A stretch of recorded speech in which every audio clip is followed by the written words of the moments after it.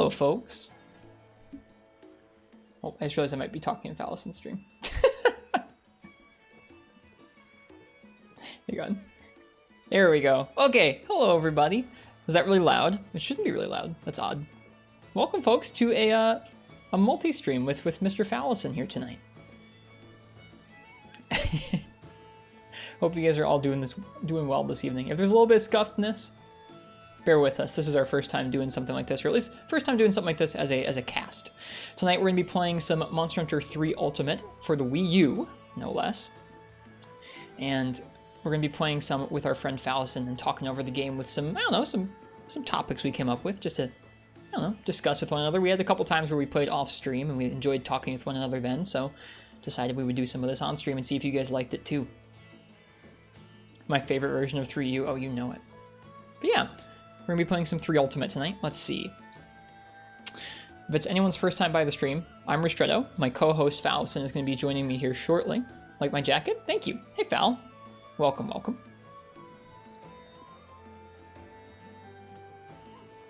We're going to be going and starting shortly. We both like deafened. I'm not totally sure when we should undeafen and like start the stream proper, but let me go ahead and jump on over to the game at least. And I'll give you guys some beans here. All right, Phal says they are ready. So we're gonna go ahead and start playing some 3U. I'm gonna go ahead and unmute. How do I do that? I click here. There we go.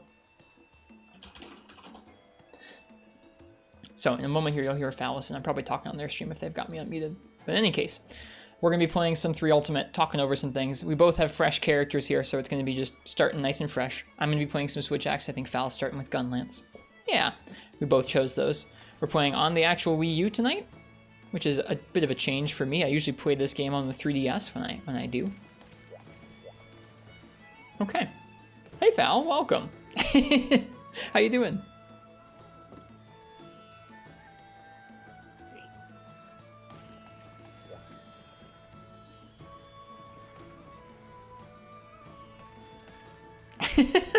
Nice. Folks, in either of our chats, feel free and shout out if there's any audio changes that need to happen. I think everything should be okay. Oh, they can't hear Phal. You can't hear Phal? Yeah, good. That way I can speak ill of Mark's tip. Talk about how handsome he is and he won't be able to hear it. That was a good start. No. I had you muted. Oh, goodness. Okay. Well, it's a good thing there's no name for this podcast, because that would be a scuffed start to this podcast otherwise. No. I accidentally restarted my music. I don't know. There's a lot of interesting things. Whatever. It's good. That's okay. It's good to see everyone. Yeah, welcome, folks. Do you want to introduce the idea, or shall I? I talked a little bit before you popped on, but essentially, Phallison and I are good buds on and off of Twitch, and we were playing some 4 Ultimate together.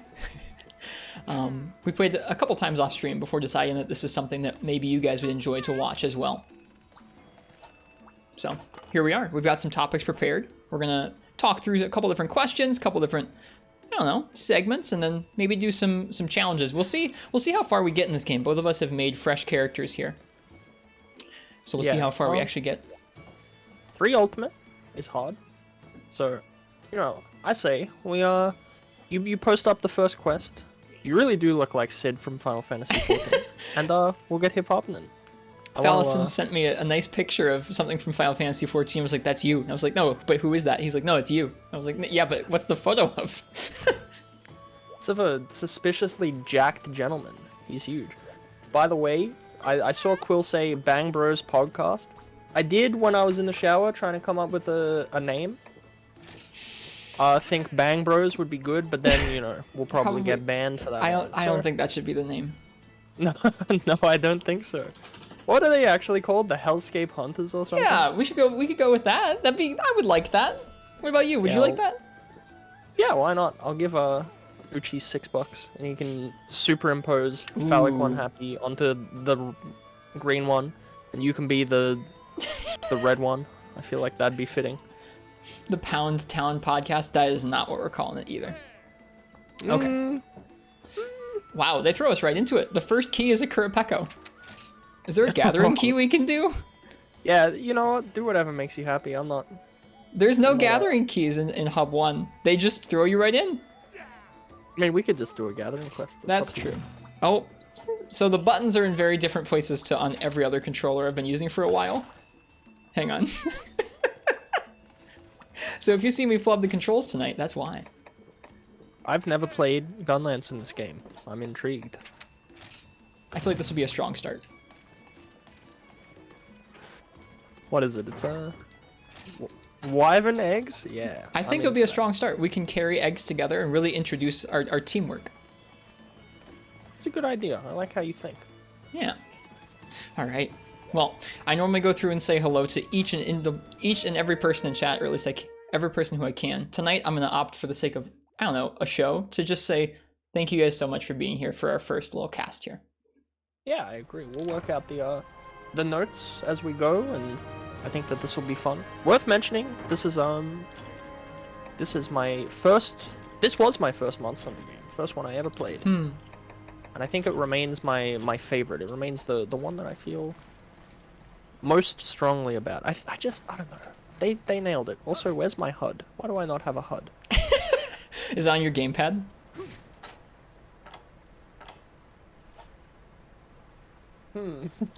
We're playing. We're playing on the Wii U tonight, Carrara. That's future Fallison's problem. But yeah, I'm amazed the servers for this are still up. Yeah, it's pretty nice. Yep. Yeah. And this was the first game to introduce Switch Axe, right? Try on the Wii was, but third generation was definitely where it debuted. All right. First things first. We acquire honey. Good idea. Good idea. This should be, aside wyvern eggs, we should probably be getting some things for potions or whetstones and such. We can probably buy some. Not doing. I think like it'll be very interesting to jump into this game without doing anything from the village, because we both effectively have one armor right now, no access to really doing all that much. I think that'll be pretty exciting stuff. But yeah, I'm excited for the array of topics we have for today. I'm pretty keen. I'm glad that I get to upset people with my awful takes and terrible opinions. I think that that's going to be something really special. Yeah, I think it'll be fun. We've had a good time talking with one another off stream before, and I think it will be a good time sharing that with folks here. Yeah. I tried very hard in a cursory Google to figure out how to turn off like notification sounds for stream elements, and I could not figure it out. On OBS, you just click a button, as far as I know. I have you coming through the same sound layer as that, so I don't think I can do that. Oh yeah, not that so much. It's like I just turned off my, I have like a little alert box thing. I don't know if I can do that. I tried to figure it out. We'll have to I'll work on it for next time. I had this thought like 10 minutes before we started, like, oh shoot, there are sounds on my stream that might overlap with Phal's voice. Don't worry, I believe in us. I am really concerned I don't have a HUD. Hang on, I think I know what that option is. That option is, I think it was an option when you were starting up your character. It might be something you have to boot out to the main menu to change. I suspect that's going to be the case, but, That's who needs to know how much stamina they have, or the map, or, where Rathian is? Spoiler, it's right in front of me. Never mind, she's gone. Oh, was she on the map? That's cool. She's now allowing me to take her eggs. Nice. I've gained egg. So Jack, thanks for the sub to Gecko. I appreciate it. And Walk on the Sun asks, has anyone made any sort of ad hoc software to let 3DS play online without a Wii U? I don't think so. The bummer thing about 3DS 3U is that actually, you know what? Never mind. You probably can via Citra. You probably can. Yeah, I've seen people play naughty versions of this game on Citra, and I think that's really cool that the emulation process lets you still somehow play online with folks. Yeah, you can probably ad hoc local play. It'll work a little differently, I think, than Generations or 4 Ultimate would work on emulation, because this game didn't have any online where those games did. Oh, there's Jaggy. Oh gosh. Oh no. The jukes. How are you faring with your egg, Fallison? I'm faring all right. I'm currently avoiding Melinxes. There are a million of them, and they are encroaching upon my location. It was nice knowing you. Please say goodbye to my wife. Oh. The cats are approaching. Right. Right. There's rocks here, and the base camp isn't in 1. The base camp is in 2? I don't know where 127 is. Right, I you do don't not have a HUD. I don't know why I picked... You know, I looked at something, and against my better judgment, I was like, yeah, alrighty. There are a lot of Melinks. They spawn like 4 of them. Yeah, I was gonna say, I'm such a portable third player, I'm not used to where the camp is in Try and 3 Ultimate. Because you can swim out of it in these games. You can't do that in all the other games I've played, like portable third and Generations. Want to hear me do something super scummy? Okay. Hey, Uchi, I know you can hear me in Rist stream. Can you please shout out Proto Anthony, who has just given us a raid? I know you know Anthony. Good egg. But yeah, because Uchi is the ever mod. Uchi He has to do it everywhere. Uchi's a pretty great mod. Yeah. Props to Uchi for pulling double mod duty tonight. Yeah. Rathian's about to land on top of me, but I think I'll make it. Don't worry, I'm coming back. Oh, she looks so pretty in this game. She does. This was the first game No! where I they let my changed- stamina run out. Yeah, see, here's the thing. I can't tell how much stamina I have. That's the best part. And you still did better than me. And I have rations that I could have eaten. Oh no. How do I reload? Guard and press A.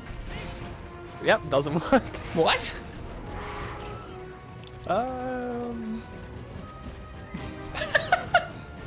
Well, wait a minute. Okay, I don't recall. I didn't. Okay. You might have full shells, says Fish Kebab. Yeah, but I attempted, and he went click click.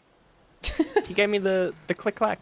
Yeah, her colors look lovely in this game. Mm-hmm. They're absolutely gorgeous. I haven't played a lot of this game on the Wii U. I've booted it up several times. I played like 50 hours of it a while ago. But I think we're gonna have a lot of fun. Mm-hmm. Probably so. You'll see a lot of monsters you're not used to. You know, I'm not sure whether or not I'm just used to Monster Hunter now, but I'm having a much easier time with Freedom Unite than I ever did with like starting 3 Ultimate. Mm-hmm. It's fun seeing how that carries over, isn't it? Yeah. Certain things carry over, but some things don't. Some things are just... No. Some things are basically the same, but they're so slightly different that they throw you off instead. Jack, thank you again. I was coming to run bodyguard duty. Alright, I'm on my way down. Apologies for dropping my first one. No, it's fine. I'm in no rush. That's We're true, here to we have talk. plenty of time. So I know we have a list of topics, Phal, but is there anything you'd like to kick off our discussion with tonight? I think it would be fun to ask, what is your favorite Monster Hunter game? I think that's a brilliant beginning. You know, we'll do a little Monster Hunter history, we'll do a little Monster Hunter, you know, past, present, and future, I think. Okay. Well, I guess to anybody who's listening to me and who doesn't see my streams before, I'm Rist. I started with Generations a while ago. I guess almost 5 years ago I started playing Generations. And then I've played through some of the new releases since then. I've gone back and played some of the old ones. I have a really difficult time choosing a favorite game. It's a question I actively avoid and kind of, I don't know, deflect off of pretty regularly in my chat. I think usually what I'll deflect to is that each game has things that I think are like some of the strongest aspects for it in the series. Like each game has its own strengths and weaknesses that make each one special. I think what I usually say, and what might be, I don't know, my favorite, is that Freedom Unite has definitely shaped how I enjoy the series in a major way. Some of the ways that I got used to playing in Freedom Unite, whether by choice or because of the game was just structured a certain way, has carried over where I kind of like some of those stricter, tougher experiences or ways of playing. Even in the newer games, you don't necessarily have to play that way. Yeah, no, I can definitely see that. I can see why it's hard to pick. Like, I often have a really hard time coming to a decision of what would be my favorite, because I do agree every game has something unique about it, something, like, even if I was to show 10 minutes of footage to someone who'd never seen Monster Hunter from, like, each game, they could say, oh, it all looks the same. You know, the nuances are really lovely. Yeah. For sure. Hey, Jack. How are you doing, friend? But yeah, like going back to Freedom Unite, I'm really having a fun time seeing how my time with it is quite different to how my time with, say, Generations or even 3 Ultimate is. Like, it feels like a slower game, but not in a way that I'm like, oh, it's so slow when it's such a slog. It's just, it feels like it wants me to take it at a particular pace, and not in a way that it feels brutal or, you know, it's robbing me of my time, which I feel like maybe 3 Ultimate can sometimes feel a bit brutal on that front. But we have a joke that 3U is cursed.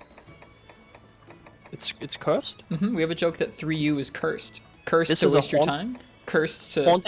Haunted game? Cursed to give you bad RNG endlessly. Cursed to put you on a bad charm table. It's just cursed. It might be good, but it's still cursed. I don't know about cursed games. I don't think I can play cursed games. I don't think my parents will let me. Parsec, what is this? This font? That's 3U is cursed. It's Stygian. It brings me fear. As it should. It's 3U. Yeah, 3 Ultimate, you know, I'm amazed that I stuck with the series after coming back to this as often as I do. I feel like that too with my first game. Like, how do you get into a game like Generations where there's just like so much crazy stuff going on and go, yes, this is what I would like to commit my time to for the next 5 years? Yeah, like I bounced off 3 Ultimate hard the first time I played it. You know, I tried it, I was like, it seems like such a cool idea. This game sucks, and I'm going to break it over my knee, and I'm going to, you know, go and play Fortnite instead. Even though Fortnite wasn't a thing 10 years ago. Man, that makes me feel old. Yeah, I was playing this game 10 years ago. You know, I was 15, but that was about when I bounced off it. That's interesting. It's fascinating. And then you look at something like World. I actually am interested how many people have gone back from World to play, you know, 3 Ultimate in general. Specifically back to this game? Yeah, you know, or like even further. You know, I don't think it's super far a stretch to go back to Generations, because you may post the next quest if you'd like, by the way. Okay. I'm just gearing up a little bit. Oh, that's fair. Take your time. I want to take a look at what I need to upgrade my weapon. Good call. I'm going to see if I can make get a HUD. You might have to leave and come back.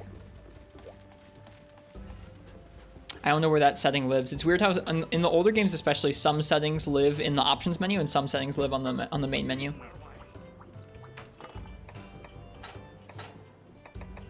But yeah, I'm playing some Switch Axe tonight. It's been a while since I've played early Switch Axe. I played some in 4 Ultimate. I played some in Portable 3rd, but I haven't put a lot of time into it. Looks like I need Carpenter Bugs, Earth Crystals, and Matcha Light. And I can't really make a different one, so that's my one choice. It'll be interesting to see if, like, some of the other early incarnations of weapons, if there are fewer to upgrade into with Switch Axe than there are other weapon trees in the game. Yeah, I haven't considered that. Like, Insect Wave and Charge Blade, when they're introduced in 4 and 4U, have substantially less trees, at least early on in the game, so I'm kind of curious to see if the same is for Switch Axe here.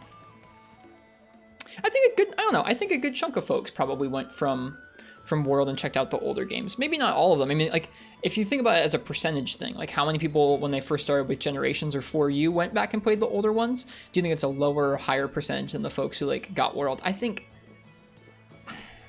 I feel like the draw of the older games probably isn't that much stronger, and there's so many more people playing now with World and Rise that maybe that percentage of people going back is lower. And the differences are so stark, right? Like, the difference between the newer games and the older games is a lot more stark now than it used to be. People are sounding off in the chat about their personal experience in terms of starting with World. Did buy and have been playing GU, 3U, have a few others you're slowly getting through. I find it difficult to play through multiple ones at the same time.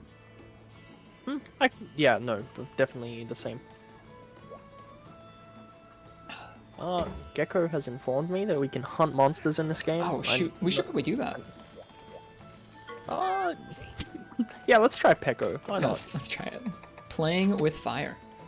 Peko is going to be horrendous to us. This is Phal. Our quest comes to us from the red-cheeked huntress, who says that they ran into a saucy little wyvern on the deserted island. Before they knew it, their derriere was ablaze. We can't have perverted monsters assaulting women. I want payback, and you're gonna help me get it. So we're gonna help a poor damsel in distress. Okay. I wasn't expecting that for the first quest description of the game. Yeah. I really should read those things more. They're pretty good. I've been having fun getting into that. We spent some time reading the lore in Monster Hunter Freedom right now before we go to bed each night. Fun. How's Freedom going? It's going okay. For those who are joining us tonight, maybe not watching our Freedom streams, we've been playing Monster Hunter Freedom, which is a first generation game, one of the first few Monster Hunter games to come out. It surprises me a lot. You think that, like, oh, first generation, it's just going to be a bunch of Kutku and, like, Bolfangos and Velociprey, and there's a lot of that, but there's things like monsters invading into quests before you can encounter them in their own quests. There's subspecies kind of appearing out of the blue and having more health than they would normally. There's all kinds of things that seem like they would be variations the team would make once they'd had a few years of, like, putting out games. It surprises me to see it in one of the very first ones. I think that is a fair assessment. Alright. I actually do have a follow-in to the thing that I am sort of most interested in talking about today. The thing that made me really want to do this sort of podcasty type deal. And that is, ask, what do you consider Monster Hunter's identity to be?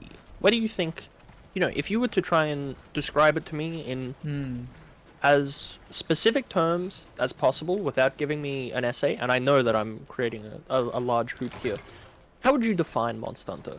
If you were to say it's a third-person action game where you fight monsters and craft things, I think that description could apply to a lot of things. And as we know, being derivative or similar to something doesn't mean that it doesn't have its own identity. Like, there's a case to be made that this is similar to, say, Dark Souls, as haggard as that comparison is. I don't like to use it, but, humor me for a moment. It's a third-person, melee-based action game that's kind of slow-paced and centered around dodging and being predictive and etc., etc. But obviously there's a stark difference in how it is to Dark Souls. Yeah.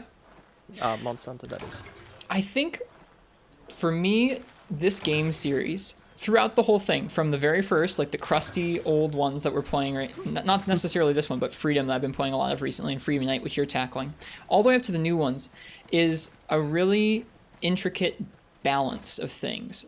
For me, some of the key points that really make it Monster Hunter and make it unlike other games, where, like, you can make a case that some MMOs are similar to this game. You can make a case that some other action games like Dark Souls are similar to this game.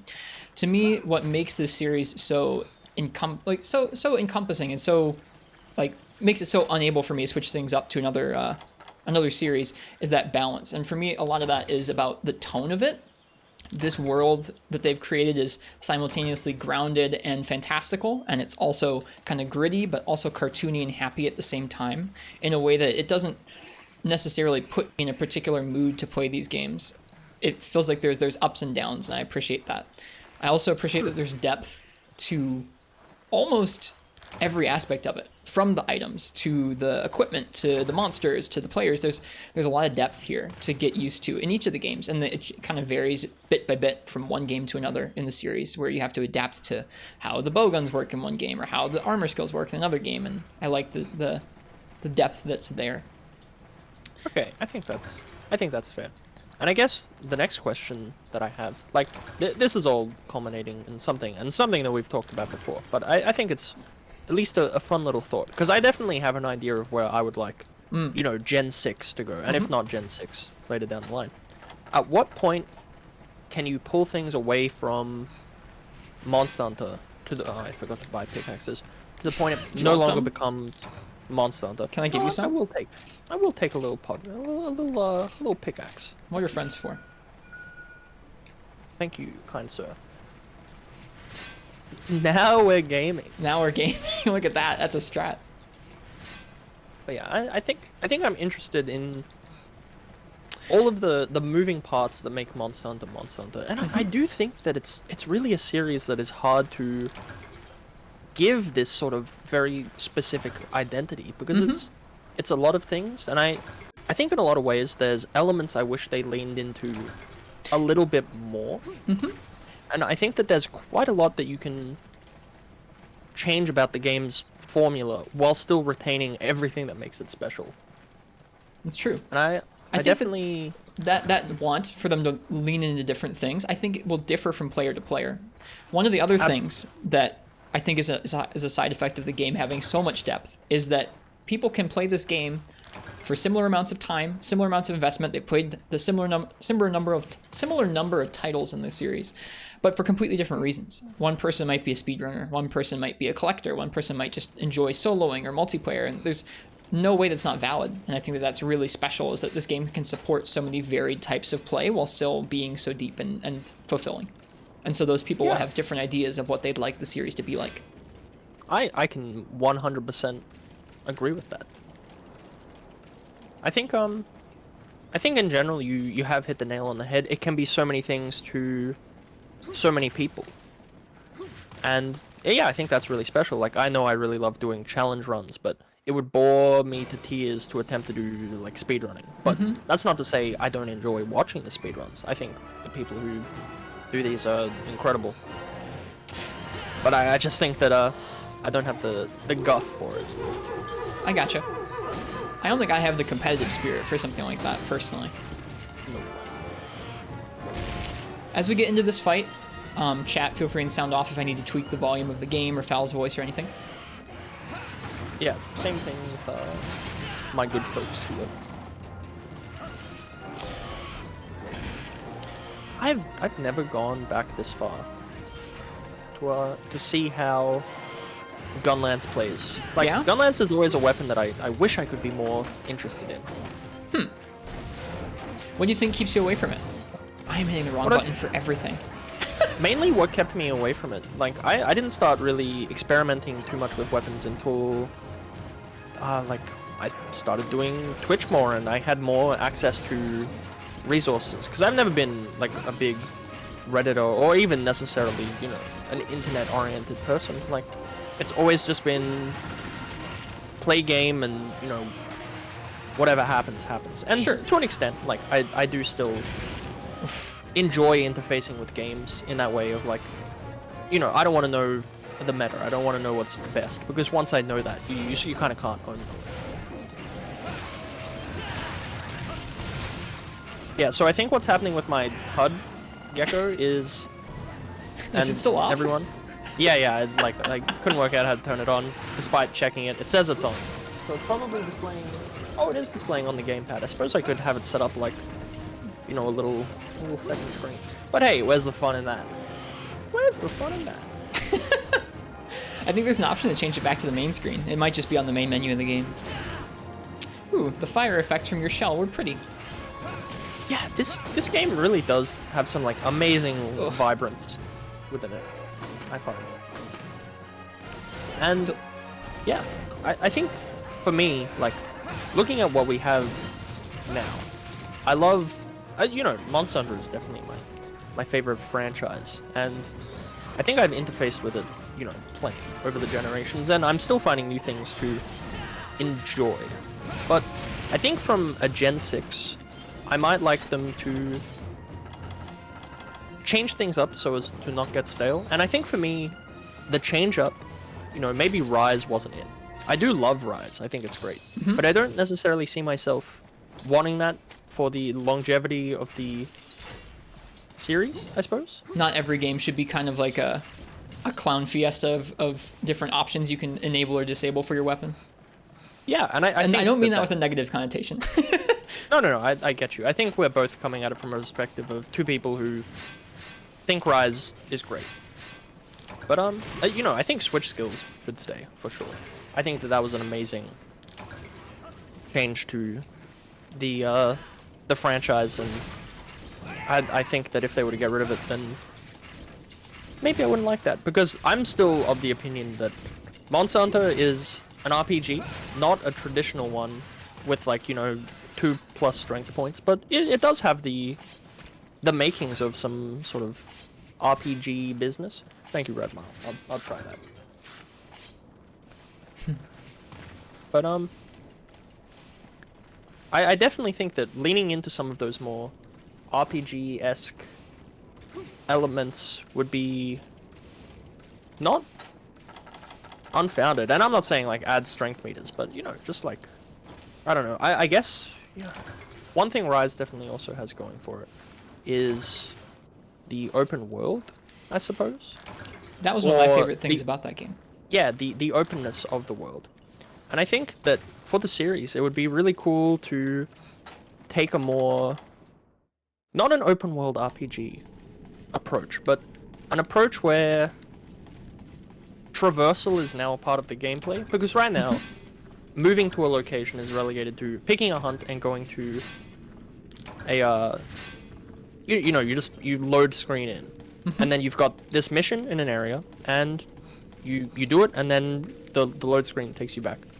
And I think that you could get rid of the loading screen, you have to travel there by yourself. Kind of, going across distant lands and all that. I feel that would make some of the gameplay a little bit like Gathering, for instance, a bit more organic. Yeah, I think it'd be interesting to see how they would handle something like that, where you wouldn't want to make it huge like Breath of the Wild huge. I feel like that sort of scale would be probably too much. I guess depending. But it would be interesting to see how they would tackle an idea like that. I feel like I don't know if they're going to do that, if they're going to pull the trigger on a big open world iteration or take on a Monster Hunter environment. But you can see how they would be leading up to that, going from traditional loading screens to worlds worlds large areas that still have sort of defined corridors and areas to fight in, to Rise's more open world environments. It'd be interesting if they just kept that rolling and kept iterating. Yeah, I could see that. I still think that, while maybe not Breath of the Wildy might not be a terrible idea. Like, I think, starting in a village and, outside that village there's, a great Jagras or something like that. And, you could just walk out of the front of the gate and you could fight that great Jagras and hunt a few of them and, they're only active at this time or what have you. And you take it and you walk it back to the village and you grab some herbs on your way, mushrooms, etc., etc. I think that would be cool. But I also really kind of like the idea that you just go and do like travel north for like an hour. And, you can bump into like a Zinogre or something like that. And feasibly you might not be able to take it on, but you could definitely try, and I'm sure that an experienced player probably could. So it would kind of break the flow of the ranking system for sure, but I think that would be interesting. I think that there's room for experimentation with that, where you think, oh, I have to travel an hour to hunt this next like monster, but what if you can like, I don't know, what if you can insert the regular Monster Hunter loop of gathering, of hunting, of crafting into that hour of travel along the way, where you're not just traveling and doing nothing, but you're traveling and you're inserting that regular Monster Hunter loop of, I don't know, upgrading as you go. Yeah, that would be interesting. When I say an hour, I don't know. It'd be interesting to see how they could work that. When I say an hour, I don't mean like a literal hour, but I guess more what I'm thinking is like, let's say you start off in village A and you can travel to a far off corner of the map and there's a different village there or something like that. I think that this open world idea could, and I'm not even necessarily saying that they're gonna do this. I can't actually imagine them doing this, but I think it would be at the very least cool to sort of gamify that traveling element. And I think it could really work, and it would be pretty nifty. For a way to frame it, in terms that people might understand now, Uchi says, so travel towards an urgent and do keys along the way. Kind of like that. Yeah, not a terrible way to put it, honestly. Like, that's a way you could easily think of, okay, if this game is going to take a more scripted approach to the actual environments I'm hunting in, why not make it so along the way to your next area, your next rank of quests, like maybe there's a 4-star area and you travel to get to that 4-star area. I don't know. Yeah. I think there's room for them to experiment with that. And I think that... You go ahead. Sorry. I think that organically gives, you know, a bit of life to the world of Monster Hunter. Like, it would be so cool. You know, I'm traveling on my way to, you know, fight this Zinogre that I've heard about.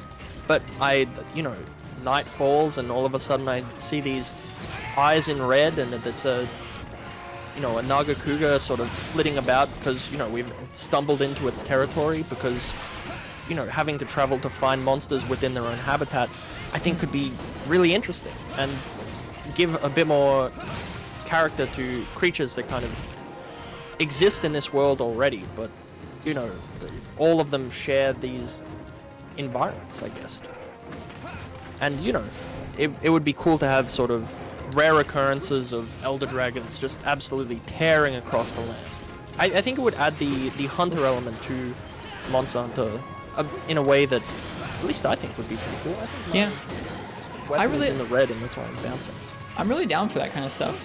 When I play games like Skyrim or Breath of the Wild, I really enjoy, I don't know, sort of role playing, like getting into the feeling of, okay, I'm taking my day and I'm going across this area of the map and I'm gathering these things up and that's my chore for today and maybe I'll also do this and this and kind of, I don't know, just self-inserting into that character. I think it's a lot easier to do when you have a world that's easy to self-insert into. He got you. He did get it. Do you think that'd be more... Uchi asks, do you think if they did that, like an open world Monster Hunter, would that be more of a spin-off? I don't know. I was thinking about that.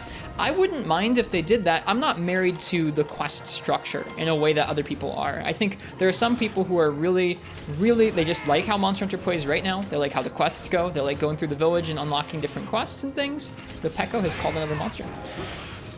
And they would be peeved if they changed up the formula in any way. For me, as long as the combat depth is there, and as long as we're not like spending too much time, like the balance between gathering and hunting is still there, the actual combat is still there, I'd be happy.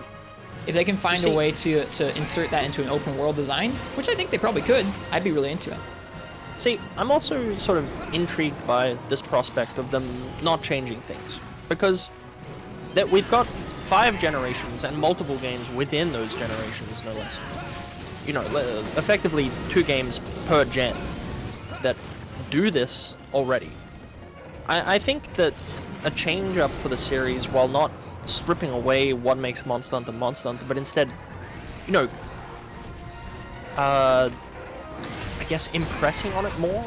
I don't know how to put this. Taking those bits of its identity and stretching and strengthening them and, you know, changing them, but not in a way that it's different. Like, sure, the quest screen and the, you know, you got to do X amount of low rank quests to be able to do high rank quests. That's certainly a thing, but I think they could make it more organic. Radmeal brings up an interesting question about, like, how would you... Sorry, if you're in the middle of a thought, I apologize. But they brought up an interesting question about fast traveling and unlocking different ways to traverse the map like that. I think I personally wouldn't necessarily like fast traveling, but, you know, let's get more into the idea. I wouldn't like fast traveling in the early game. I think you would have to do it, like, way later on, because I feel like maybe that might take away from the experience. For me, in open world games and fast travel almost always takes away from the experience, in terms of it makes it feel a lot less like a world, and you feel a lot less like your character when you can just say, okay, I'm going to skip these 3 days of my character's life while they warp across the one side of the map to the other. I think as long as you insert it into the world in a way that feels grounded and makes sense, whether it's like, oh, I pay for this cart travel, and you see a little progress indicator of your cart going across the map or something. I feel like as long as they do it like that, it could work out okay, as long as it costs resources or there's some trade-offs to it. It's not just like a free, I want to warp wherever I want, whenever I want button. Alright, if I may, I saw Maestro Nox has brought up a point. Instead of trying to change core aspects that have worked perfectly, they should throw in more extras, like original monsters and new weapon types. I think that is an approach that they could take, and probably the one they will, but I don't like it, and here's why. I think Pokemon have done that, and I seldom hear Pokemon fans really say anything positive about it, and I do think we will hit a point where it's like, enough is enough. I've played the same, not the same game, but you know, she's got a new hat. Like a game with similar features, similar functions. Like, I don't want to just play 3U with new monsters and new weapons. I don't want to just play World again. Some people would really like that. Yeah, no, I know they would, but... And that's completely valid. It's not to say that that idea is bad or I wouldn't play that game. But I have a feeling that Monster Hunter can't go, you know, 10 more generations being the same thing. I think that that works maybe for something like Dragon Quest, which is more around the charm and the element of it. But I think that in its core design, Monster Hunter has, you know, the occasional flaw. The occasional poor design element, I would say. Blasphemy. Not my series.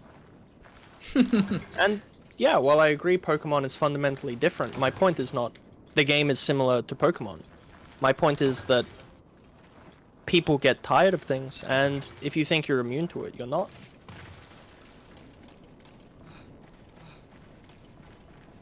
But I think that sure, like, they could go on another 50 games and just add new monsters and new weapons or what have you, but, you know, we've already got 5 generations of this. I think that's cool. Nice. As both the Flintstrones we have broken on this Kurapeko.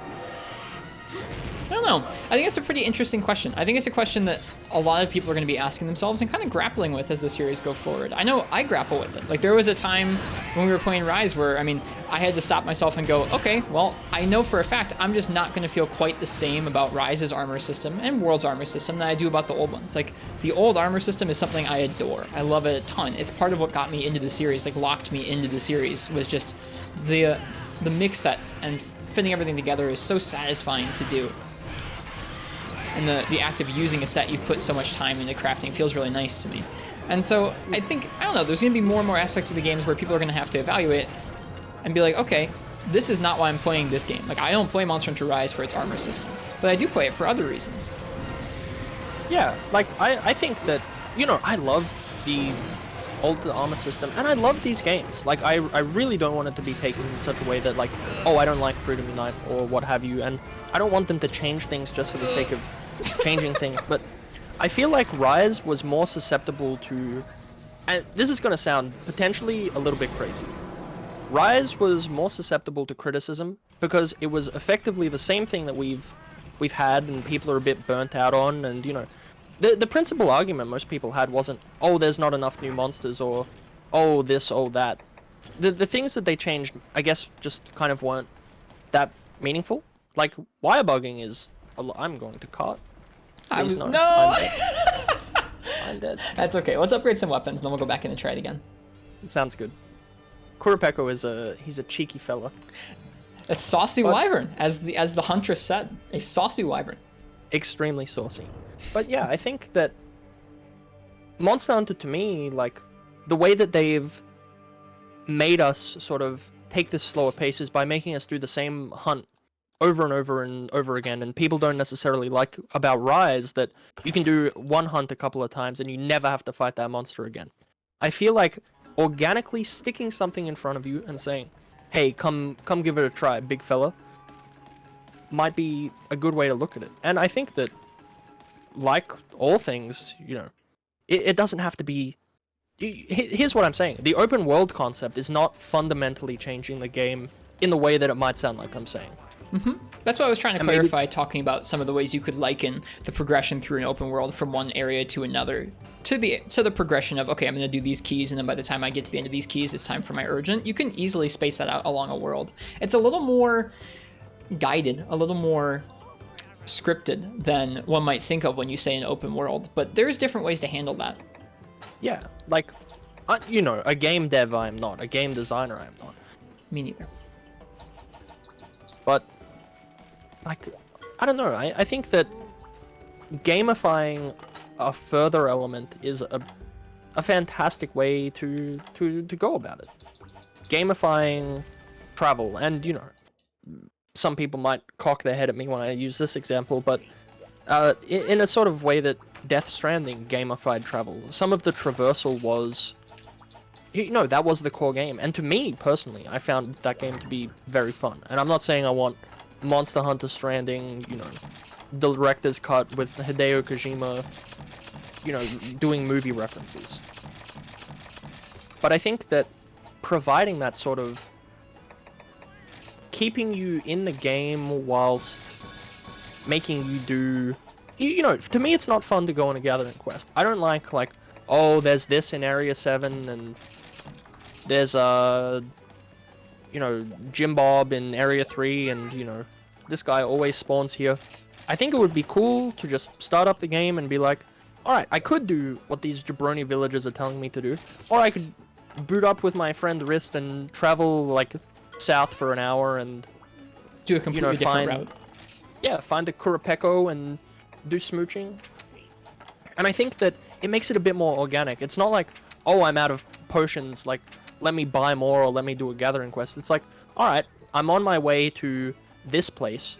Let's walk there and I can pick up some herbs and some blue mushrooms on the way and, you know, you sort of still have to do these things and you still have to use hot drinks and you still have to use cool drinks and you still have to gather and do all this, that, and the other. But the principal difference is it feels more organic and not like a chore. Like I think there's a lot of opportunities for them to do that, and you see them playing around with that, making the gathering a lot easier to do as you run by the maps, making it easier to see where things are on the map as you run around the open world environments. I think it's, I don't know, you can definitely see them doing that. It'll be interesting to see how they continue to push forward those environments and push forward the systems playing around those environments. Because you see them, as they change the environments around in World and in Rise, they're also having to play around with the traversal and the gathering as a result of it. And it'll be interesting. I think the next, I feel like you could say this at almost any point in the series and be equally correct. But I feel like the next game will really give us an idea of what they want these next few generations of the games to be like. Yeah, I've definitely taken the standpoint of 5th gen is incredibly experimental. I think that World was an experiment in, you know, can we try these things within this sort of new engine? Can we try this sort of more realistic looking approach to something, etc., etc. And I think that they certainly can. Oh, this is set in the flooded forest. I didn't mean for it to be in the flooded forest, but it is. Radmeal had a pretty interesting take that they put in our chat, which is that they felt like the series is kind of worn out the welcome on its formula for now, and they would like this series to do like what Dark Souls did and just kind of make a penultimate game, end it, and then start fresh on a new idea. How do you feel about that? I wouldn't be opposed to it, but I'm not ready for no more Monster Hunter. Even though there's enough content across 15 years of the series for us to play forever in a day, just doing different things in different games, I'm still not ready. Yeah, no, I think that that's fair for you to not be ready, but I'm also of the opinion that, you know, if the brains behind Monster Hunter said, I'm done, I've made so much Monster Hunter, I don't really want to do it anymore, I would understand it. Like, I don't want another Metal Gear Solid game made by not Hideo Kojima. Yeah. I don't want... Yeah. That would be a shame. If the series reached a point where it had outlived its welcome so much that people who loved working on it no longer worked there, and people who were integral to it staying itself no longer worked there, then I think that would be more, I don't know, more of a mindset where it'd be like, yeah, I could see Monster Hunter going off into the sunset. I don't feel that way personally right now about the series. No. I still think that there's a lot that they can do, but there does need to be a bit of a shakeup. There does need to be not change for change's sake, but meaningful change. And I think that that's what I would like to see. Because it's not that I'm worn out on Monster Hunter. It's not that I'm bored of the series. I love it. Someone puts a copy of 3U in front of a train, I'll Superman dive to save it. Aw. Hope your iframes last long enough. They won't. Oh no. But I'm very strong, and the train will simply bounce off me. Ooh. Easy clap. Orange sharpness train. But yeah, I guess the way that I'd like to put it is I want to be alienated. I want to look at something and say, I don't think I'm going to like that, and then play it and be completely surprised. We're meant to be doing fishing, and I'm just here running around like a jabroni. I'm trying to gather some stuff. I still need some more ore. I need bugs. I don't know where carpenter bugs are on this map. I should look on Chronico. Not a bad idea. Let's see. Is there anything useful in here? There's bugs in here. Did you bring pickaxes or bug nuts? I brought the single pickaxe that you gave me. I kind of figured. I've got more stuff for you. I will remember to grab some more things. Sorry, the tangent is taking me. I appreciate the energy you are putting into our discussion tonight, Phallus. And Phallus, for the record, Phallus had more ideas for what we should talk about tonight than I did. Oh, I've got some fun stuff. And when I was in my shower, not thinking of a name for this Unnamed 3U cast, I thought of some ideas for future ones. So don't you worry your beautiful little bearded face, because I got ideas. Good. But yeah, I was talking, for those who were there for Freedom Unite yesterday, I was talking about how excited I was. So for this, so I was pretty keen. I didn't even tell people that we were doing this. I kind of meant to, and I just didn't get around to putting out a schedule post today. So yeah, tomorrow, it was a little impromptu, but I think it's cool. Yeah, I don't know. Before I launch off on what'll probably be sort of a longer thought, I want to ask you a question, which is, do you think that World and Rise had large enough change to be to be a shakeup? No, I don't think so. No? I think that Really?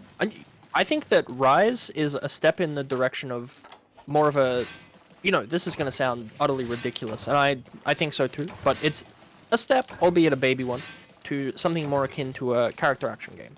Mm-hmm.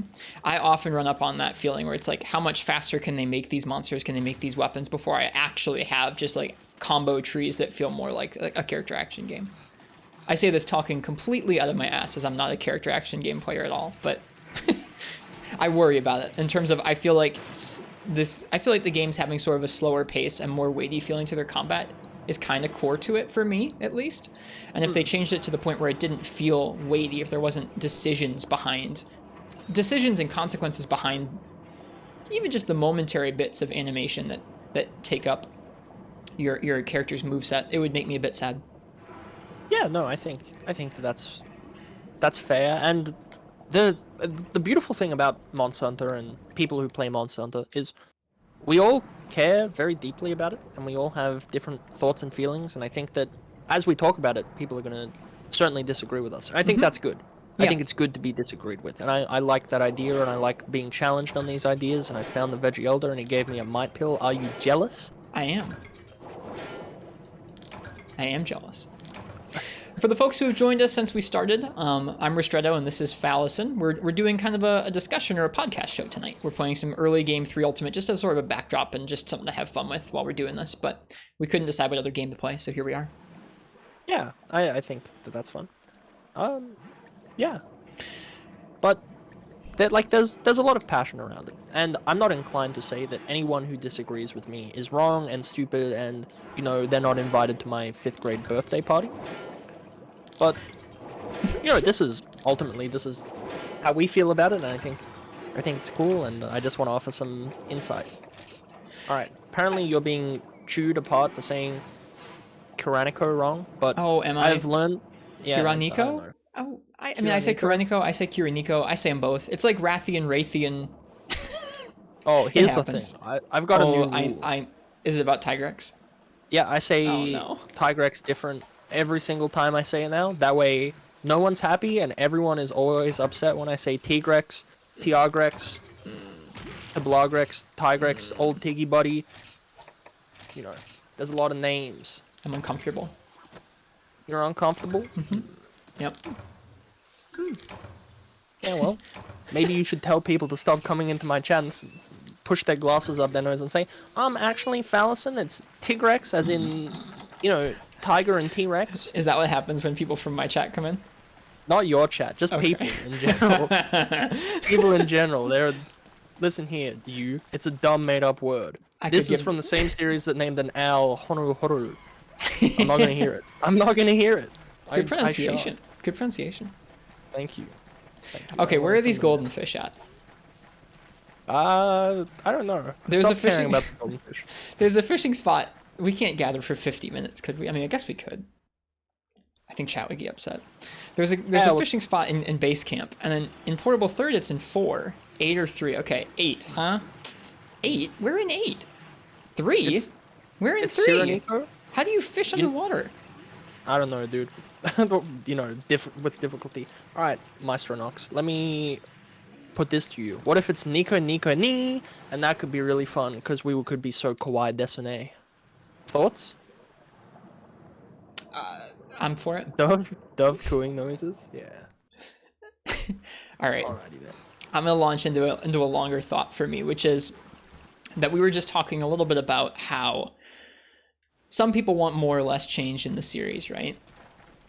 Some people are kind of a little bit sick and tired of the games where you boot it up. There's a few gathering quests, there's some early hunting quests, then you get your urgent, you go through the game, it's the same deal. For a lot of people, that has grown stale. I think it depends on how you play the games, on if it's grown stale. And I mean, like, each person's gonna have a different tolerance for, like, okay, I've played through the games fast, I've played through the games slow. Like, there's gonna be different ways that folks want to play the games like that. So a lot of people are gonna want change, some people aren't gonna want change, etc., etc. I'm being given mixed directions on where to go fish. I think for me, I think for me, it's going to be something where each individual player is going to have ways in which they're okay with the series changing and not changing. Like, I would say that if the next game came out, and let's say that it's the exact same, except the combat just keeps getting faster, and it feels even less weighty, and it feels just even more different from how I'm used to the Monster Hunter combat feeling. At a certain point, that is one of my favorite parts of the game, and that being different would probably throw me off a little bit. I would say, like, after a few more games, if the combat just kept getting faster and didn't feel like Monster Hunter to me, I might not come back and play quite as much as I do these older games. But outside of them changing that, because that's maybe my one, like, kind of sticking point personally, is I really just love the combat more than anything else. That's what I'm drawn into so much about this game. I think every person's going to have different things that they are drawn into like that, where for some people, it's going to be that arena-based combat feeling. For some people, it's going to be the worlds being simple to get through and not having a big expansive area to hunt in, having it be kind of straightforward and easy to get through, or having flat areas or whatever it is. And I think that something that you'll see is, like, or at least something that I've kind of practiced or felt happen for me is, I'm trying to pay attention to this fish. Okay. That each of the games is going to have something different to enjoy. And as they go through and change things, it's going to be up to each player to kind of, like, evaluate for themselves. Okay, this is a new kind of Monster Hunter. It's a little bit different. Can I enjoy this for the same reasons as the ones that I used to? Do I have to enjoy this for different reasons? Etc., etc. And I think oh, sorry, you go ahead. Forgive me. No, please. You finish your thought. I'm rudely interrupting. Okay. I think that that's something I've had to do a couple times over, and that's something I'm willing to continue doing so long as it, like, some of the combat, I mean, so long as the combat keeps feeling how I kind of trust Monster Hunter combat to, or, I mean, in the case that they change that the game has something else that draws me in as much. Like, I enjoy lots of different aspects of Monster Hunter. So if they do change up the core combat in a big way, then I hope they have something else that makes me enjoy the series as much as I do now. But I think that's going to be an evaluation that each person's going to have to make for themselves going forward as the games continue to change. Because I don't think the developers will sit on their laurels. You talk like they're going to keep going with the safe options, and I don't know that they're going to do a big drastic overhaul of the series, but I feel like they are constantly changing things, constantly searching for a way to add to the game in a way that makes things fresh or shakes things up. And I don't always like it. So I think that they'll keep continuing to change things in a way that does kind of mess with how the games used to feel, how the games feel right now, etc., etc. And it will be something people will have to kind of evaluate as they go on if they like whatever iteration of Monster Hunter is out next. Do you think it would be better to attempt to appease people who have been playing the game for 5 generations and still want the same thing? Or do you think it would be better to change things in a way that might alienate them, but they might also go, oh, I didn't know I wanted this? I think better is very subjective. If you're looking at better from a monetary standpoint, I think it is best to make a game that could appeal to as many people as possible. And I think that they probably have done some things like that in the last few years, ways to make the series more universally appealing to folks, not just people who liked Shen Gaoren and Freeman Knight, or Yamatsukami and Freeman Knight, or whatever the hell. I think that best is really going to be like whatever they think of when they think of what kind of Monster Hunter game they want to make. Where I think that I don't know that there are developers at that team who are like, I really want to make a game that is just like old Monster Hunter. I think that the people who felt like that probably aren't there much more. I think that they've already moved on, or they feel differently, or you'll see different people. I don't know. You'll see different people taking the ranks of the games and leading them. Yeah, I'm more meant for you. Oh, for Would you me. rather? Okay. Would you rather that they release, just like to put it into the best perspective that I can? Would you rather you get like Freedom Unite 2, and it's the same game, but it has, let's say a completely different cast of monsters, and we'll say one new weapon, or would you prefer the idea that I've been, apparently dying on the hill of for the past month or so? Like a Like, like a substantially different open world take where like there are different aspects of the gameplay emphasized than the parts we've been used to for the past several games. I think it's important to note that in this idea, the combat's pretty similar, and it's just like you travel to, locations. Like the flooded forest in Rise is big enough that it could fit into an open world, and same with like a lot of the areas. And it has that more analytical. You know what, Maestronox? I'm not really sure how I feel about the analytical versus reactionary based thing, because I think World is plenty similar to something like fourth gen. I think that in terms of combat, you have a few different bells and whistles, but the overall flow is similar enough for me. Also, I needed more golden fish bait. I'm just using the regular worms. A trick you can do if you want to is if you had the one golden fish bait, you can use it to cycle until you see a golden fish there. I'm not doing that currently, but you can throw in the golden fish bait. I got one. How many do we need? 6. 6. Oh God, it's a good thing we're talking. Something you can do is you can throw in the golden fish. Oh, you need big golden fish, don't you? Oh shoot, we're screwed. You can cycle it with golden fish bait until you see the golden fish pop up, and then you can use your regular bait to catch them. Anyways, you were asking what I thought was going to be best in terms of a massively changed multiplayer game or a massively the same multiplayer game. I'm really open to both. I don't think the idea of them doing the same thing or tapping into an existing game and trying to flesh it out more disgusts me in the way it sounds like it might you. No, not at all. I'm dying to play Frontier. Okay. That's fair. Would sell my firstborn to play Frontier. That's fair. I think that when I'm playing a game like Rise, when I'm playing a game like Portable Third or Freedom Unite, I always wish there was more of it. And I think because I enjoy each incarnation of Monster Hunter, I always kind of wish to see what they would do if they would add more onto it and how they would do that. So I wouldn't necessarily turn my nose up at that. I also wouldn't mind seeing a very changed Monster Hunter. I don't know. Like if I'm thinking about, especially if we're thinking about not Rise Ultimate, because I think we'll skip over that in terms of like that's kind of a given. We know what that one's going to be like if they make an expansion for Rise. It will probably be like Rise. That's not like a unanswered question. No. More so like the big next generation game, the World 2, the big Mamma Jamma. Yeah. What do we want that one to be like? Galaxy. Yeah. I think I would personally like Warp Stars and Star Bits. No, I would personally like. I think that they're really gonna wait for a while for it. And I do think that I wouldn't mind if they really change things up for something like that. I think that part of it is those sorts of ideas, an open world idea, changing up the formula of that wasn't technically possible for them for a long time because they were stuck on handhelds. They were stuck on the 3DS. Yeah. You can't do an open world game on the 3DS, or at least not in a way that would allow itself to transition to Monster Hunter's gameplay. I think now, for the first time in the last like couple years, they'll probably be able to. And you've seen them start making baby steps of designing and understanding how their design conventions fit into more open environments in World and Rise. So I do think that, I mean, like if the next game comes out and it's like that, I think that they won't be throwing themselves into the deep end as much as some people might think. If they come out and they say Monster Hunter is now open world, I'm sure there'll be a lot of people that would be like, this is ridiculous. They don't know how to do that. It's going to be garbage. It's going to be awful. I think they've been kind of prototyping different ways to adapt their gameplay to that open area. And for the most part, you see people complaining about minutia of the maps in both Rise and World, but for the most part, I don't think the maps being more open has really influenced the gameplay that badly. There's different pain points in terms of like how the monsters interact with one another, how you get around the worlds, how the areas themselves are designed for fights and such. But I think that they've done a good job so far of baby stepping into more open designs. Yeah, no, I could for sure agree with that. And it makes me wonder how much of Monster Hunter was born of technological limitations that we've just been running with. Because of the PS2, wonderful console. Not exactly something incredibly powerful that's going to knock your socks off with how strong it is.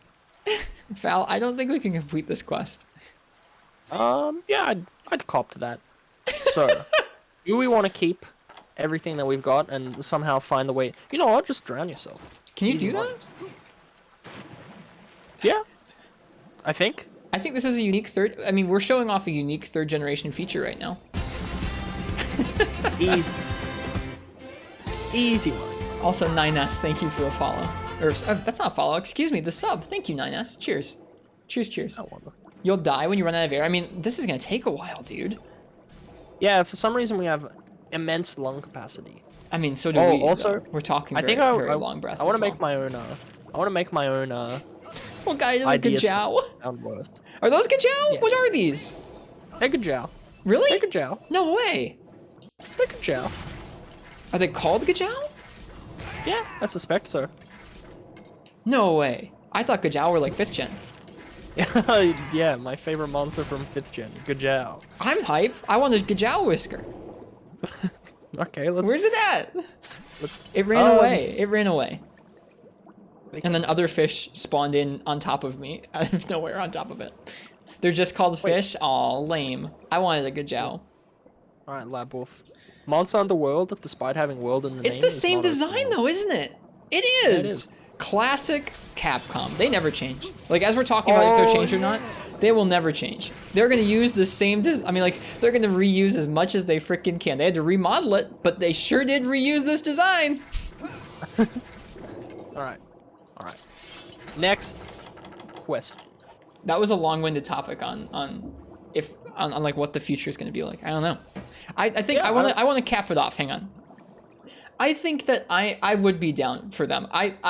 I go back and forth on this a lot. I talk about a lot of different things about like how the Beyblade move on dual blades is ruining that moveset on, I don't know. I go back and forth. I talk about all kinds of weird, stupid minutia. But at the end of the day, I really like every Monster Hunter game I've played. And even if it's like they change up some of the things that I hold dear, I still trust them at the end of the day to make a really quality game. And so I would like to see them take a shot at something like that, because you know what? I like open world games. I don't like open world games like Assassin's Creed because I think the gameplay is boring as hell. But if Monster Hunter's gameplay was in there, I'd be freaking down, dude. I'd be very into it. So I don't know.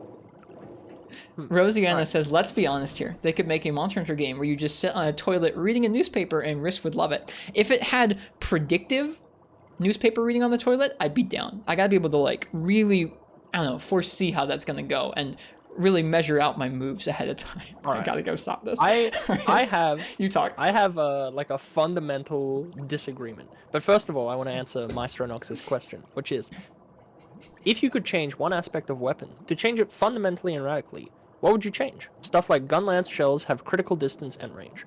I would make a further distinction between bowgun and heavy bowgun, and maybe bow. I don't know what they would do differently, but I think that heavy bowgun and bowgun is just like heavy bowgun is bowgun but worse. That seems to me how it feels. I say this as someone who doesn't gun very often. Maybe something in the middle even. Oh, you mean like the medium bowgun, Uchsta? All right, buddy, settle down.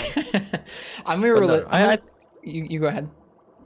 I think in general, I would make I don't know, just make heavy bowgun not feel like bowgun. Make the bullets have weight. Make it feel like it has impact. Make it strong. Giant slugs you're firing. Yeah, and you're shooting stuff that like, you know, it staggers the monster. You know, you can do a lot more with it because you know they even share ammo type. I dislike that. I agree. I think a new weapon would be nice. I know your feelings on that. But do you? I do know your feelings. We've talked about this. You would rather they make Fallison let you speak your own opinion because that's how opinions work, and I don't just parrot them for you. Wait, what was I gonna say? Hang on. Before we move on to any other topic, I also want a shot at the what would you change about weapons. I think I'm gonna resist the low hanging fruit of, I would make longsword play like 2nd gen longsword, or I would take out the things that I don't like from this weapon and make it feel like when I used to enjoy the games. Like, I'm going to resist those low-hanging fruit, and I'm going to try and think of something. I guess I'd probably say, I would change up some of the newer weapons, like Insect Wave and Charge Blade in big ways. They've both been the same. I mean, they're pretty complex concepts, both of them. But I would probably change up both of those.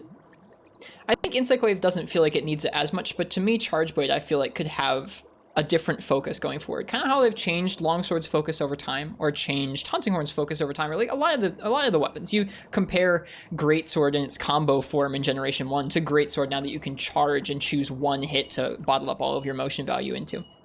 And I don't know, I think that changing Charge Blade up in a major way, whether that was making it focus more on its attacks or making it much faster or much slower, or just, I think that it deserves a remake. Charge Blade and Rise to me felt like the most gimped thing in a long time because it's just too slow, and I think part of that's just the balancing, and I don't really want to get into that too much, but Charge Blade didn't feel right to me in Rise, and I think that you could change the numbers on it and that might make things better, but I think it'd be more fun to try and make Charge Blade fit more holistically into a faster paced game. So if they're going to stick with the faster speed, I think Charge Blade getting kind of a reimagining would be really cool.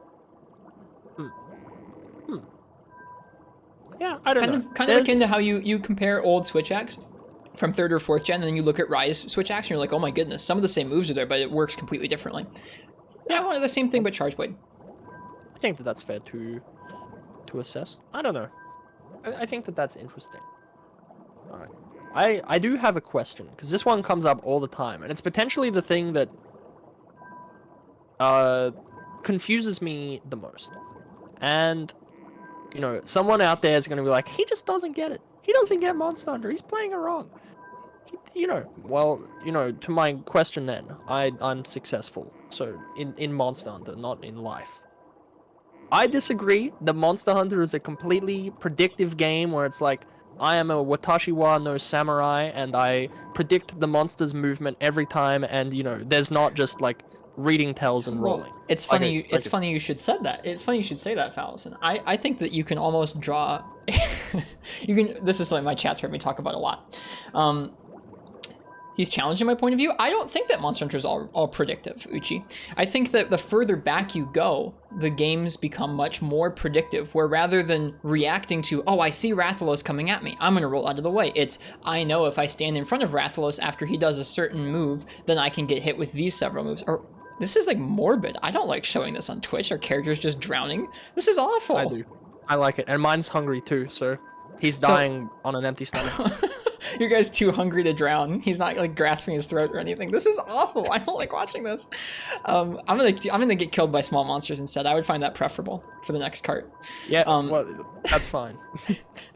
It's a rare animation. I don't like it. You know, I've never seen the drowning animation. It's sad. I'm pretty excited. I'm not excited. I've never drowned in this game. Here we go. Ever. I died. Oh, you do just die? You do just die. It's not like your health just ticks down. Your character just goes, ah, and you die. Nice. I think that as Monster Hunter has gotten faster paced, which has been a slow thing going from 1st gen to 2nd to 3rd, etc. I think you see the animations becoming slightly more fluid. You see you being able to kind of tailor your attacks and your movement a little bit more, like change the angle at which you can roll out of things, or changing the angle in which you can steer your inputs depending on what weapon you're playing. They add a little bit more of that with each generation, and in response to those freedoms they give the player, they make the monsters a little bit faster and a little bit more, I don't know, a little bit faster paced to balance it. If you gave the players all the tools that you have in Rise or World, but you gave it just like 1st generation Rathalos where he like 90-degree pivot turns, like you'd be bullying him constantly. It'd be awful. So as they've gone through and they've made the monsters more fast paced, they've made the weapons have more options, they made them feel a little bit more fluid or fun to play in one way or another. I think some people prefer that faster fluid feel. Other people prefer the older, more restrictive feel. I think it's been a balance of predictive and reactive gameplay. Uchi, I've brought this up so many times that Uchi jokes they have a drinking game about this. I sure hope they don't just have like a cask next to their computer marked like Rist's predictive reactive game. Because that'd be sad. I talk about it a little bit too much for that. But I think it's a balance of things that they're always tweaking. And so I wouldn't say it's all predictive or it's all reactive, but I think the balance is just like, as you go further into the games and they get faster, it does get more reactive, where you're tasked with, okay, this Rathalos can do 8 different things from me standing in front of him, and there are proper animation tells for me to actually be able to react to them and roll out of the way. Now, it might be fast-paced and difficult, but I think that it is pretty reactive. And then the further back you go, you don't have a reactor. There's no tell for you to know that Rathalos is about to frickin' instant charge. You have to predict that you standing in front of him after certain moves for long enough time will result in that. So I think that I think it's a shifting balance as you go through the games. I posit a question to you. Sure. Is that good design? Or was that born from technical limitation and then making something kind of new? What, predictive design? Is predictive design good design? I mean things like creatures having an insta charge. Oh, is that good design? No. I think technically if you examine each move that's an instant charge, I think that is not a good game design decision. Having something that's just completely unavoidable until you've seen it enough times and been smashed by it enough times. And I think that especially with how it is, it's kind of rough. I think that I don't mind having monsters. I don't mind monsters having moves that will always hit you if you are in a certain spot at a certain time. But I think that when you couple that together with literally no animation tell, and it gets a lot more difficult for the player to handle it. So I think that while having fast-paced things like that in the game is not a bad idea, things that the player cannot always get out of the way of, I think that instant charges themselves are not the best designed aspect of certain fights in the old games. Yes, I agree with you for sure there, Maestro. Avoiding openers but knowing they continue to a string is rewarding your knowledge. Yes, I agree with that 1,000,000%, and I like that. I think that's how I like it.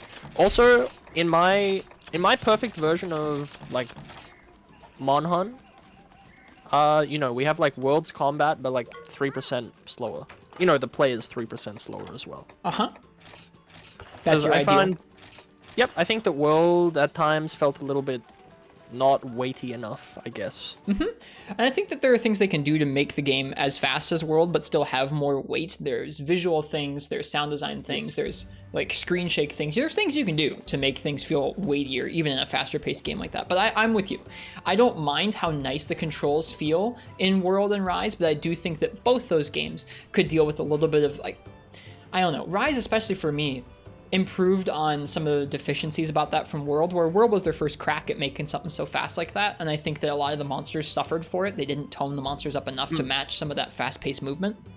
And I think you saw them improve on that a lot in Rise, where I didn't mind it nearly as much in Rise because it felt like the monsters had fast ways to get around you and punish you. It's not just you punishing them while they're slow a lot of the time.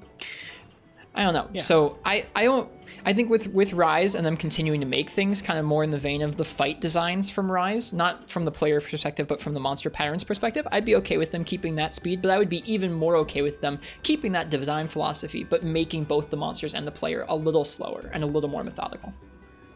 Yeah, I think I can agree with that. All right, I posed a question yesterday because I was interested to see people's response. How about a Monster Hunter game without any first gen monsters? I think that's fair. And I think I said second gen as well, but I think some of the second gen monsters have some really nice stuff. Some really nice like things going for them. But I think that there's a case to be made that them carrying over the Rathalos jank, which we've seen a little bit less of in Rise. He's pretty well reimagined in that game. Yep, I agree. And I think that's a step in the right direction. I think a lot of the first-gen monsters do need a little something, a little kiss on the cheek, because there is just like that jank that makes them kind of... I'm with you. I think it would be really weird if they left behind Rathalos and Rathian. It wouldn't like kill me. It would make me a little sad, but it wouldn't kill me. I'm not one to shy away from saying that games having drastically different monster rosters and games not having every mechanic or every monster that you love from previous games, it's not always a bad thing. That's something I've talked about in regards to Portable Third rather often, is I think that game is made special by the fact that it is small, it's short, it doesn't have a lot of monsters from other games. Like, it doesn't have Rajang, it doesn't have Teostra, it doesn't have Kashala, it doesn't have a lot of monsters. And I'm not saying every Monster Hunter game should be like that. I think there's room for games to be like GU, and there's room for games to be like Portable Third, but I think that coming from a game like GU or World Iceborne or whatever G-rank game you've just accomplished, going and playing Tri or playing Portable Third is incredibly refreshing, because it's a whole different feeling going through a game that's like got a vastly different monster roster like that, has different mechanics, doesn't have a big end game grind in it, That's another thing we could talk about. That seems like a pretty topical thing we could talk about is endgame, but it's also very nebulous and difficult to talk about. So I don't know. Maybe we'll save that for next time. I think that would be another day, another dollar kind of thing, you know? But I think that there's room for different experiences in Monster Hunter based on things that they include or don't include from prior entries. So I'm not opposed to that. I think that third generation is one of the notable standouts, which is what Maestro Nox was saying in your chat there, was that 3U in a lot of ways feels like that, where there's not that many second gen monsters. There's no second gen elders. There's not a lot of first gen monsters in it. And I think that helps third gen stand out, even against games that are almost direct upgrades in a lot of ways, like 4 Ultimate. Like 4 Ultimate takes a lot of the mechanics from this game and just polishes them even further. That's something I like to talk about, is each 100%. Era of Monster Hunter getting polished up. Like, this era that we're in right now in 3 Ultimate began with Tri, and to my eyes kind of ends around 4 Ultimate or Generations. And it's all about, I don't know, it's them taking some of the classic conventions from first and second generation and adding many more mechanics and moves and fluidity on top of it, and making the monsters a good sight more polished. Oh my god, there's so many cats. Oh, peep this. What? Oh. What are you doing? Is it them? Yeah, if you play with the torch, the Melinxes dance. They dance? I think they're just afraid to approach you. Sometimes. They can dance. They can dance a little. I see them. Are they dancing? But yeah, I think third generation's already kind of like that, and a good example of that. So I appreciate that. I would not be bothered if they had another generation. Like, let's say Monster Hunter 6 comes out. I don't think they'll do this, because I don't know. I mean, maybe they could, but it would surprise me if they did this.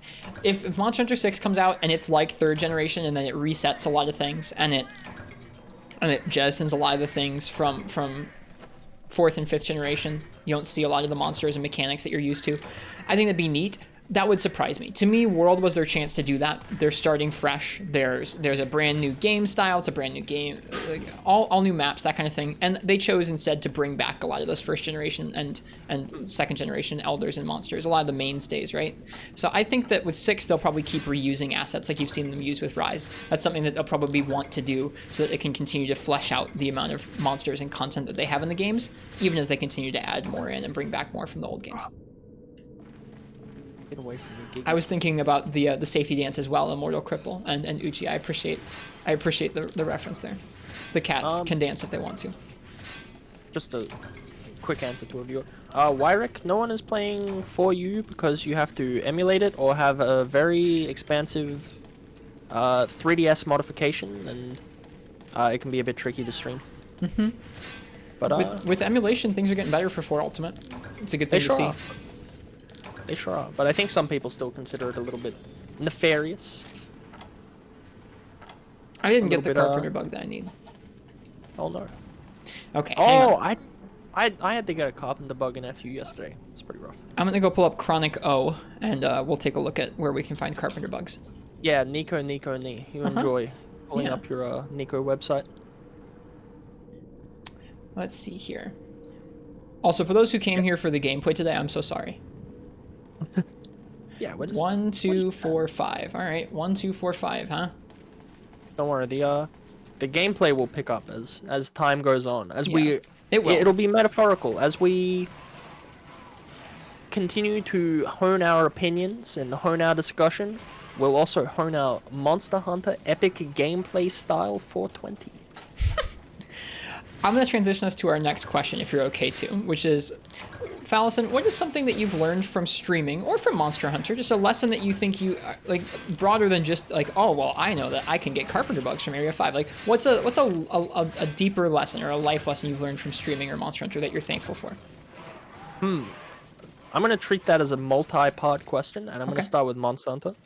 One thing I have learned is, or rather compounded upon, is everyone has an opinion, and everyone's opinion is the most correct for them, and it's the thing that's right for them, and I'm not inclined to try and sway them one way or the other, but I do think it's important to not let yourself get into an echo chamber in which your opinion is untouchable and unchanging, and you sort of get hung up on this one thing because fear of the... You know, that's why I use the term crusty Monhunt boomers. Like, the future's now, Grandpa. It's, you know, it's not that everything has to be big changes, but people are really averse to even small changes, I feel. And I think with that, we sort of hit terminal velocity around Rise coming out, of people being a bit negative, shall we say. Sure. Also, I think... Oh, you go ahead. Sorry. I think in regards to streaming, though, what I've learned is... It's a tricky question to answer, like, what I've learned from streaming. The answer is a lot. Yeah. I've learned a lot about myself. I've learned a lot about what I want to be doing and what I feel good about doing. Like, I really enjoy doing mental health charity streams and, you know, discussing mental health with people and trying my best to be a part of something, you know, as someone who's never really felt like I was a part of something, not to be a little bit sappy about it. But, you know, it's lovely that I can do stuff like this and have discussions with people from all over the world and see viewpoints that I otherwise wouldn't have been able to, and you know, just really experience things that I otherwise wouldn't. And you know, it's opened up possibilities, I guess, like of meeting some people in real life, and I've made meaningful friendships and relationships, and I think that's really cool. And I think that you know, not to give such a long-winded answer to the question, you know, it teaches you about like a certain level of, you know, self-esteem and self-confidence to believe in what it is that you're saying, but also understanding, you know, where you are in the world, I guess, where you are in society. And maybe that's maybe that's like a very broad and vague thing, but I do think about like how streaming has impacted me as a person and how I think about it in this sort of broad concept a lot. I don't know. It's peculiar to me. It's kind of hard to sum it up, I would imagine, because it's a lot of different things. It's like, imagine that the entire world, including people on the platform, have a different perspective on this one activity that you're participating in, which is streaming, playing video games and talking to people. And it's whatever you want to make of it.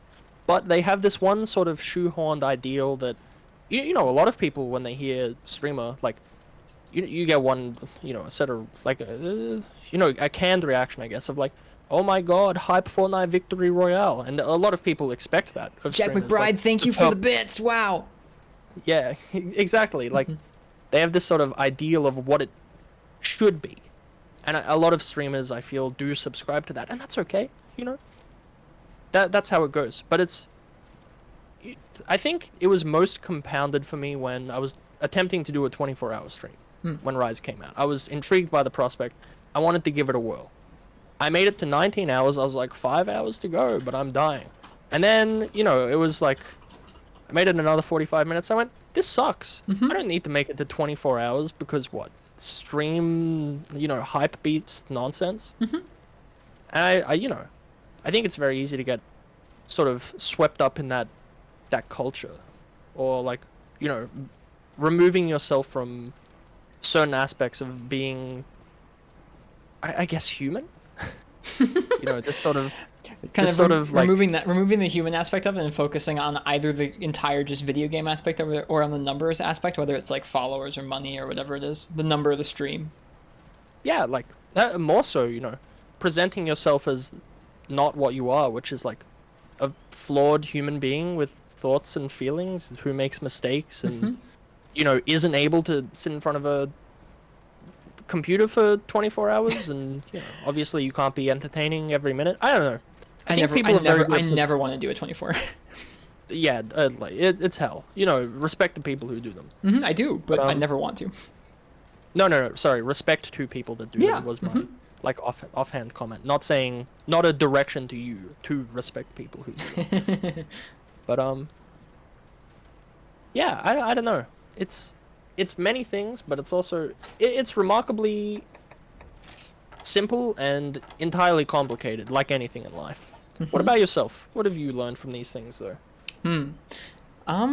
I posited these questions to us here, but I didn't actually think of all the answers I was going to say before I asked them. So I don't know. I think for me,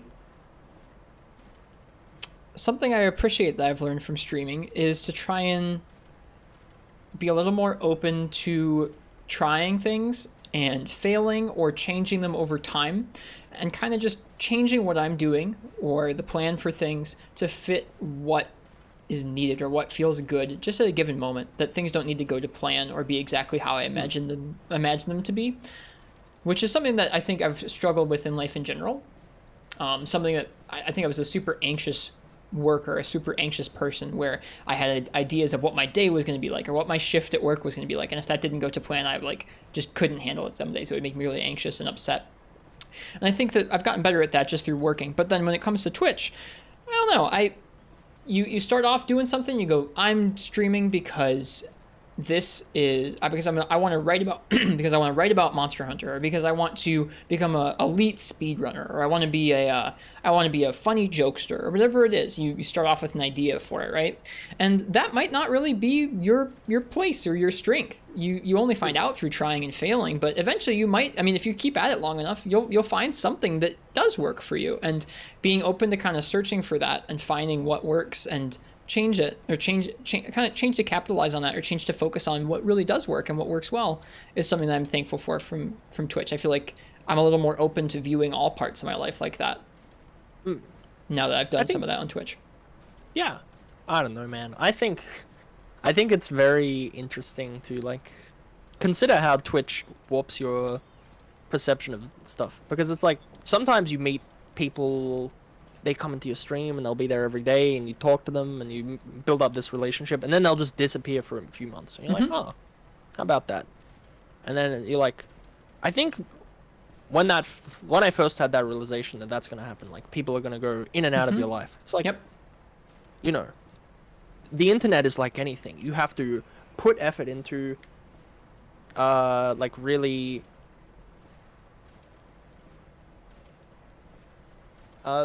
Thank you so much, Nox the Box Maestro son. That's ridiculously generous of you. Sorry that I don't have the alerts up. They did. Sorry. Nox is a very generous person. Very, very much appreciated. But yeah, I've learned that like, I don't want to be playing it safe, I guess. That's one thing that I've tried to carry throughout my life. It's like, you know, we're getting off the topic of Mon Hun and getting in the nitty gritty of life now. You know, I like that. I like the Australian bent to life. I like that. Was that? Yeah. I like that. I don't know, man. Like, I've learned that I don't want to do things because, you know, I want to seem normal or not weird. I like messaging my friends and setting up weird stuff. In fact, if I didn't start being obnoxious and being like, I'm going to message Rist, we wouldn't be doing this. It's true. Cool ass stream. I'm not a very social person. Yeah, neither. But you know, I gotta, I gotta do my very best for it. And you know, reaching out to people and annoying them. I'm a big fan of the Socratic method. You know, going down to the local highway as a little ugly squat man and just annoying people. You know, what is a horse? Well, a horse is a bipedal creature, not bipedal, quadrupedal creature with hair all over its body. It's like, does that mean anything with a, is a gorilla? You've lost me. You've completely lost me. The Socratic method is basically just asking questions. Okay. Okay. Also I completely screwed up the initial prompt. So, you know, my apologies. It's okay. It's okay. I need carpenter bugs still. Yeah, well, I'm getting sap plant. How do you feel about that? I'm jealous. Well, I guess I'm not jealous of your sap plant. I'm jealous of carpenter bugs. I haven't gotten any yet.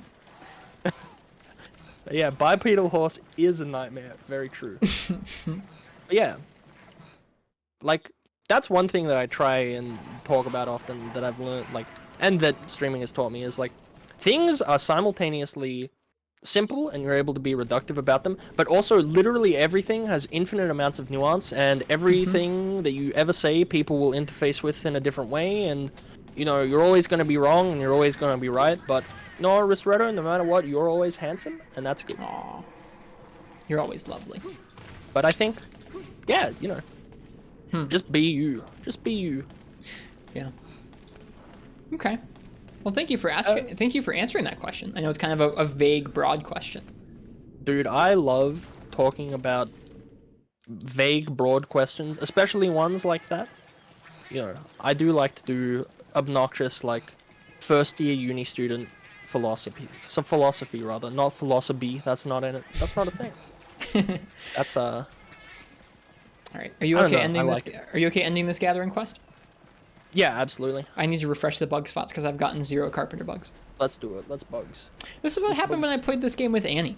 Annie was lovely and played this game with me, and we spent like 2 hours getting her like 3 carpenter bugs. And she was like, "Is this what Monster Hunter is?" I was like, "Yeah, that is what Monster Hunter is."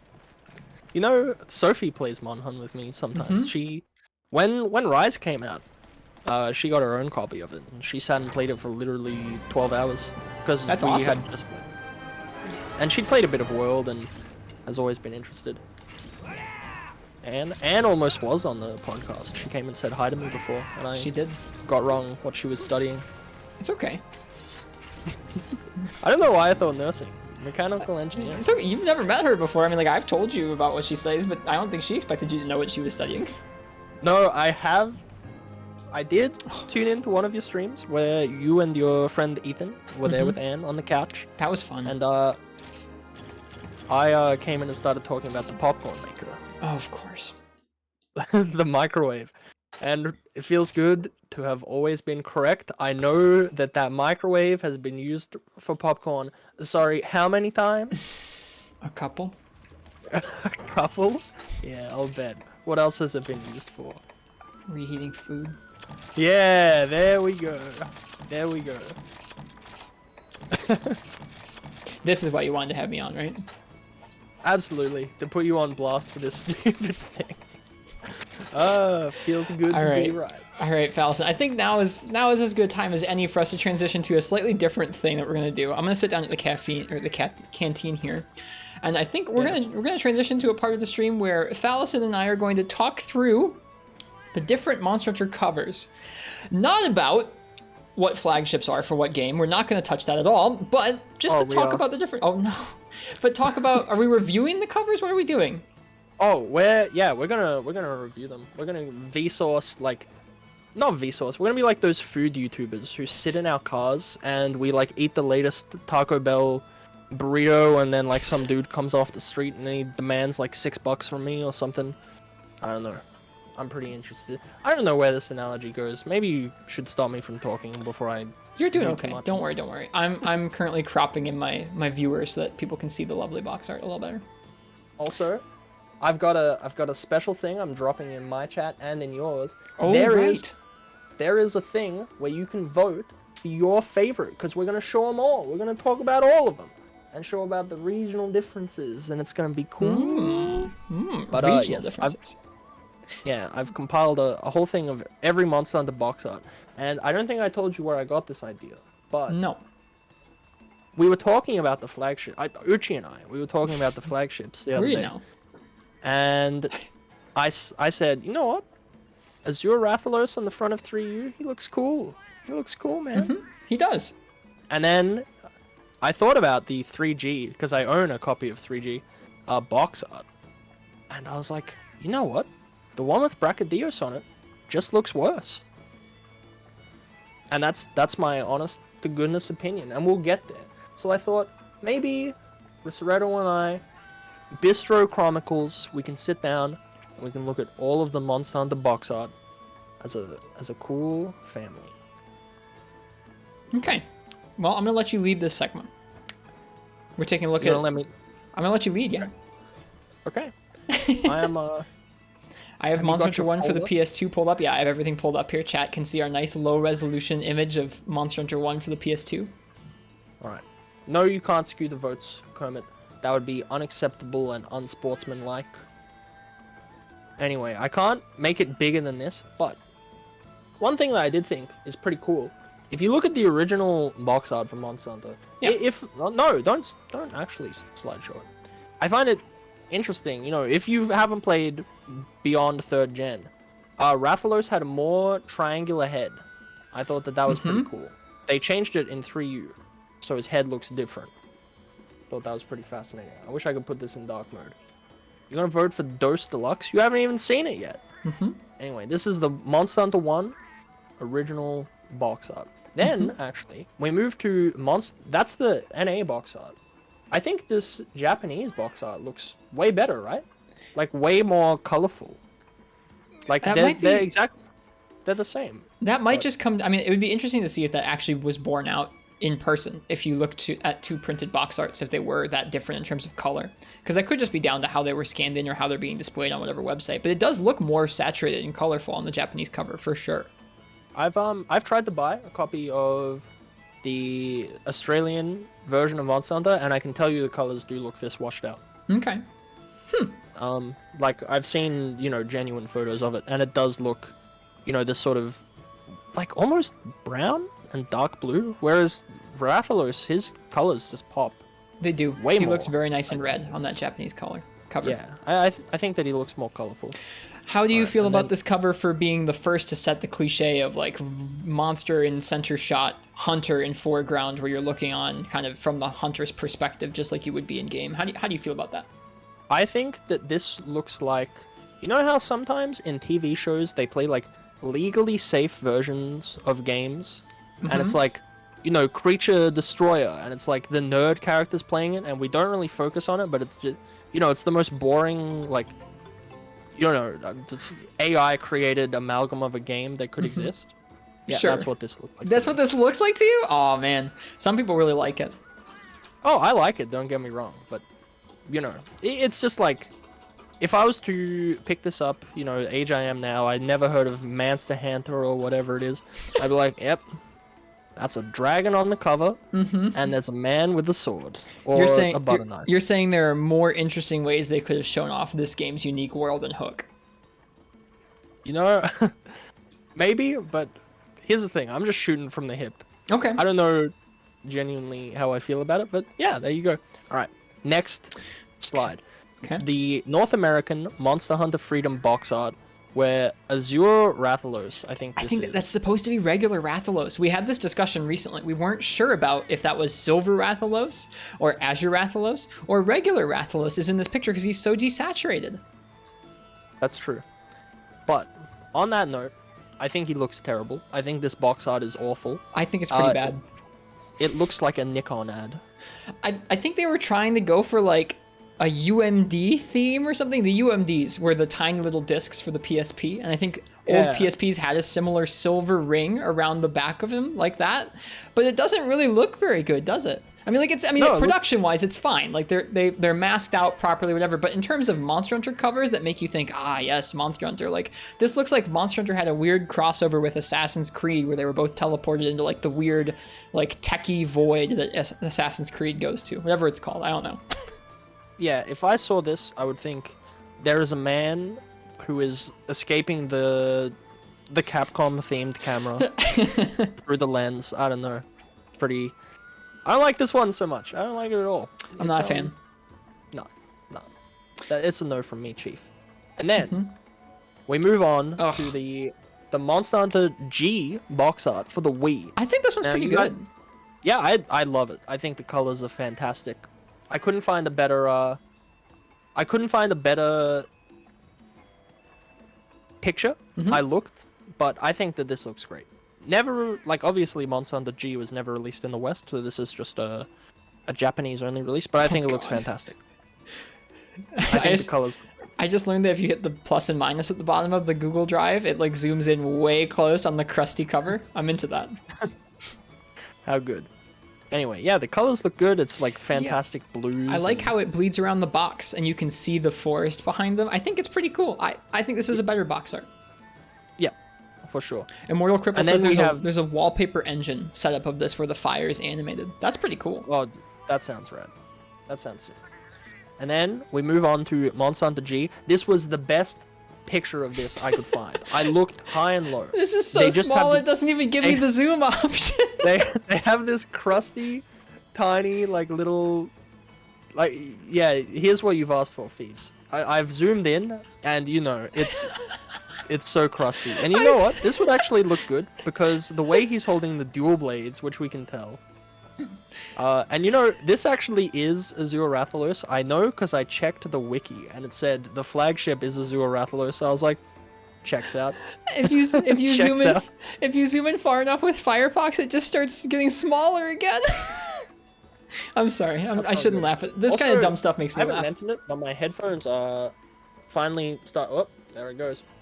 My headphones have been breaking throughout the duration of this stream. Nice. So that's not good. They've been uncomfortable on my dome, and I suspect they are going to fall apart any minute now.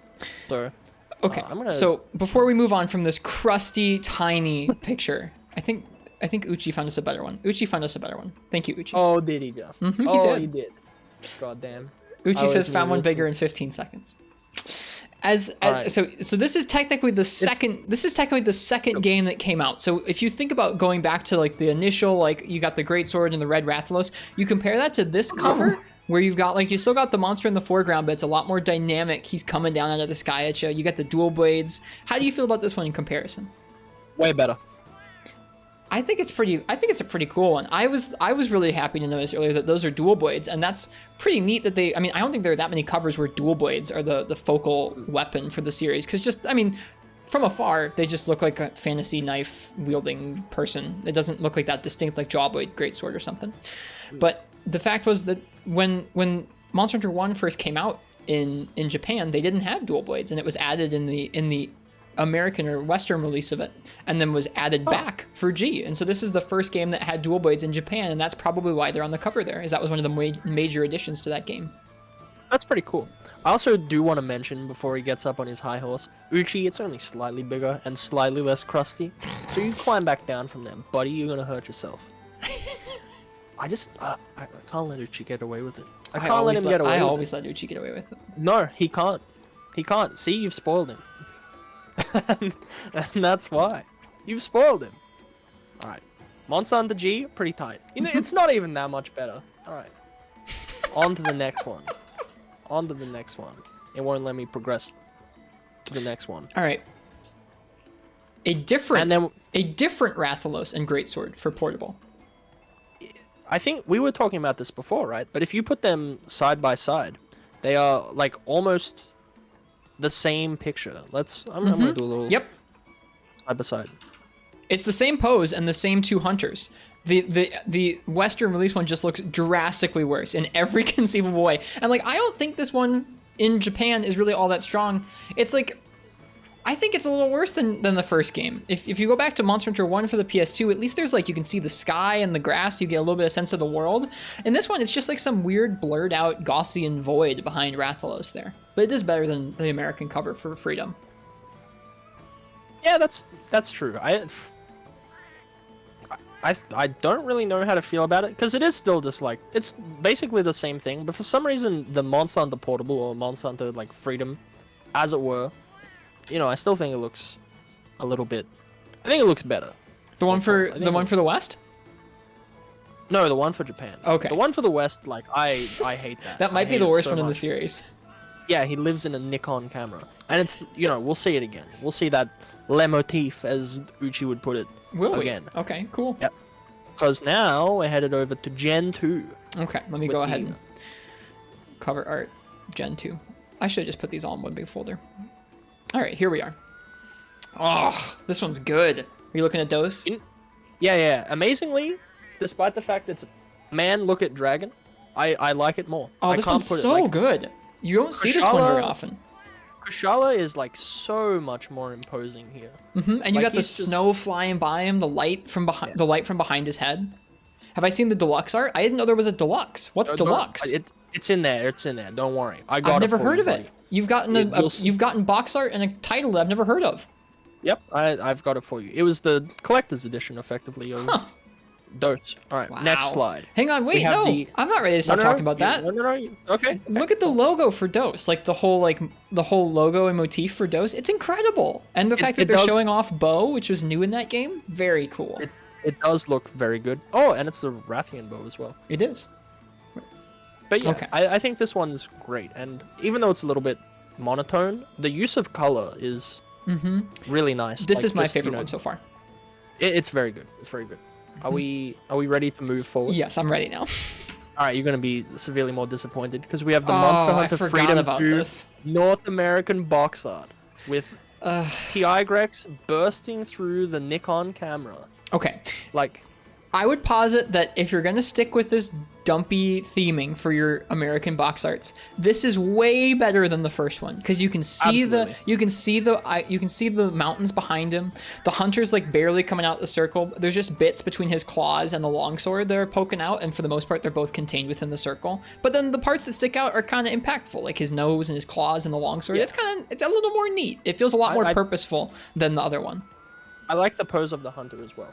I am gonna take this moment to remind you all, if you want to, there is a straw poll that contains a list of all of these, and you can vote for your favorite, because I'm intrigued by what everyone's favorite is.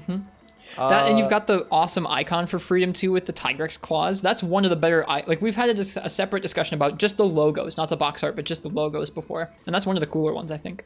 You know, I think I like the more Aztec themed, you know, logos. I don't like this one so much. Okay. But you know, it's not so bad. It's valid. But you know, just comparative. Just comparative. Okay. Okay, on to the next one. We have the Monster Hunter Freedom 2 European and Japanese box art, which is effectively the same thing. I didn't realize that they came out in Europe with that cover. That's nice. Yes. Lucky. I think it looks good. I think it looks a lot better. Somehow, actually, the colors are a little bit worse. I think the way that they framed it in the previous one looks pretty good, but maybe Tigrex, he doesn't pop out as much, and neither does that hunter with his cool guy longsword. Yeah, they fit into the background a little bit more. I'm with you. We're like, if you look, they've actually, okay, look at the hunter's boot and flip back and forth. They've actually done quite the job of making it stand out from the snow he was in on the one cover. Where they've placed both of them in the scene a lot more in the Japanese and European art, which doesn't look bad, but I think there is something lost between those two, which is not something you'd think, like dumpy white void cover to nice environmental cover. There's something lost there. Yeah, I agree. Like while the dumpy white cover is it's still dinky. It's like infinitely better than Freedom's. Yeah, but you know, it has some really good qualities that this other one doesn't quite have, I guess. And also, Nathan, you say it would be better if you could dodge with that animation. That is almost perfectly the Fade Slash animation. It is, yeah. Doesn't have iframes to it, but you can still get out of the way. Alright, and now we have the Japanese box art for Monster Hunter Portable Second G, aka Freedom Unite. Oh, this one's really good. It is nice. It is nice. I like the sense of motion you get from this one. This is like, okay, this is a drastically different perspective than most of the like big ones they've had so far. Between like Kushala and Azure Rathalos and regular Rathalos, it's the same sort of concept of monster and hunter, but the framing's very different. The same with the sense of movement, like the blurred background and everything. Yeah, the Rathalos armor looks nice. And that sword is sick. Yeah, I don't know what sword that is, actually. It's gotta be in Freedom Unite, but I couldn't tell you the name. Yeah, and yeah, Odd Branches just said, it looks like the Naga has dodged a swing from the hunter. Also, if I haven't asked you yet, tell me one good thing in your week. Tell me how you are. I want to hear it from all of you. My apologies that we're a little bit impersonal today, but I think that it lends itself to this format a bit better. Yeah, agreed. Okay. To those in my chat who I haven't gotten to say hello to, thank you so much for coming in today. It's nice to get to chat with Phal, and I hope it's fun to listen to and watch. Yes, I love you, I kiss you, but Rist is my date for today. But yeah, I like this one a lot. And are we ready to move on to the next one? I think this is probably my second favorite or my favorite up there with Dosh Kushala. This is pretty good. Okay. I actually don't want to skip to the exact next one. I want to skip to the next Freedom Unite cover because I think that the next one people are going to lose their minds over. And, okay. You know, that it's a good one. Okay, this is the English. I have this one. This is the English Freedom Unite cover. I have this one too. I think this one kind of sucks. The scale is just bizarre.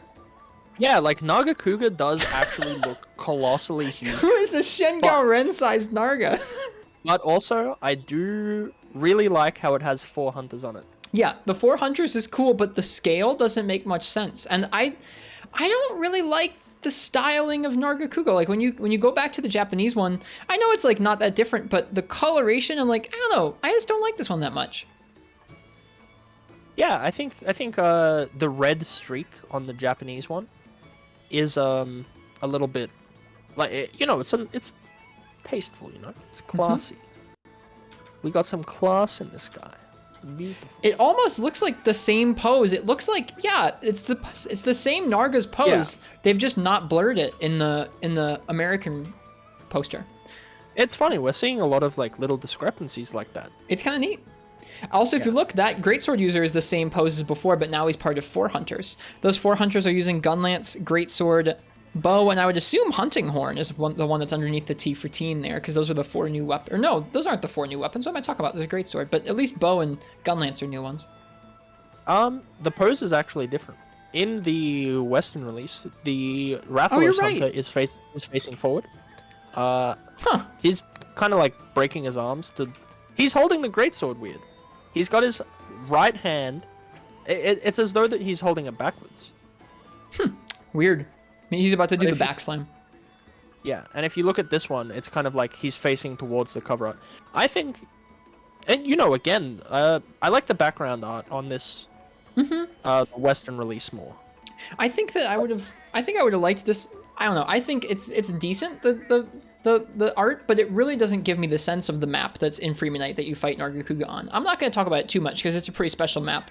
You'll get to it when you're playing through Freemanite here. I don't know if you already know about the map that's in there, but it is quite a special map, and this box art does not really impart the feeling of that map, I don't think. And it would have been very, very cool if they had featured that particular map in an iconic way on this cover.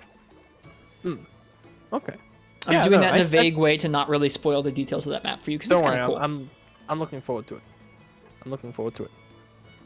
All right, and now we move on to the one that you haven't seen. The Monster Hunter DOS Deluxe Edition box art, which is actually really good. Like, I don't know how this was sold. I don't know how it was packaged. I think that it's not as good as the other one, but it is nice. No, I don't think so either. Kushala, just there. Yeah, I don't really like this one that much. I mean, I like that it gives a sense of foreboding to Kushala. He looks really mean in that photograph, from his spiky horns to his open mouth to the kind of muted rusty colors and the rain coming down, but I don't know. I think the other cover art for DOS is really, really good. Yeah. It's regal. And you hadn't seen that one before. No, I guess not. Okay. And now we're on to 3rd gen, of which we have Tri, Portable Third, 3U, and 3G. I hope I'm not missing one there. Now, Tri is interesting because it had one box art globally.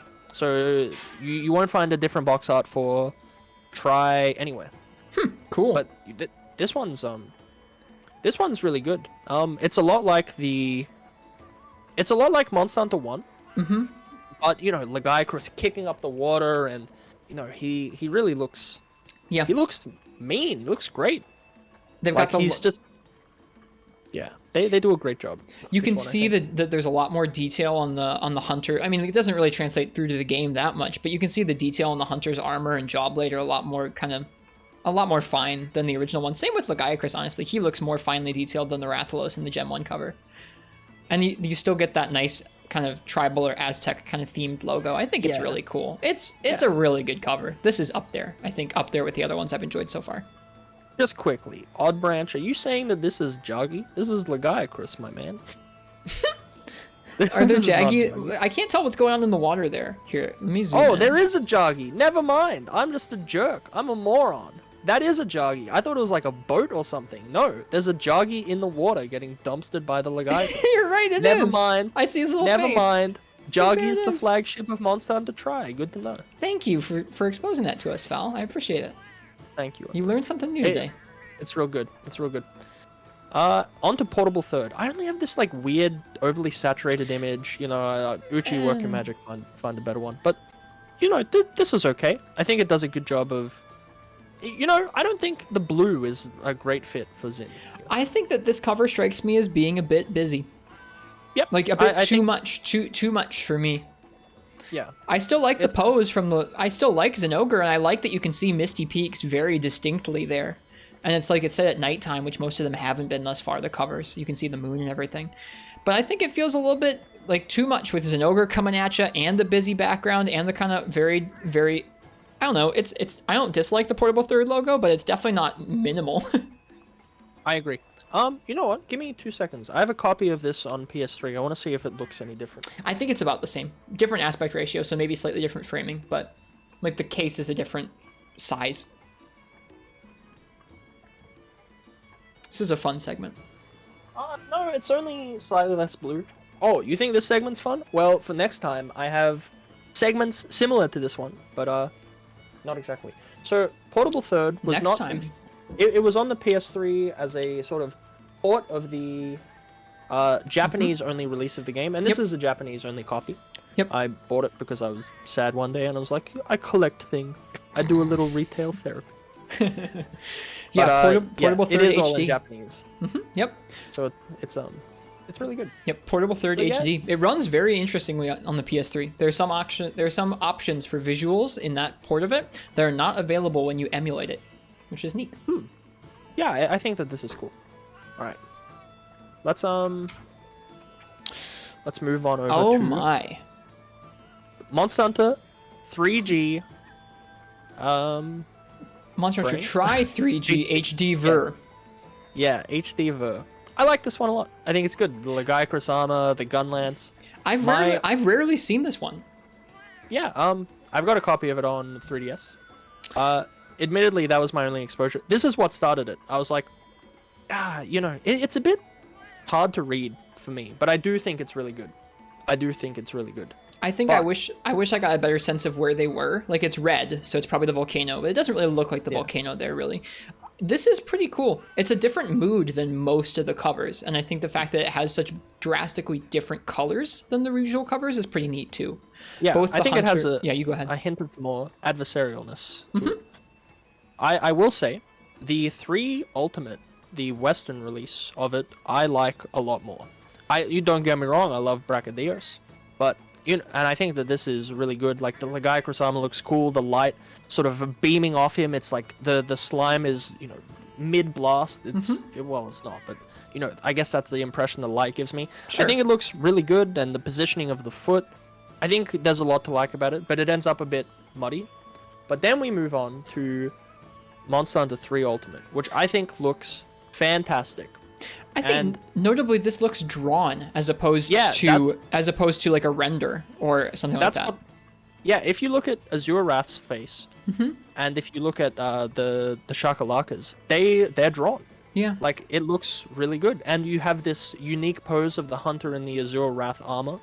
And this was my first ever exposure to Monster Hunter, this picture right here, because I went on eBay to buy a copy of it, because I was like, yeah, Monster Hunter sounds like something I could get into. Didn't look up gameplay, just bought a copy of it for Wii U, and then was summarily pretty confused. But, I think that this cover looks really, really good. Like, I think it's a really special one. I think it being drawn instead of rendered is a pretty big difference. I think there's something neat that might draw a new player in based on the fact that you can see Azure Rathalos there, but you can also see the player wearing that armor, and you go, that guy's got the armor of that monster. That guy looks like the monster there. That's interesting.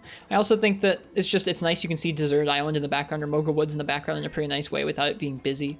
I think it's a pretty nice cover. It doesn't evoke the same emotional response to me as like the Nargacuga above the hunter in the JP cover of Freemanite, or the Kushala standing over the bow user on the Dose cover, or Lagiacrus even standing in front of the hunter on the Tri cover. But I think it's really good. It's a very different tone than anything else we've seen so far. I think it's kind of special.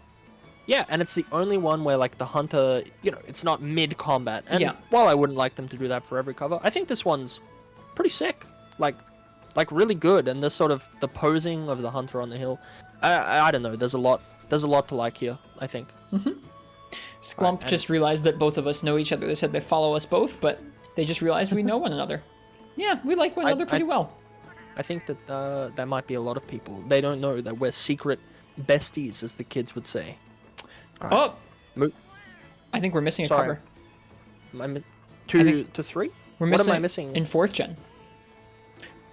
Oh, no, never mind. I'm blind. Never mind. I just didn't even know what the 4 cover looked like. And I was like, that's the 4U cover. Never mind. I apologize. No, it's okay. All right. We'll start with Monster Hunter 4 Original, the Japanese release. A weird one. I don't know if I've seen this one that many times. Yeah, it's pretty peculiar. I think it's supposed to be like framed from you are the Insect Glaive user and you're jumping over Gormagala. Huh. Yeah, I suppose that's true. Because you can see your feline buddies down on the ground. It's unique. Yeah, like a little hard to read, but yeah. I think it's kind of, yeah, it comes off. off as kind of abstract. Like it's kind of hard to tell what's going on there. I'm sorry that I couldn't find the better quality picture Uchi, of it. I think Alright, Uchi's got one. Hey, Yeah, oh, what the hell? What's this one? that's the Western, one of the Western releases What? actually. So there There is a no couple of Western different- release of this game. No, yeah. Hold up. Are we gonna hang on? me- Am I jumping the gun? No, never mind. This is different. Yeah, what is this? Yeah, okay, that's interesting. That one's Maybe pretty great. Yeah, this one. Okay, I guess this is the. Huh, that's fascinating. Take a look at the hunter and remember what this hunter looks like. Okay. Yeah, I know Monster Hunter 4 Original never came out in the West. Weird. Don't So, what do you think of this cover that Uchi just linked us? I think And it's very good. Uchi says this is the I think- original for 4. I think this is a great one. I wonder what the actual original. I wonder what one I have then. Yeah, weird. Maybe it was like the Lux edition or something. I don't know. Pretty cool. I like this one. For one, this one looks also, if it's rendered in a different way than most of the rendered ones are. It almost looks kind of drawn, like the one we were looking at before. And I like this one. I mean, it doesn't have the strongest sense of place in terms of, like, I don't know where that is in the ancestral steppe or whatever, but gore looks pretty cool. It's neat seeing the hunter on its back, kind of jumping on top Yeah. of it. Gives you a little bit of preview of the fact that you'll mount monsters in that game. I think it's pretty all right. Yeah, I think I think that this one's pretty good. I like. Yeah, I don't know what this JP one I have is, but I think it's pretty good. The one where the insect glaive user is in the air. I think that that's pretty cool. Now we'll move to Monster Hunter 4G. This is also what the Australian version of the game, the Australian release looks like. Maybe I've got that backwards. I have a copy of 4U in my other room, but I think it has Seregios on the front cover. I don't like this one. You don't like the one with Steve on the front cover? Like, I could see that. I think it feels kind of busy. I don't like comparatively to how the last one looked really nice for being a render. This one I think looks kind of bad for being a render. A little Yeah, too I shiny think I in some like- weird ways. The lighting isn't right for me. Yeah, no, I can agree with that. And Seregios looks a little bit doused in Vaseline, a little Yeah, bit muddy weird, as well. I do think that the charge blade looks nice though. Yeah, someone just said they like the charge blade pose. Whose name is that? I can't read it. Komori Ryu X. Oh, Komori, yeah. Mm-hmm. Oh my god. That's a My cool God. pose for charge blade. Yeah, and I like how it has the sort of sense of movement with the sparks coming out of it. Can I you think tell that's where pretty they are, by the way? It's like the dunes, maybe? It's a weird little ledge the hunter's perched on, and then behind Seregios is just like the dunes, maybe? It's kind of Yeah, weird. the only thing that you can use to really tell where they are is like this sort of sandy patch in the bottom right-hand corner, just under Capcom. Yeah. It looks a bit dinky, I think. Yeah. But then we get to the 4U America one, and I think that this one is a little bit boring. I think it's Yeah. kind of like, it has like Nope. Yep. 4 I hunters don't. again and I don't the particularly like this Tetsukabra one. armor. It looks nice and drawn. Again, this doesn't look like a render, and I kind of like that. But you're right. I think that this feels like very much like a static shot. I mean, like I feel like the Seregios one's maybe a little bit too busy, a little bit too close up, zoomed in. But this one, it's better than Freedom. It's probably better than Freedom 2, but it's not great, is it? It's very static. Yeah, and the Zinogre bow looks pretty gross. Like it looks like they just took the model from the game and stuck it on there. I don't know. Yep. It looks I'm with you. This It one looks doesn't look good. no, don't like it. Don't like it. And sort of continuing what I feel is this 4th gen box art being a bit weak, we move on to the original generations. And I think that this one's a little bit better than 4, but I like this one. I this- don't know. Fair disclosure, this was my first game in the series did know that I that. got into. I did know that. And I don't really, it's not like my favorite game or anything, but I have a soft spot for the Glavenus and those 4 hunters in the trailer with their cat. And I don't know, I like this one a lot. I think that's fair. Oh, I've never noticed this hunter sort of if you look just above Glavenus's horn. The It's like- aerial light bowgunner. Yeah. And I guess the 4th hunter is the Palico. Yeah. Yep. Yeah, The I don't neat like- part is that carries through both into the intro movies of both Generations and Generations Ultimate, and you see them get better gear as they go through the well, as they go through the game, air quotes. But as you see these different cinematics, the hunters, same designs will appear, but they have better gear in each one.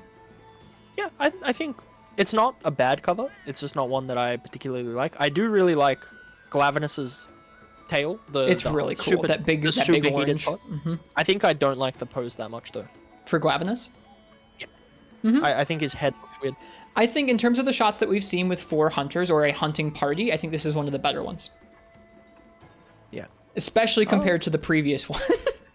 Yeah, for sure. Yeah. All right. And next, onto GU. And I gotta say, I still don't really like this one. This one's worse for sure. I wonder what the 3DS box art looked like for this.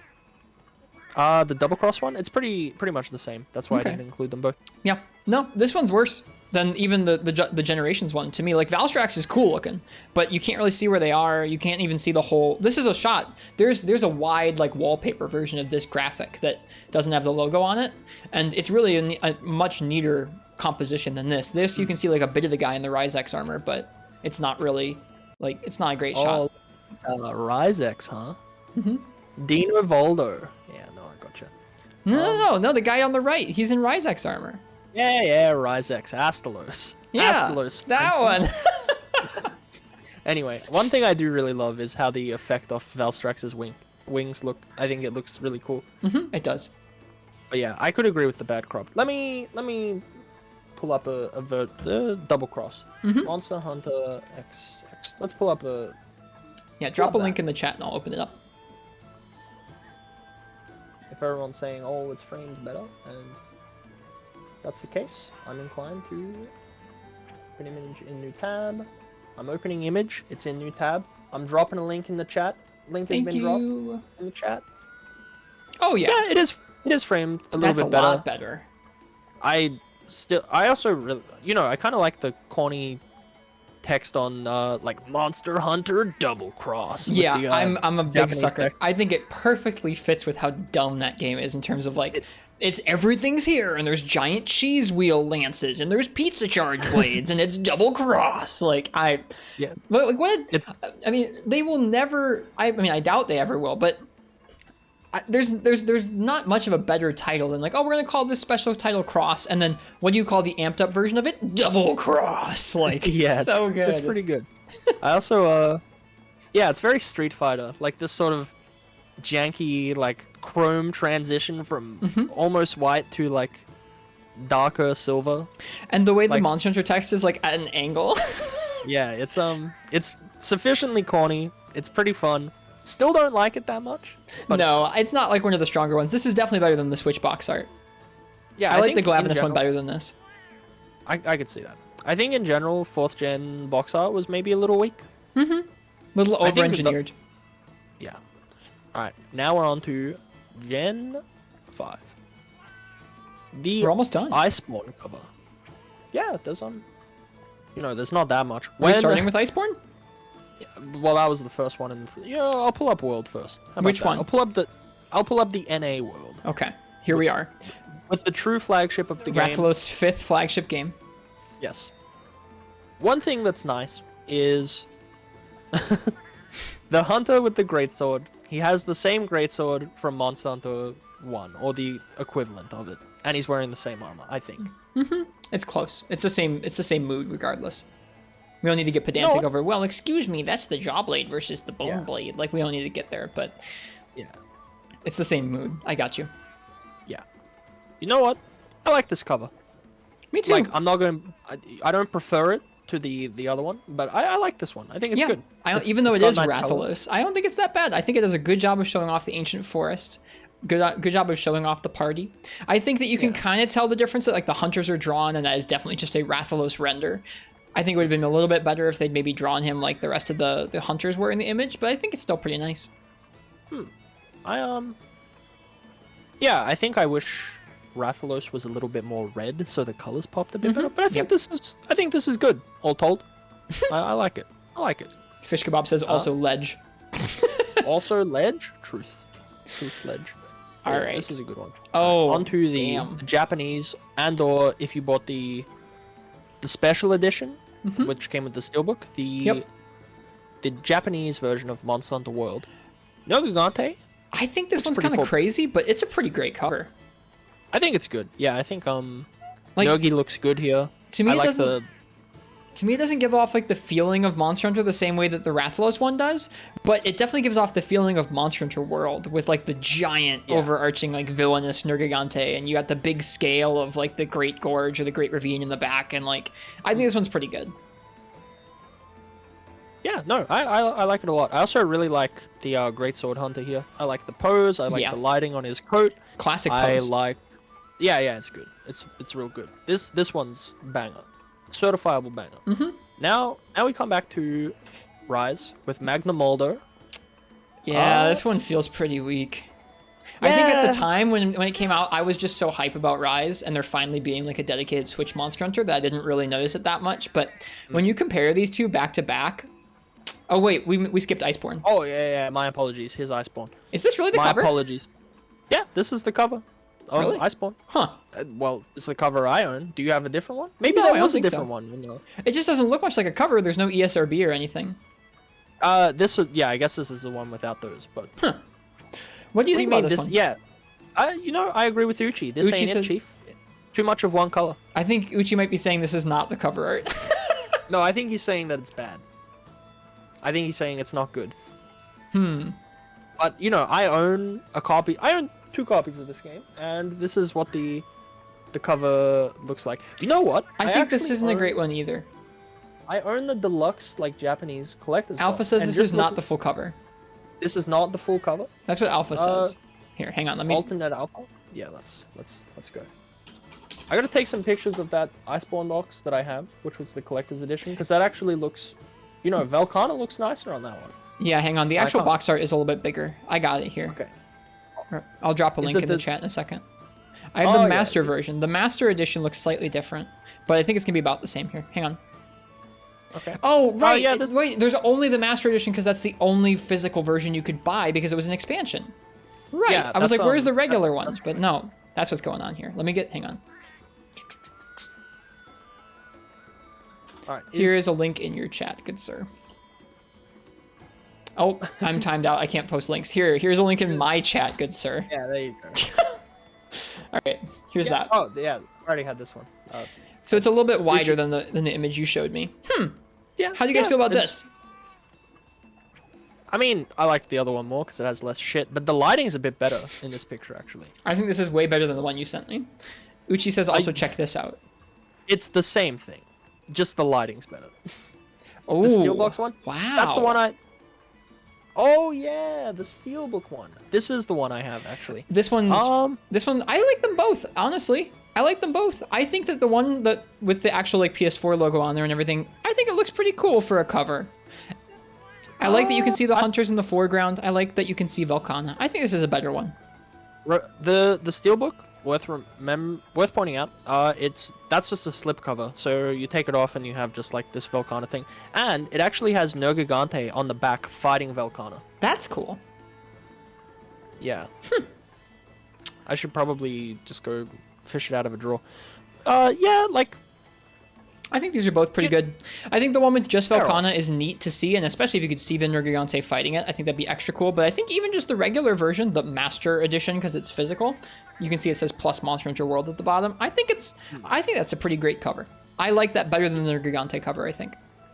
I could agree with that. I also like this insect glaive fella in the bottom left Yeah, corner. that pose I is think it's neat, good. isn't it? Yeah, I think it's good. All right. Forgive me for fishing out all of the wrong images. It's okay. I'm a wrong image fisher-outerer. Okay. Let's look at Rise and Rise Deluxe. What a weird... This is so weird! they're exactly... All right, we look at Rise. Yep. And we got, brown and, like, dark green. And, it's okay. Like, Magna Marlowe looks way too big, as per. But that seems to be par for the course on these covers. Yeah, I also agree that Magnamalo kind of looks like a toy. Like, he doesn't really look like he's been lit, but it's very simple. Yeah, they're like, this looks like Dauntless. I don't like this. Oh. I like the Kamara Hunter Armor, and I like the Palamutes there, but it's not a good cover. And then we come back to Deluxe Edition, which is just like... This is so weird. I didn't realize that they just took the same, like, rigging and everything and just re-lit it. Yeah, it looks It looks weird, doesn't it? And I can't say I like one more than the other. They're both just bad and boring for different reasons. I think the deluxe one's better, but not by much. Yeah, I agree with you 100%, Komori.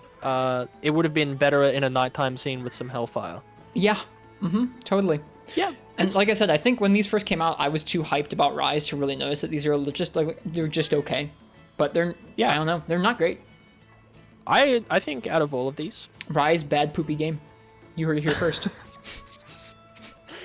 out of all of these, I think World with Rathalos on the cover might be the one I liked most. Really? Okay, I gotta get ready to place my vote. I'm... Not in the context of the thing before someone beats me. Oh, out of 5th gen. Yeah, out of 5th gen. I think I like the Volcano one the best, the actual Volcano one we had pulled up a minute ago. Okay. Yeah, that's not. You reckon that one's your favorite? Out of all, out of them, or just out of 5th gen? Out of 5th gen. Okay. Yeah. I don't know. One thing that's cool about the Rise cover is it has a Bushi and Nawa in the logo. It has that going for it. Yeah, but that's the logo. That's not the cover. You know what? On the original, yeah, that's true.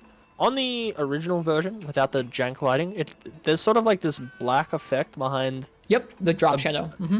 Yeah, it looks stupid. Don't like it. Don't like the drop shadow behind the Monster Hunter text? No, not behind the Monster Hunter text. Just behind like a Bushi or Nawa's head. Yep, that's because they're part of the logo. That's the drop shadow. Yeah.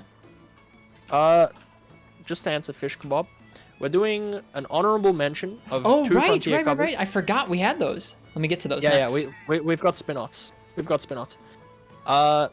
some honorable mentions from ones that we both liked, plus like the original ones. But I want to save it for another time. Oh, okay. Where we do all Frontier stuff. Oh, all right. All the Frontier covers. I've got Monster Hunter Frontier G. I completely forgot to get the original Frontier. Oh, but I didn't even see this one. It is Teostra. What's this dude's name again? But yeah, Nefudis. That's Shantian. Shantian? That's his name? Oh yeah, I drew this dude. Shantian's so cool. Yeah. I actually like these creatures like quite a lot. I think it's pretty good. But there's way too many Frontier covers for me to have put them in here. That's why we're gonna do Frontier covers another time. We picked a couple out though. Yeah, we picked some honorable mentions. Right. Yep. Okay, so after what do I think of this cover? What do you think of this one? It's just dudes on a it's kind of just in a void. It's neat because they're cool designs, but not the most dynamic cover or anything. I like it because it's Shantian. I didn't see a Shantian cover earlier, and I wanted there to be a Shantian cover because Shantian's pretty cool. I actually didn't get an original Frontier one. I'm sorry to say. So if anyone wants to submit that as a link in link form now, the first Frontier cover. Yeah, it's Teostra. It's got Teostra. It's pretty okay. It's okay. It's alright. Alright, let's move forward to my pick for You said you liked this one a lot. The one with the Was that Vashiru? The red eyes? Wait, is it the one with the red eyes? Just the red eyes? Yeah, I think that's Vashiru, right? That's what it's called? I don't know who Vashiru. I don't know who this dude is, but I just like this cover. I like how there's this sort of paladin-looking hunter there, and he's holding the longsword with one hand, and it's got these foreboding dark eyes. To me, this is something where you would have no idea what kind of game this was really if you saw this on a shelf. I agree, but I think that's what I like about it. It's Akura Vashimu, excuse me, not Vashiru, Vashimu. Vashimu? Okay, Akura Vashimu. I hope we get to fight one someday. Oh, dude. If they do a Frontier, like, private server or something, we're gonna play together. We should just both burn all of our bridges to never just getting drop that sick everything Capcom, else. Capcom sponsorship. Never gonna happen, and play a private server. Because, man, I'm not even kidding. Like, I would sell my firstborn to play that game. From what I've seen of it. Wow. Actually, I have a GIF that I found at the beginning of the stream. Let me quickly pull it up. You have a GIF? That made me go. Yeah. Let me send you this GIF. Okay. I found it on Twitter while scrolling Twitter. Here you are. It is in your chat. Okay. Let us look at this GIF. You can sidestep whilst guarding roll and can do a vertical jab with Lance and Frontier. And I think that this is the case to be made for them making changes to things we already know in like older Monster Hunter. That's Frontier, baby. I think Frontier has like a lot going for it. Like the vertical jab. You know, it's just small changes Yep. in big ways. That roll blew my mind. There's a clip of me accidentally discovering that you can roll while your lance is out. Blew my mind. Yeah, no, I think that this is good. Like, I think if we continue this, you know, Bang Bros podcast or whatever we want to call it. What are they called? The I Hell think- Hunters? What are they called? I don't know what it's called. Yeah, Okay. you We're know, gonna have to look it up. We're gonna have to look it up. Lance Revolution, baby. You're absolutely right, Komori. But yeah, I think that this is, you know, a case to be made for me playing Frontier forever. Also, apparently, Michael K. Williams, star of The Wire and Boardwalk Empire, dead at 54. Rest in peace. And the Wii U is trending? I don't think so. Is it buddy. really? No. Apparently so. No. Alright, sorry. Anyway, we got sidetracked. On to your pick for the honorable mentions for Monster Hunter Frontier.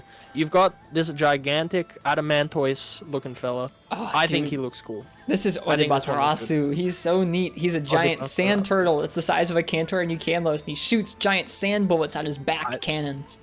I actually have I actually saw a fight of this and I think it looks Oh, the fantastic. music's so good too. No, I got it.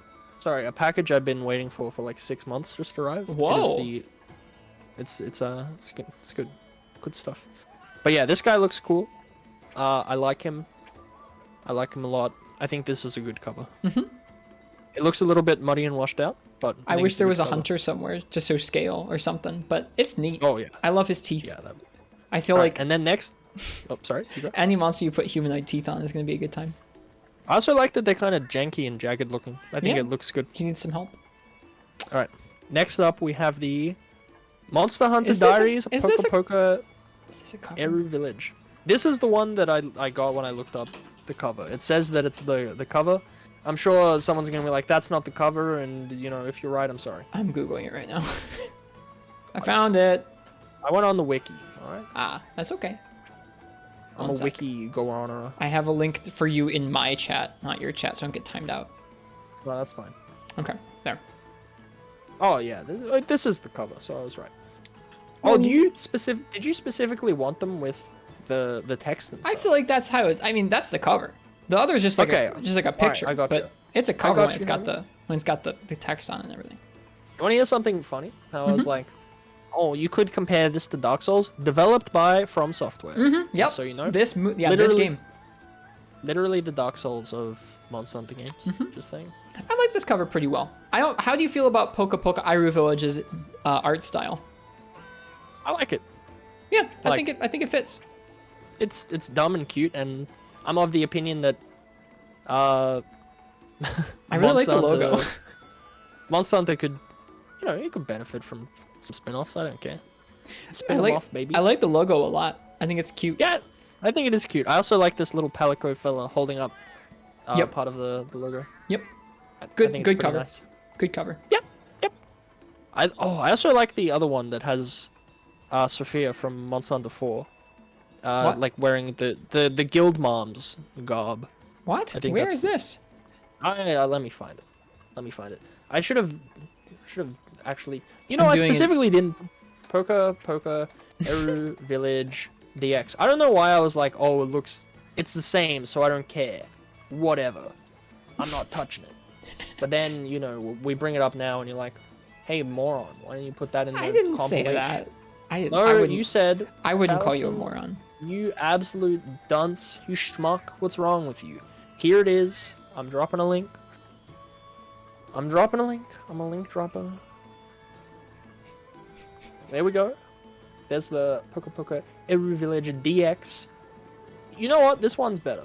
Oh god. This one's a lot better. Oh man, I love this Jan Kutku.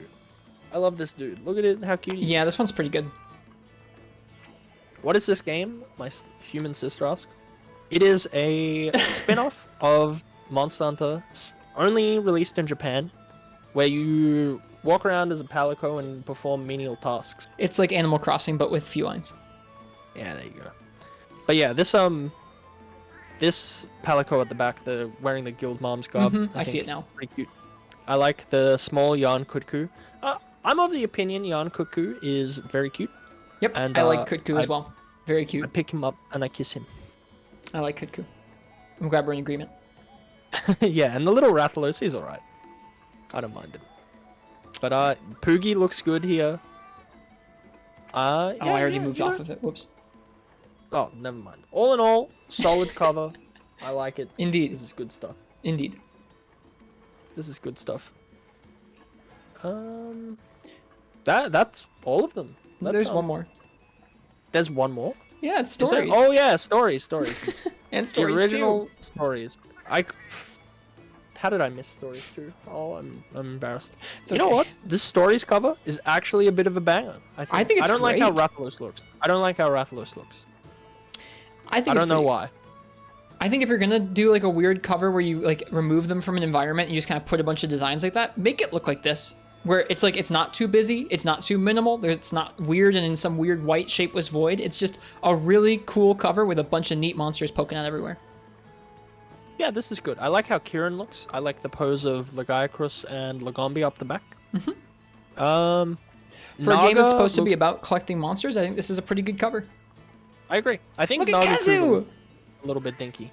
Wait, Kezu's on the skull? Yeah, look at the bottom side of Rathalos' right wing. Or our Oh, right he side is wing. there. Look at him! I've never noticed that. Yeah, neither. I think this is pretty cool. That's a pretty cute Kazu. I think all Kezus are cute, and anyone who says they look like penises are wrong. It could be, you know, if you wanted to get to, like, weird about the scale, I suppose you could say it's a Gigi or a Gigi. It's a Kazu whelp. Kezu whelp. Yeah, I don't mind this guy. He's pretty Oh. good. We're having a raid coming in on my channel. Thank you, Hamslayer. Welcome, folks. Ah, Hamslayer. Good fellow. All right, we got the Stories 2 cover linked in the chat here. Yeah. Amazing. I, like, spent an hour pulling all of these up. You did a lot of work. You did a lot of prep work for this. Alright. Stories 2 cover. Pretty good. I don't like it as much. Me neither. I mean, it's cool. I think- To me, it strikes me kind of like the Rise cover, where it's perfectly acceptable, but it's not as neat as some of the other designs they've gotten. Yeah, that's alright. Also, I feel like the background there, maybe it's the art style of the game, I don't know, but it doesn't seem to fit with the cartoony design of the Rathalos. Yeah, I don't think it's very good. For those who are just coming into the streams, Phallison and I are doing a podcast tonight. We've gotten some topics lined up, one of which that we're just rounding up right now, we're just finishing up here, is kind of deciding what our favorite box art in the series is. We were just going through all of them, and we've just finished with Stories 2, so I think we're probably going to come back and talk about some of our favorites here soon. Yeah, no, I think these were good. Which, alright. I think we've reached the end of all of them, unless you've got anything to put on here. No. Okay. Alright. I think 3rd gen was the strongest. Oh, we're choosing gens? Yeah, I think just, you know, off the top of my dome, I think Gen 3 was the strongest. You've got That's tough. the 3. You've got the 3. All right. Gen 4 was definitely the weakest. How about Yeah, that? agreed. I think we can agree with that. Which is funny because it's probably the games everyone likes the most. Yeah, I don't think these covers are that exceptional. I mean, there's some of them, like, I think the Valstrax one's okay. I think the one with Glavenus is okay. I think the 4 ones are pretty weird. Especially especially the English 4 one is just kind of, it's just okay.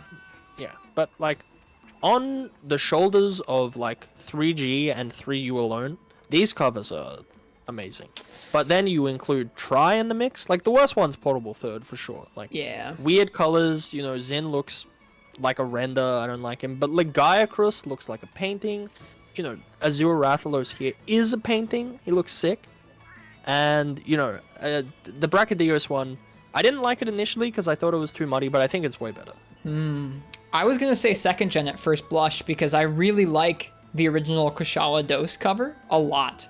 And I really like the Portable 2nd G cover with the Narga whizzing by. But when you put it like that and you compare it on a gen-to-gen basis, where you're saying that most of these are bangers, like Tri is a certified banger of a cover. Yeah, 3G I like is very unique and neat. Maybe not my favorite design, but pretty neat. That 3 Ultimate one's kind of special. I don't think it's my favorite design of a cover either, but it's pretty special. I think 3rd gen's definitely like the most varied, Yes. while all still being pretty good. So I might give it to you there on 3rd gen. I think we should.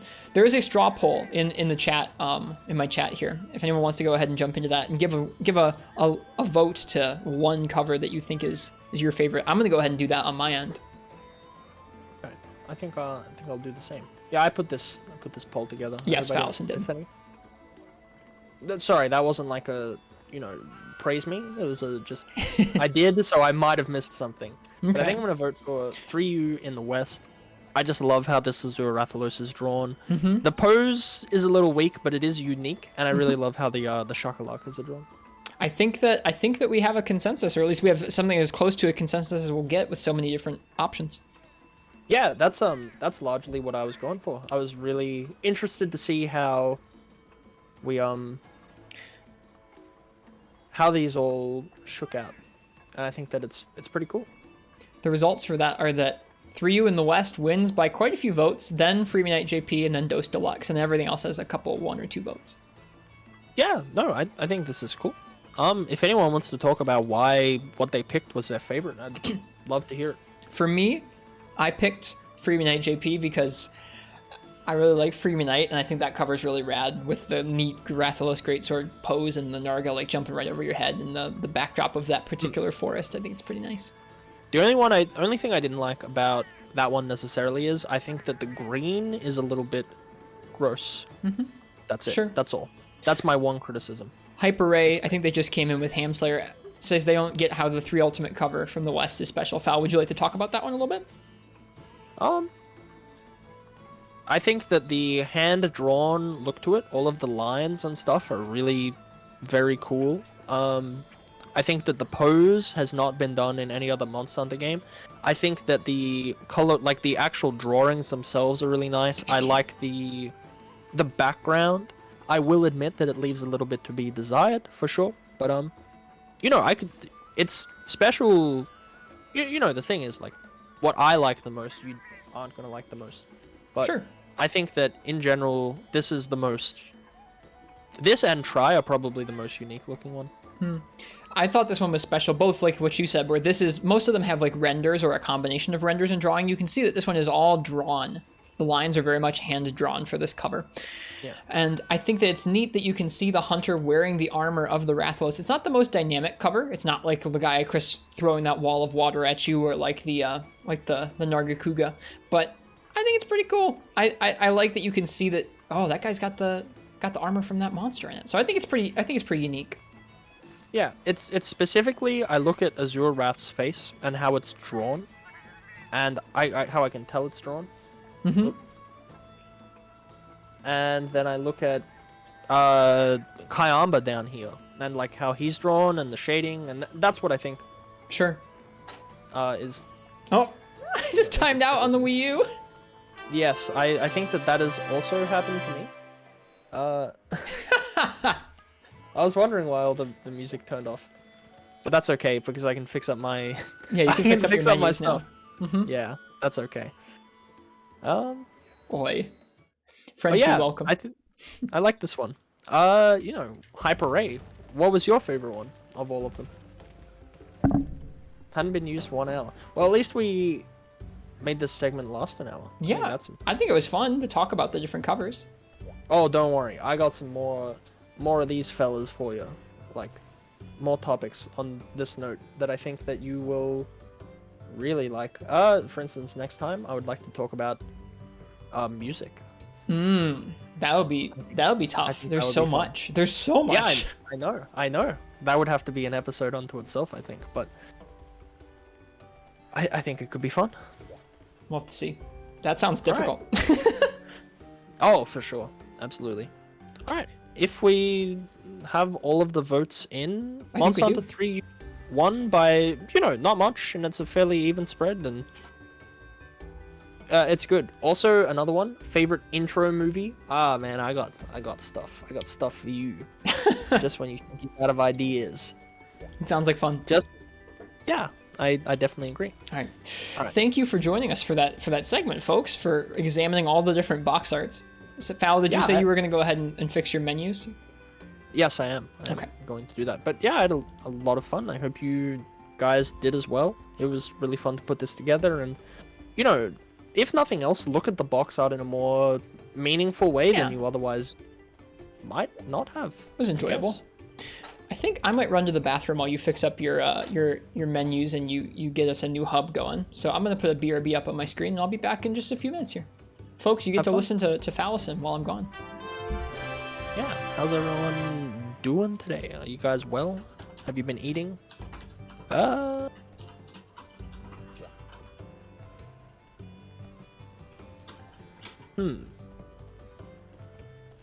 I'm concerned because it doesn't seem like I can change my menus here.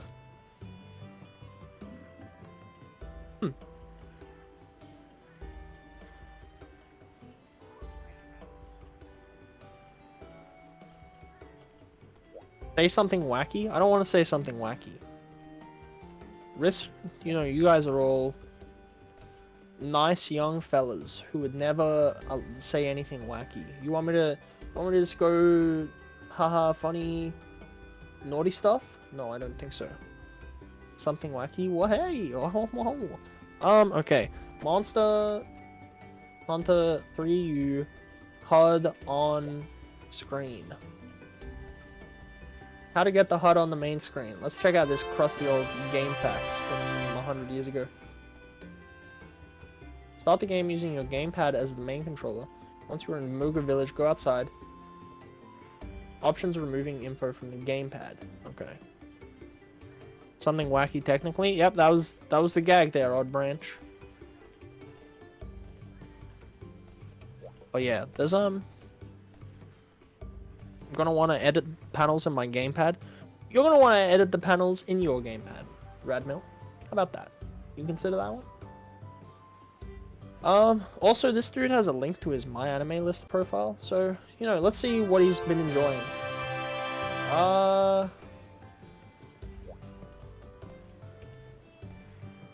don't know. Apparently, he doesn't finish a lot. He's got a lot of dropped and 82 planned to watch. What a goose.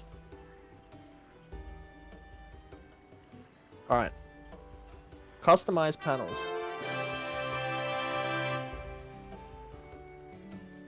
I don't want these here.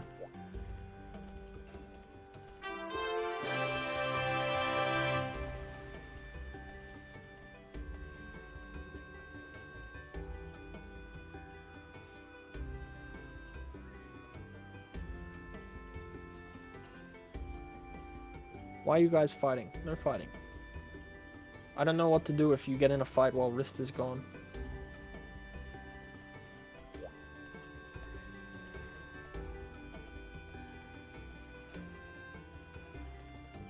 While iPad? That could be the case, yes. Oh, it's that kind of thing?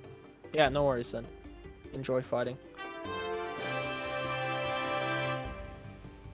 I'm concerned because I just maybe got some bad juju going on. Never mind, no bad juju.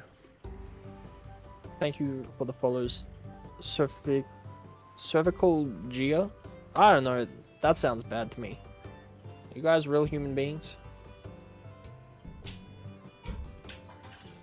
I don't know, man. I've returned. It appears there is a bidding war going on in my chat. There is. And it's a good thing. They appear to be trying to, I don't know, buy your love. Jack and Frenchie, thank you guys for the bits.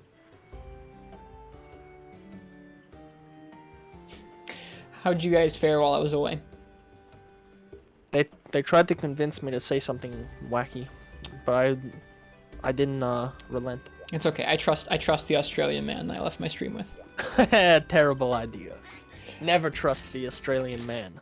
Of all the Australian mans I've ever met, none of them are worth trusting. Okay, good to know.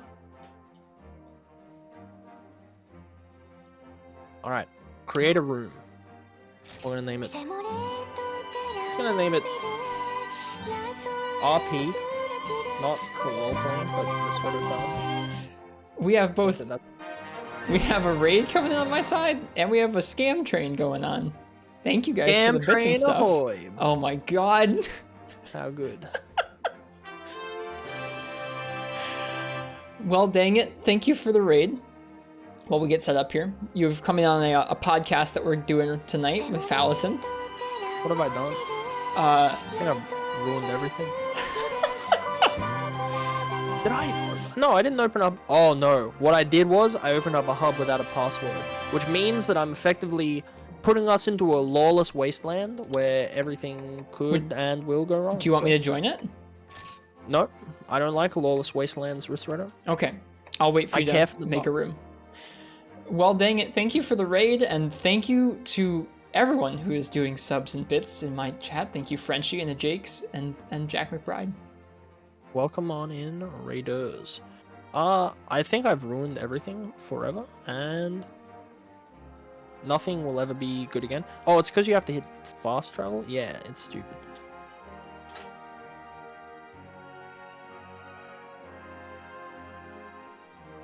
Create a room. Oh, uses my Nintendo Network ID, which is my name. How lovely. Yeah, I hid that before. Whoops. It's okay. It's part of my name also. All right. Well, have you made your room? I'm working on it. Okay. Are you allowed to join the room? I think it's just gonna be me and Phallus in here. Depends. Do you have a new character with no armor on? Yeah, if the answer is yes. We're just getting carpenter bugs tonight. How do you feel about the art behind the lobby menu? You're like in a boat with the marina behind you. Why would you use your real name for a Nintendo Network ID? I may have been a lot younger and not a streamer at the time. Yeah, it's kind of like that. Don't worry, you can't. Mine has like the first 3 letters of my last name as well. So that puts us in a predicament there, doesn't it? That puts us in the spot. It's okay, we're both compromised. Yeah, whatever. I don't care. What are people gonna do with my name? What can you do with someone's first and last name? Oh, probably a bunch of. Let's not talk about it. Just give him ideas. Uchi shows up on my doorstep. Oh, you want to know the worst part? If you Google my full human first and last name, there's a ridiculous video. Do you remember that Jilai Bilai Gumai Kandai guy? The answer is going to be from you, I suspect no, and I'm going to sound like I don't know what that is at all. Okay, there was a video of a man cutting up a gummy rat, and he says things funny. Kermit the Amphibian, my mod. No, I do know that. Yeah. He paid that man $5 to say my name, and now there's a video of that man saying my name. Really? On the internet. Yep. I don't want to subject my chat to that, but I want to watch that sometime. Yeah, I'm gonna give you my first and last name. What do you want? My social security number? No, that's fine. I'll send it to you. You can go, wow, that's the worst shit I ever heard. Sounds good. All right, the thing's up. Okay. The hub's up. Is it you know RP? What?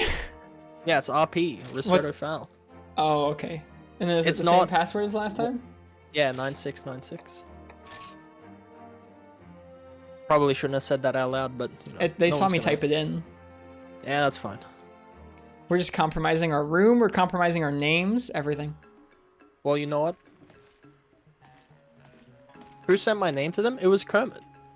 Classic first episode of a podcast. You dox yourself. I don't care. All right, frick boys, go ahead. Do your worst with my name. This is the worst thing I could say ever. It is. But also, do it. You won't. All right, I need carpenter bugs. So yeah, you're coming with me. Can we eat already or not? Yeah, you can eat. Okay, I've been eating for every quest. Something like that, Hamslayer. But yeah, why not? Why not? It's okay. It's not the first time I've shown my name online. It'll be all right. You're what calling my bank. You don't know my bank. For what it's worth, I already knew your last name. The guild protects me at the bank. Also, my last name is like the furthest thing from difficult to find out. Like Smith. You know, Smith? No, it's way more Scottish than that. You can find it in like by clicking around on some of the links I have in my channel description. But I don't care. You know. Do you like there are still 7 other people online playing through you? Isn't that nice? Yeah. Every time I jump on, there's always someone on. All right, let's go. Let's get some carpenter bugs. Man, this I like the idea that this podcast is, or like this series is gonna progressively get more and more unhinged. We're just gonna be playing already like pretty- free you. It's Oh, already no. pretty. It's already pretty unhinged. Oh no, Jack. I'd say it's sufficiently hinged. This marks the second time that Jack McBride has given so many individual transactions of bits or subs that their bank has locked them out. Yeah, have fun buying milk later, buddy. Jack, I'll Venmo you money for milk. You'll be okay, buddy.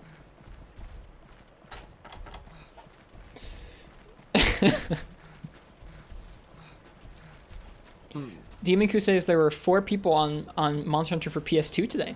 It's amazing. That is amazing. The private server that exists for Monster Hunter 1 or Monster Hunter G is a really nice thing. Once again, thank you to Frenchie and Jack and Jakes for those bits and subs. Y'all are very kind. Gotta love Clone. That's the case, baby.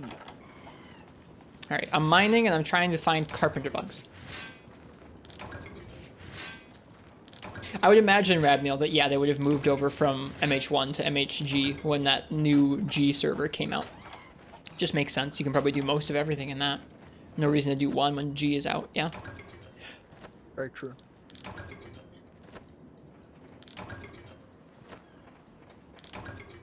I'm just getting honey. Jack says it's a 30-second phone call. So Jack's sitting there watching Twitch, giving bits, Calling giving his subs, bank so and he then can the give bank more calls subs? him. And then the bank calls him. Excuse me, sir. What are you doing? Just watching Oh, Twitch. no. That's even worse. It Like totally is. there's You're the sitting there, cost of like You hit the give bits button, your phone rings, next you're like, oh, not again, shit. the worst part is like not so much that you have to interact with another human being. You have to tell another human being that you're spending your hard-earned dollars to watch someone play video games. Like you have to explain that to another person who's probably, I don't know, investing in like Apple stocks way too late or I something. mean, come on, Phal. You could be out there spending it on alcohol that you piss out instead. It'd be much better. Yeah.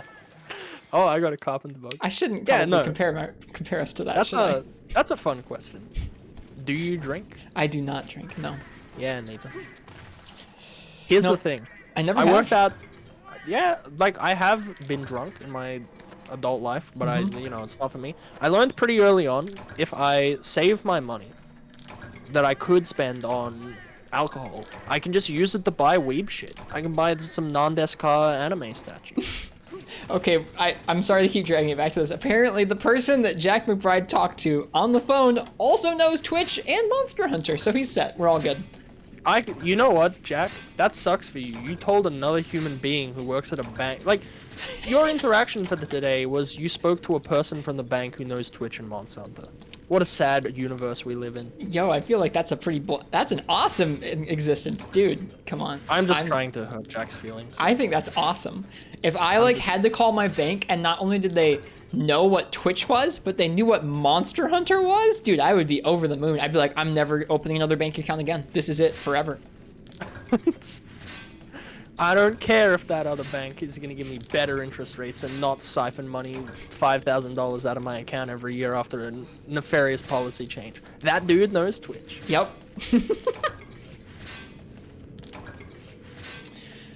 Nope. Fair enough. But yeah, no, my family has had multiple different people on either side that have been like pretty blatant problems with or have had pretty blatant problems with alcohol. So I'm good. I have my coffee. That's good enough for me. I think that's fair. I'll be stupid and picky about that instead. You want to know what's funny? It's actually like kind of a dumb reason why I didn't keep drinking after the first year I spent being 18. Sure. I would go out with some friends and we would get turned up, as the kids would say, and then I would come home. I'd be like, man, I want to play some video games, but I'm drunk and I can't really, so I'm just gonna fall asleep. And I felt like I wasted my weekends. And I think historically I'm a pretty sad drunk, so not fun. Gotcha. So I just don't drink. That makes sense. That's very logical sense. You got home, you couldn't do the iframes, you went, this is not worth it. Yep.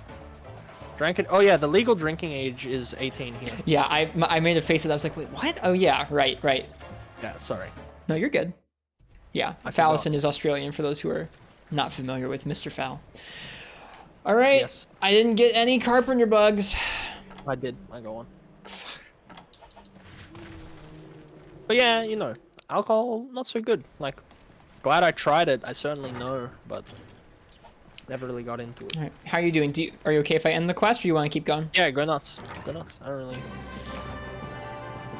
We're gonna get those eventually. This is like when Annie and I played, except with more side chatter and box arts. It wasn't good. It was good to do the box art talk. Mhm. My headphones are really falling apart. Do you need a minute? Are you good? No, they're already held together with tape. Okay. I think it's just, you know, I did my taxes. The government's gonna give me a little money back, so I think I'm gonna buy some new headphones. Nice. Mr. Lost Freedom 1 art though. All right, Uchi, you put your capper away. I think Uchi wants to be on the podcast, and It sounds he wants like to be like, he wants to be like that dude Joe Rogan has. Hey Jamie, pull up that video, will ya? The production manager.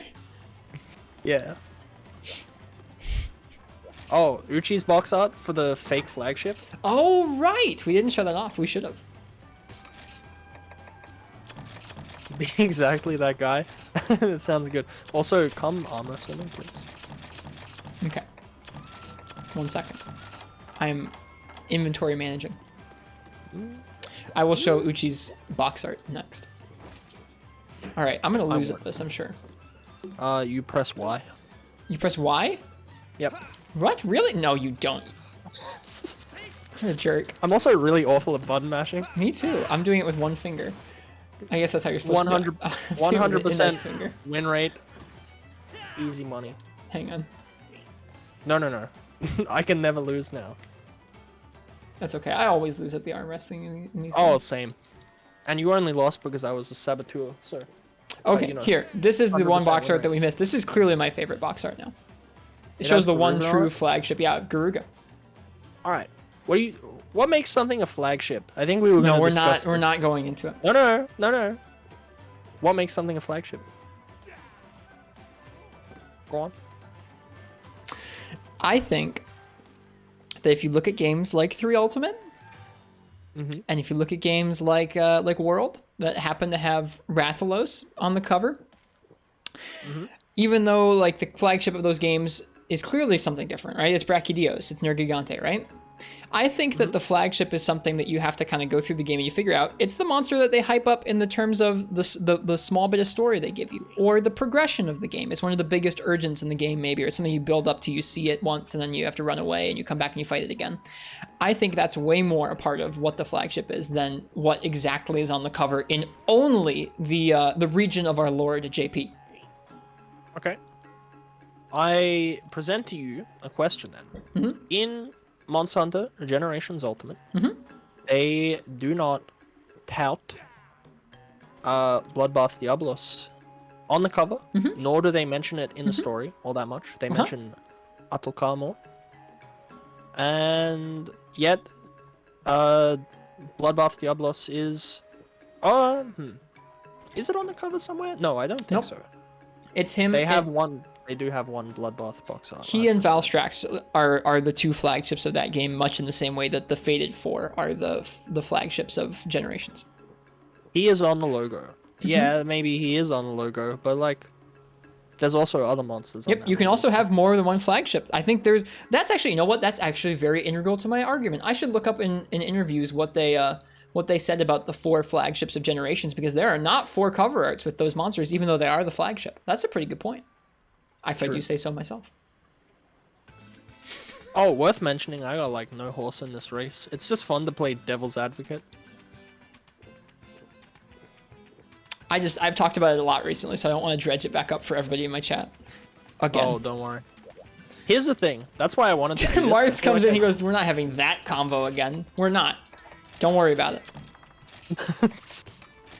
But I want to. Alright, tell you what. I got my sick alloy armor. I got my sick alloy armor, and that's all I got. Let's do a Royal Ludroth. No, I need more. I need carpenter bugs. Oh, alright. Wait, where does this quest take place? I don't know, Flooded Forest. God darn, I can't get them there. Oh, okay, post another gathering quest. I can gather more stuff. I'm sorry, Phal. No, it's fine. I'm not bored or anything. I was like Royal Ludroth because I like him. I like him too. I like his theme the best, actually. Hey, you save that for the next episode then, champ. Okay, I will. No discussing Monster Hunter music until the inevitable Monster Hunter music discussion. I'm screwing up the menu so badly, I just want you to know. Okay. Well, I want you to know. I've ruined everything on my HUD, and I need to work out how to fix it. Did you not fix it while I was away? I tried. I really did. But the game, it seems that it wants me to have, you know, bad stuff forever. Wait, let me...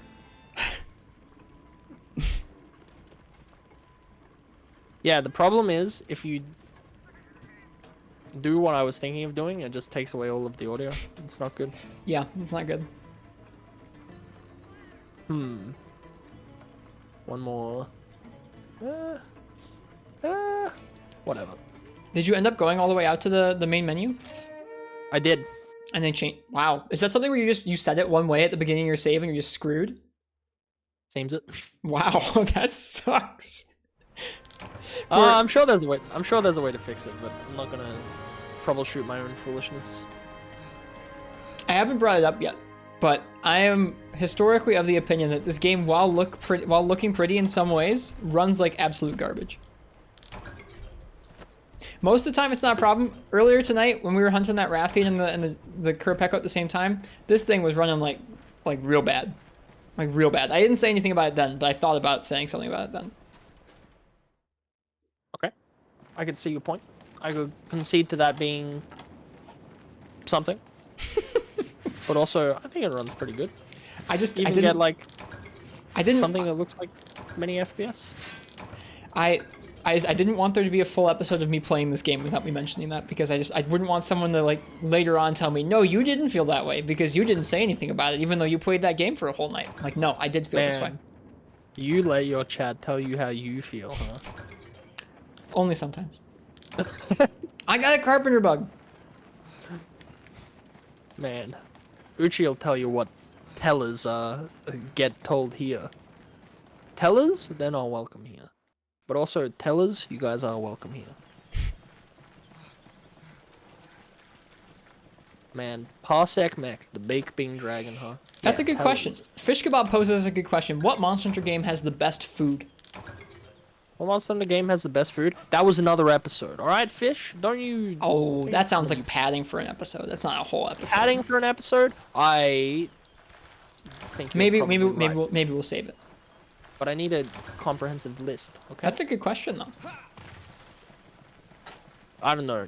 I've always been intrigued by the concept of trying Laranoth salami. Oh, are we going by... Oh, never mind. I thought you were just talking about, like, which game has the best, like, visuals for the food in the canteen. Oh. You're talking about individual food items. Hang on. The meat wagon, I'm pretty partial to. You know, well, you know, by any stretch. The answer is not Generations. If you're thinking that you're going to consume like 6 million pounds of cheese and then do physical activity, I thought this game was supposed to be based in realism. I thought it was supposed to blend the fantastical. I got the carpenter bugs. I think we're good. This is true. And grounded. But you're telling me that the hunter can consume like 5 million kilograms of dairy product and then can function at max capacity whilst fighting a monster? No, sir, that person has shit their pants midway through fighting a Rathian. I don't think so. I don't think so, and I don't think so. Maybe Kieran butter just works different than our butter. Maybe Kieran butter just works different. Rist, this game is based in realism. It's supposed to be analogous of things that you and I can understand. There is no fantasy here. There is no magic. What would a meat wagon be like? I imagine it would be some overcooked gimmick food in which you have little salami wheels attached to a wagon that is constructed of hot dogs and toothpicks. And inside of that wagon, there is turkey pastrami piled oh so high. Oh wait, sorry, it would probably... What's a chicken in this game? I don't know, horu breast or something. Just piled high, and then you've got gamey Azeros. It would be a gargua. It'd have to be a gargua. Agua? Like emu meat? I guess. I don't know. What other birds are there? There aren't that many. I was picturing like an actual wagon-sized wagon, just full of meat that like the cats would drag in from outside, and it's just piled with like meat of varying degrees of quality and freshness. The cats would drag in from outside. Oh boy, you make it sound appetizing. I mean, it's called the meat wagon, dude. Yeah, like you go to a restaurant and get a meat wagon, they'd be like, oh, here you go. It's like a T-bone steak with like a second T-bone steak or whatever. It's like hardly a wagon. It's just a colorful name. I don't know. Yeah, people are saying that Rise doesn't look that appetizing. Okay, we gotta save this for the actual food episode someday. We'll sit here, we'll make some meals, Phal. How about that? And we'll sit here and we'll eat. We'll give a Monster Hunter, what are those, a Monster Hunter mukbang podcast. Yeah. You're implying that I'm going to make, you know what? Sophie, my special lady friend, she's been bugging me. She's not really bugging me, but she has said she wants to make a Korean dango equivalent. So, you know what? I'll make this Korean dango equivalent, and I'll try it. And I'll make fondue and proceed to, like, feel awful for the rest of the day. I think, unless, in case you just missed this, the mukbang bros. Mukbang bros? That'd be Gucci. Puns are lazy writing.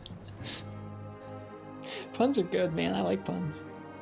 well. I guess we know how you feel about the Ace Cadet, huh? Yeah, you come into my chat and you type exclamation point quote and then 1. Go on, see what happens. Am I gonna get timed out for this? No, you are not. Yeah, I just have a command that times you out. Hey, some chats do.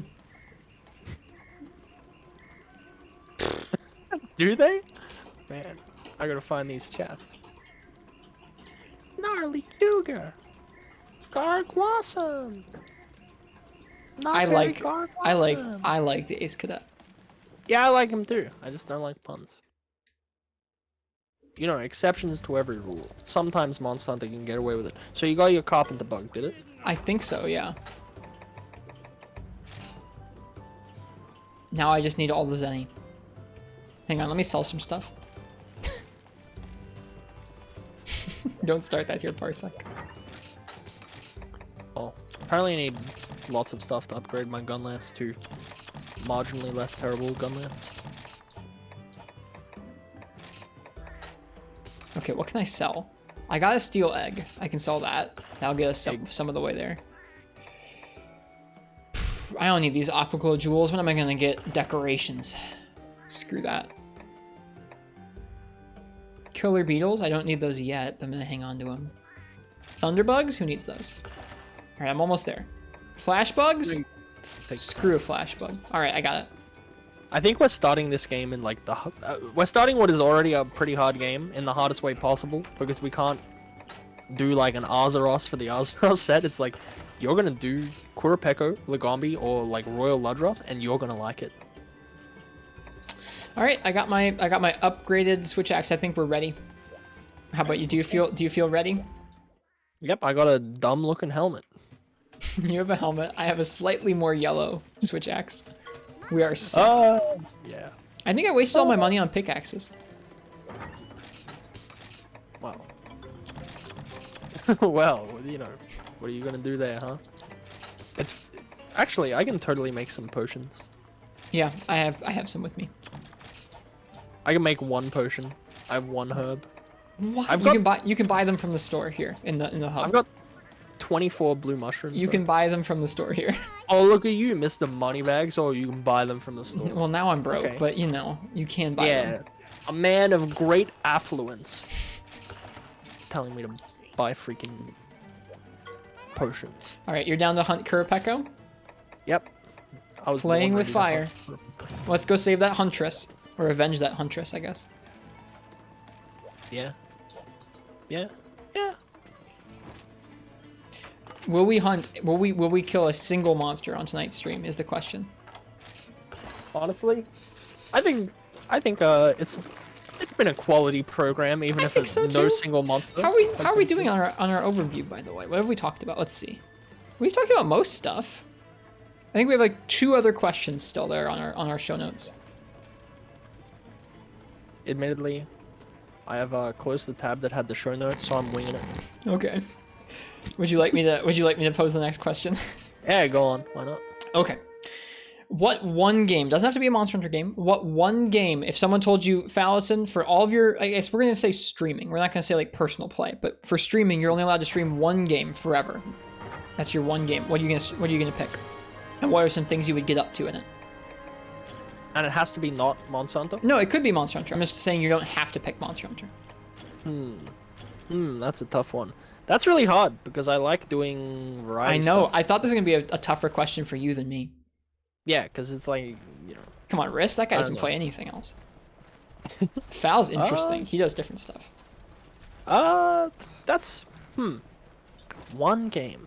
Shush, Fish. Final Fantasy 14. Good. What would you get up to in that one game? I would play it. I don't know. Like an MMO is kind of a safe answer, I feel, but I do play it like a lot, and you know they add content to it all the time, and so I do stream it and I have fun with it. Let me add on to that. What are some things in that game that you like in regular course of play you haven't done that you're kind of like, oh, I'll do that someday. When I have time, I'll get up to that. Or like, what are some things like that on your bucket list in that game? So you've played Monster Hunter 4 Ultimate, I assume. New streamer Bistro Chronicles. You know how occasionally you would join a lobby and there would be people erotic role playing? Oh yes. In the people do that in a sanctioned format in Final Fantasy. How is it sanctioned? So you can own player houses in this game, right? And the guilds can own them. They're called free companies in that game. They set up like clubs on a Friday night where they go and they give you in-game drinks, and there are cat boys who are scantily clad, and they'll talk dirty to you in ye old English.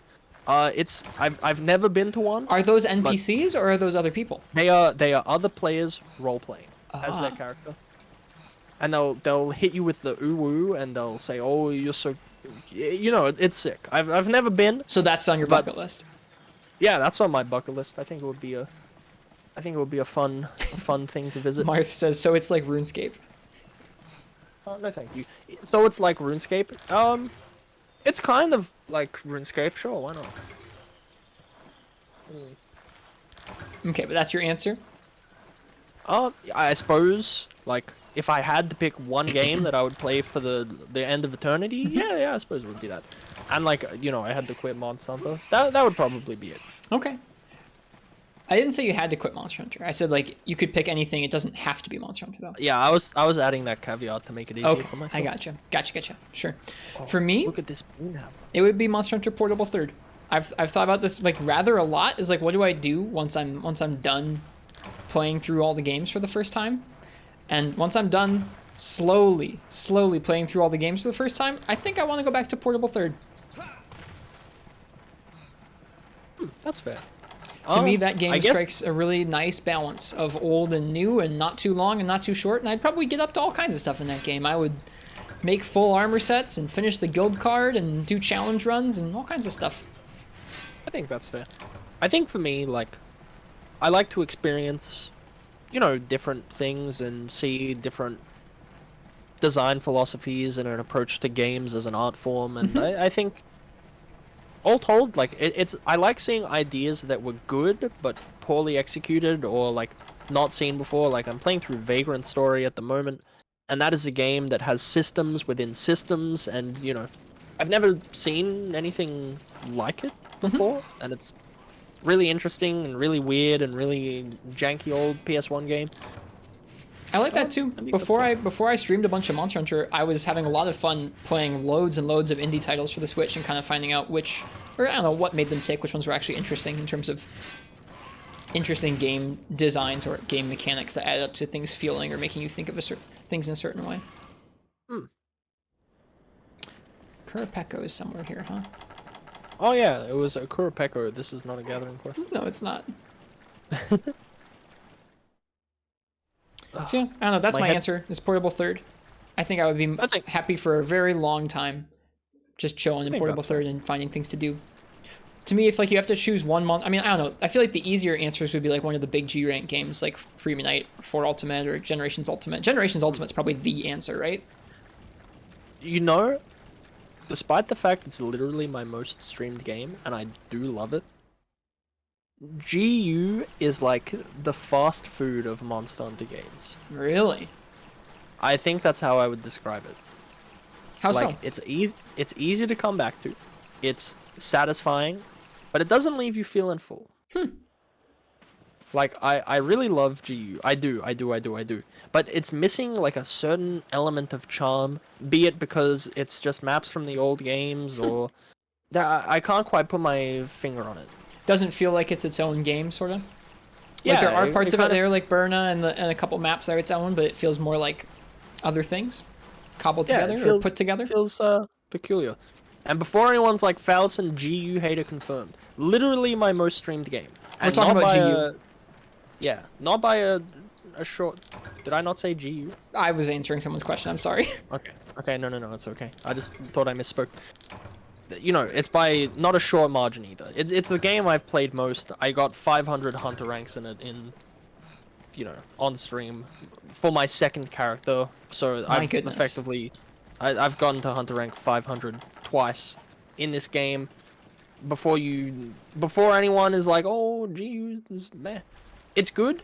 It's really good. It's a fantastic game, but it has like too much, I think. Hyper says it's also a game that they think a lot of people resort to on viewer hunts. I don't know. It's interesting. I think it'll be interesting to see that game's legacy in the future. If it'll come down to like, this is the best of all those games, or that's that one game that has everything but doesn't feel quite as good as all the places where they came from. Yes, that is like a perfect way to surmise it, honestly. I think it's good. Alright, Frenchie, you're in trouble. Just give me 4 UHD. You don't need 4 UHD. No Monster Hunter game needs a re-release, except Frontier. Are you sure about that, though? Like, yep. It's hard for a lot of folks to go and play 4 Ultimate. Because of the 3DS? Yeah, it hurts their hands. Okay, I would accept that, like, as an accessibility option? Yeah. Yes. For a lot of people, that's their thing. It's not just like, I know, like, the pixels, it's the, I can't play this or my hands hurt. That is, alright, that is a completely fair and reasonable response. Oh, I found him. 100%. Oh, where is it? How do I, there. Oh god, I made the map small. I'm coming. It's the fire. But I think, largely I wouldn't be too opposed to it, actually. 3U and 4U coming as a double pack. But I think maybe I'm just a bit anti, like, re-release and remake and HD, upgrade, like, culture that happens in gaming now. So you know what? Maybe Monster Hunter is something that could benefit from it, because there are a lot of good games trapped on the 3DS. And I'm wrong. I said the dumb thing. I'm the dumb. You're okay. I understand. Especially because I think Marth just said that they were talking with another person named SD Shepard about how a lot of folks in the community want 4U and a sequel to that game as opposed to like a new game based off of where they've gone since then. We talked about that earlier today a bit, about how that's not how either of us really truly feel about the series. As much as like, I'm sure either of us would still take a 4U too, I think both of us are pretty happy seeing where they go otherwise. Yes. Yep, Turnip also says stuff like Try and Dose and Monster Hunter 1 don't really have proper online support when played on emulators. Even with the recent private servers, they're still not 100%. I think that's true, but also, I don't know. I guess I'm of a couple of different minds of it. I'm sick of game companies selling me a game that came out on the PS3. Well, that makes sense because you're a Resident Evil fan. Yeah, it's true. But then again, I think Resident Evil actually does the re-releases a lot better. I think Resident Evil 2 Remake is really, really good. Now, those are good. Now, the 18th RE4 port? Okay, yep, I'll concede on that one. Sorry if that was mean or savage. No, that's fine. as you know, I didn't make the game. As Todd Howard said about porting Skyrim for the 5 millionth time. Oh, man, we that's- keep on doing it because you keep buying it. It's fair. And I think that's what annoys me. Like, I would love a gaming renaissance, like a PS2. Yeah, era nobody's making number new 2. things, right? Yeah. I don't know.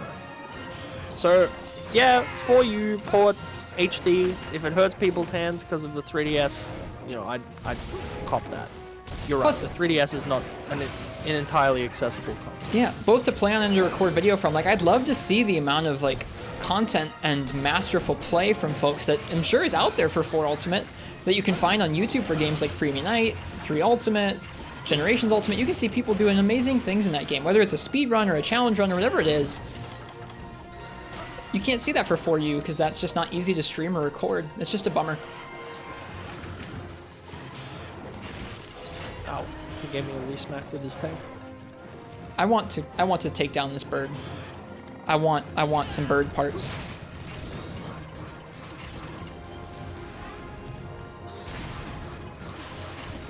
I think I may Damn, take the- this.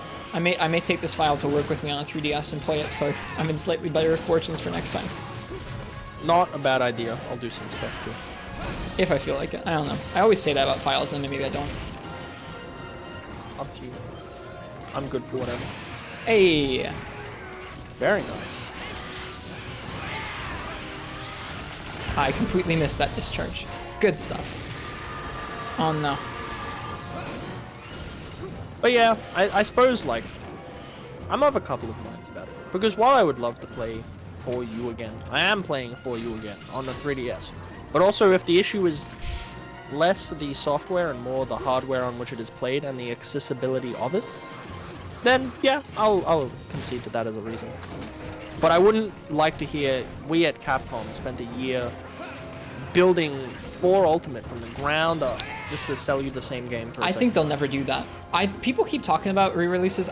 I'm of the opinion that while it would be nice to get a re-release, I don't think we'll ever get that. Yes. I think that, I mean, there have been so many opportunities where they could have done that. The only examples being G for the Wii, because that was the first time they jumped actual full console platforms before, and they wanted to give folks more than one game to play on that console. And like the double cross GU for the Switch. Yes. I don't think they're gonna. I think that when you start looking at some of those older games, like 4 Ultimate, like Freemium Night, you start looking at how you could port those to new consoles. They would need a significant amount of work to fit with players' expectations of what Monster Hunter is like now, more than people would think. I don't think that Capcom would release them just in their existing form. Just hey, we made the menus function enough, and here you go. Like they would not do that. I don't think, and I don't think they would dedicate the amount of time and money it would take to actually improve it. And at that point, like, would it really be even the game that folks want re-released? Not really. So I don't think they're going to do it. I would be really surprised if they ever do a remaster. They're more likened to do stuff like in Rise where they reimagine the maps like that, or in GU where it's a different game but the fights are back. Yeah, I don't know. I think, like, on one hand, I kind of just have to put it out there. Like, classic Monhan, they're not going to make a new one of those. That's just Nope, not happening. it's over. They'd re-release an old one. You're not getting another game that looks like GU. It's just not happening. No, I don't think so either. And like And it if bums it me does- out, but it's not. It's not happening. I can think of no real reason for them to do that. The only reason for them to do that would be like if they were like, oh, we're just going to release a new Monster Hunter game for the 3DS again, which they're not going to do. That would be... Now that they've proven they can just fine release something in the newer style on something like the Switch, there's no reason they're going to do that again.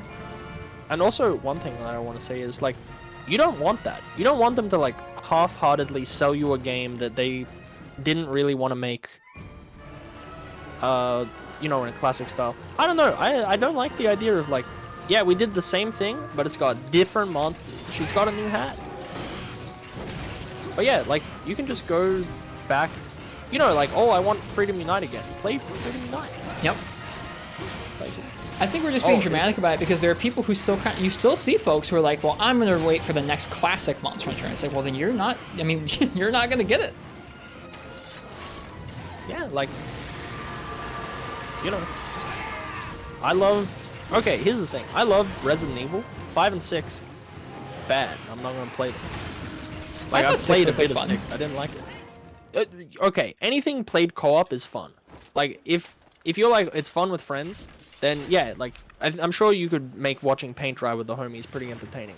Remember when we spent an hour looking at box art for old ass games? I think that's pretty cool, man.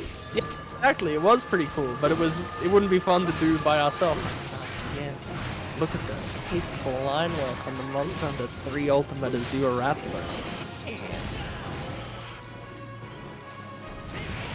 Come on, you're not doing that. And if you are doing that, why didn't you do it before today?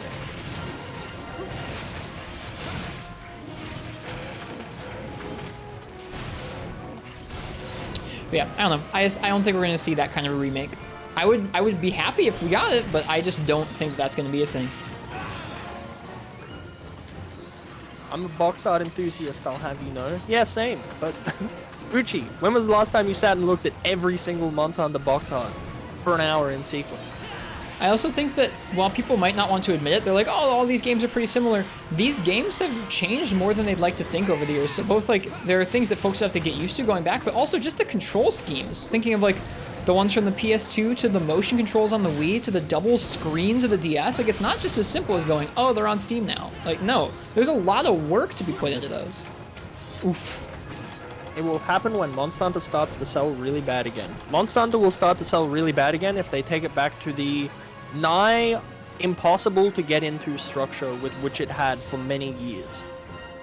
Show a new player the skill system from this game and be like, yep, this is fun, go on, have fun. They're not going to.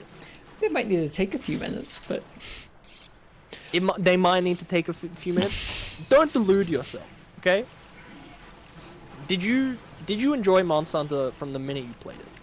no. I tried Try and 4 Ultimate and eventually got into GU. Yeah, same. But when I got into bounced GU, off the as skill well. system was what got me into it the most. Okay, that's fair. Like that It's was my. different for You go back to my Generations file. I've got like bizarre, like bubbly dance resuscitate gunlance sets. Yeah, that's sick. You're just It was unique. it was pink and green. But yeah, I don't want to hear this like, oh, you know, Monster Hunter, you know, I got into it right away. If you did, outstanding. Yeah. I think you're the outlier. What Radmeal Trans just said is probably the most likely. Is if they ever actually want it to be a remaster or re-release, it will be from a different studio and it will be handled by a different team like that. Yeah, are you gonna buy the Metal Gear Solid 1 remake that Kojima had nothing to do with and Konami had everything to do with? Hey, I would check out any Monster Hunter re-release that came out. Okay. But I don't know that that would necessarily be a good idea as far as like it would have to be a really specific team of people doing a remaster to actually get the parts right that needed to get got right. Well, let's say you're re-releasing 4 Ultimate or Freemy Night, like you need a team that at least understands what makes that game good. Okay. But here's the thing. I understand what makes 4 Ultimate and Freedom Unite good. You understand what makes 4 Ultimate and Freedom Unite good. Those things might look very different. That's true. Look at the Dead Space remake buzz. Dead Space is not a game that needed a remake. As someone who played it last year for the first time, it's fine. It doesn't need a remake. How did you play it? How did I play it?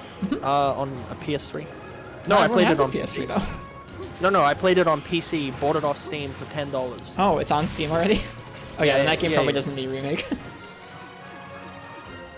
Demon Souls didn't need it's not even a remake. They just made the graphics look good. And by God, it looks good, but...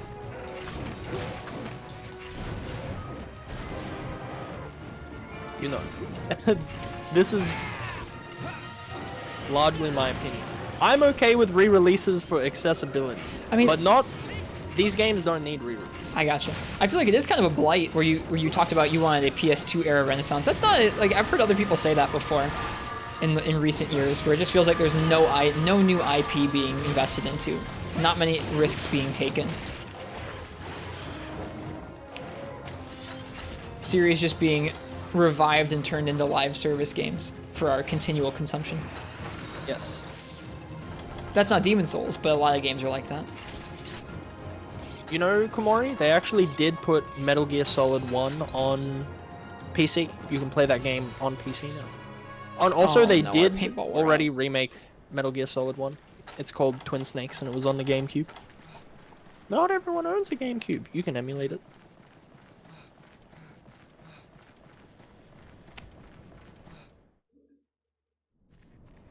They put MGS3 in pachinko machines. They did. Ban Uchi.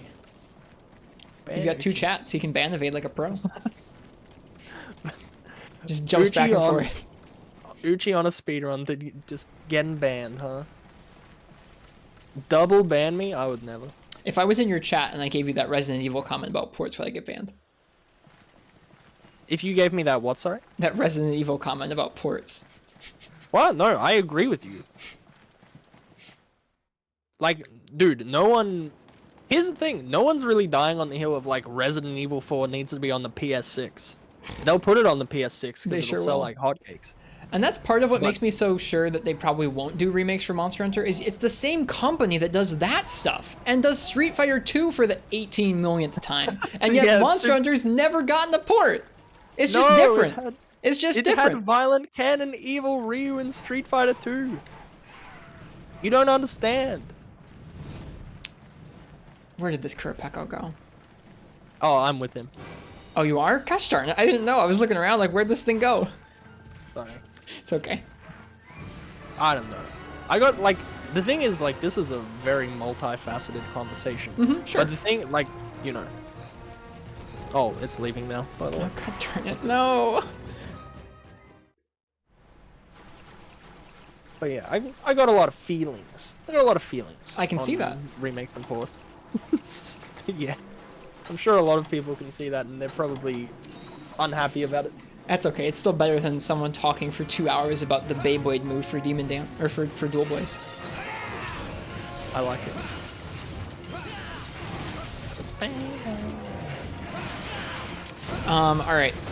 We have about an hour left of our lovely cast. Our initial 5-hour podcast, jeez. Oh, jeez. How long? But our last question, we can probably stretch this out for an hour. Phallison. A podcast? Sorry, one sec. I gotta address Moss. Hey, Moss. It's not a roast sesh. What are we roasting? Like, I'm not talking about a human being with flaws and faults. I'm talking about a company selling you something you already own. Probably multiple copies of. But Capcom is my friend.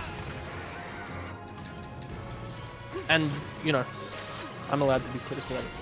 And you're allowed to be uncritical of it, if you so choose. You know, it's all personal preference. That's what this is. All right, my last question for you of the podcast. Oh, it's limping. Hell yeah, we're gonna kill a monster on tonight's stream. Go on. Phallison, if you could take Monster Hunter series producer Ryozo Shujimoto on an afternoon around your hometown or city or state, what would you get up to with Mr. Ryozo? I live near a very nice forest and a few very lovely hiking trails. So we would go hiking or walking. You know, I live, like, not insignificantly closer to Melbourne, which is, like, our big city. So we could go there and look at the meager aquarium. I don't know. The meager aquarium. It's a very unimpressive aquarium. Thanks, interesting. But yeah, I honestly don't know. I guess the question is, like, what do I have in my hometown? I have a man who's a wizard. That's pretty cool. And you think I'm joking, but no, he's There's a wizard in your wizard. town? Yeah, there's a wizard Thanks, in my town. Rathian. He wears an eye patch.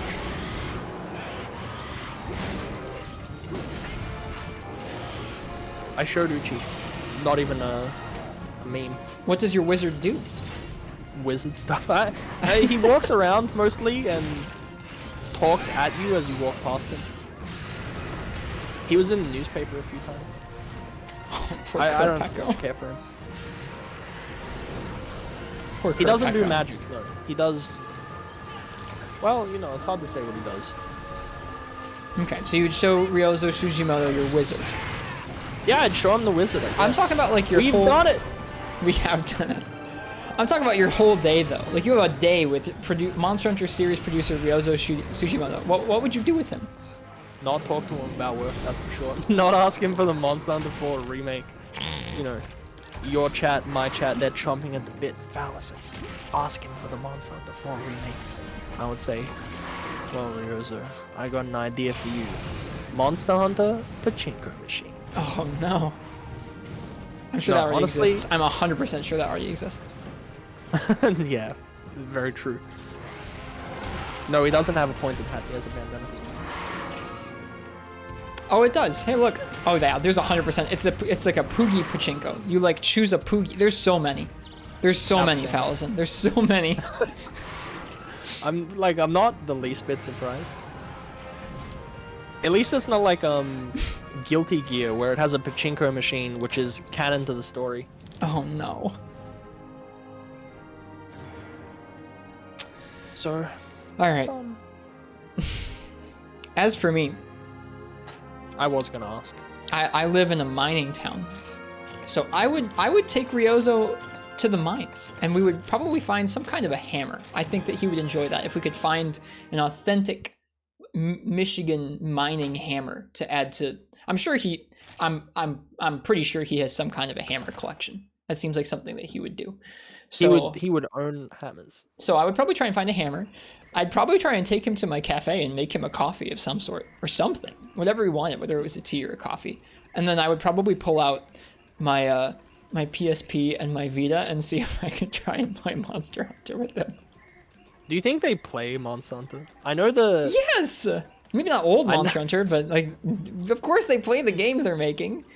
Oh, alright, what do you think they feel about... How do you think they would interface with the conversation we're having right now? Of do you what? think they'd be about like, Ryozo?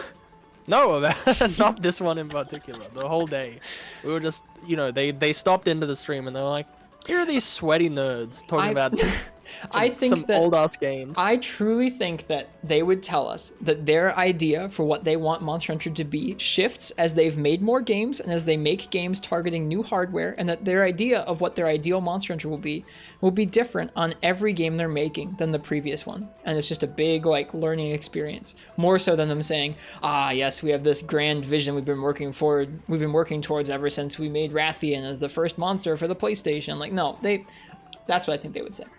I'll bet they're winging it. That's not true. I don't believe that. It's I think it's interesting. It's like a hard question. Mm-hmm. If you could ask them something Monster Hunter related, like pick their brain about something, what would you ask? There's so many good questions to ask. Yeah, just one. Is this a question I think they'll actually answer, or I can literally coerce them to answer any question? They would just answer it. Like, okay. So it's not like an interviewee, think of your best interview question that you think they'll actually answer. Okay. What question do you think you could ask them that they wouldn't answer? It's not like they can spoil the story. I don't know, what's the next Monster Hunter game? They can't tell you that. They would say it's Monster Hunter 6. Monster Hunter 6? That's what they would say. Okay. And then Ryozo Sugimoto just poofs into the air like I Dream of Genie. Gone. After you ask your silly question. Oh no. Okay, hang on.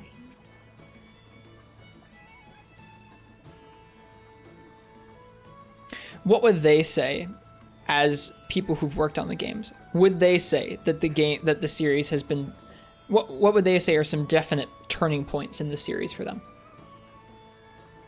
Yeah, I think that's a good question. And why? I don't know.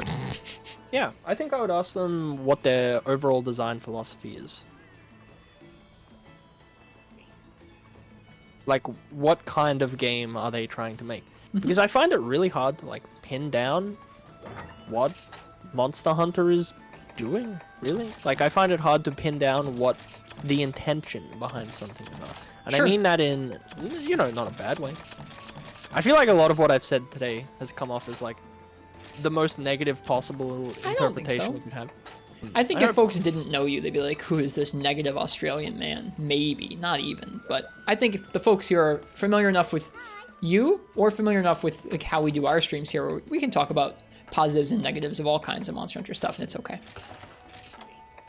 They've explained in some interviews. I suppose maybe I should look up at that. But I don't know. I think Monster Hunter is different from some games in that way. Like, it feels like maybe I can sense the intent from just playing through something. But Monster Hunter, I'd want to talk more about it. Who's Fallison? The dude who banned JRP Yeah in his channel. That's who, Arcane Doctrine. Would you like to fight a... You know, I want to do a Royal Ludroth. Let's do it. He goes under... He's got the best theme. There's interviews going back for a lot of the games that you can find if you search deep enough. It's fun. Okay, I'll give them a watch sometime, and maybe I'll feel informed. They're pretty enjoyable. Not in that one? Not yet, Arcane. Not yet, buddy.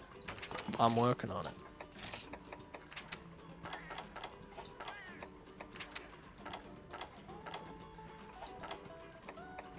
I'm going to make some more. I'm going to buy some herbs.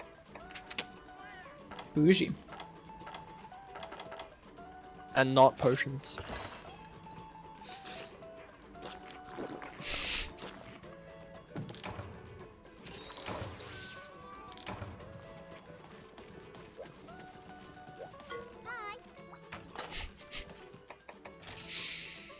I somehow have more blue mushroom.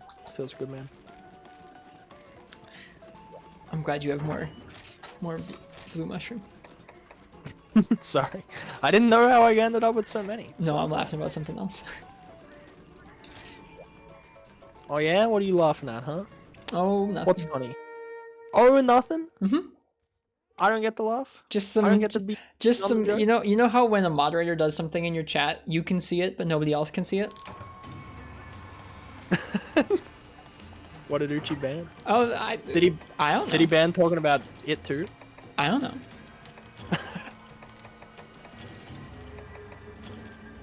It's just laughing at one of those moderator actions, that's all. As you do. I want to laugh too. Shucks. Shucks. Zelda Fantastic a question. If given the opportunity to play a Monster Hunter game with VR implementation, would you? My answer is no. I think that, well, I mean, I guess, like, okay, let me take that back. Yes, sure. However, I wouldn't want it to be first person. I think that if there was a VR implementation, it would have to just be like Monster Hunter, but you're like a floating head camera in the world rather than just a 2D floating camera like this. Since I started wearing glasses, I experienced motion sickness because I'm a gigantic nerd, and virtual reality makes me want to throw up times infinity. Okay. So I'm a little biased on that one. Yeah, I don't think first-person Monster Hunter is the thing I want to see. There is not a Monster Hunter VR game coming. Yeah, it would not be a thing. Like I said, I think it would just be something where, I mean, I wouldn't mind having VR just as an experience. It'd be kind of neat to be just in the world like that, but I don't think the first-person perspective would work out. Okay, I know why I'm laughing now. Mm-hmm, yeah, there you go. Feels good, man. Feels good. I didn't do anything. Yeah, I know. You don't want to do 5th gen heavy bowgun roll in first person? I mean, if I had to choose a way to end it all, I think that'd be a good way of doing it. Just throw up in your... just the awfulness of heavy bowgun roll just takes you out of it. You know, I've never seen a Ferris wheel of vomit before, but I think it would be, you know, like one of those pinwheel type fireworks. It'd be like that. Inside of your VR headset. Yeah, they have like a... you know, they should add a mask component to that. I think that would be pretty cool. But yeah, I kind of liked the very short bursts in which I could play Resident Evil 7 in VR. I think that, you know, it was a really cool idea. But I think in general I'm opposed to VR. I don't know why. Monhun. What a big, complex series that's decidedly hard to talk about. I don't know. Intriguing.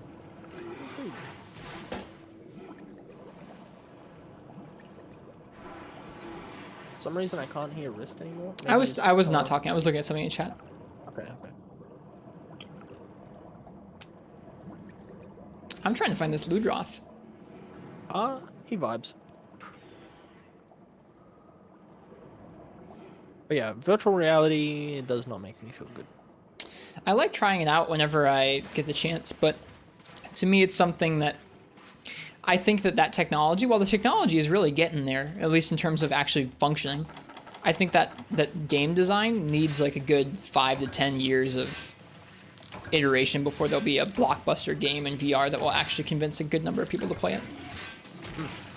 I think that currently when you look at what works, they've got like a couple different gameplay paradigms that work well in a headset and not enough there to really make for a full game in a lot of cases. First-person shooter and first-person shooter. First-person move items around a store counter, or yeah. I don't know. I think they need some time with it still. I don't like first-person games as much.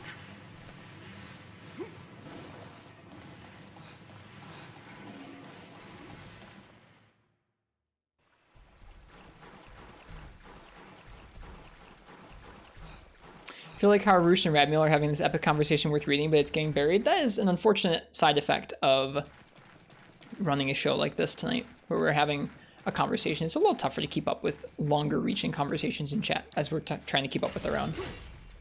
We cannot find this. We cannot find this Ludroth. And now my cat is mad that there's something on her pillow.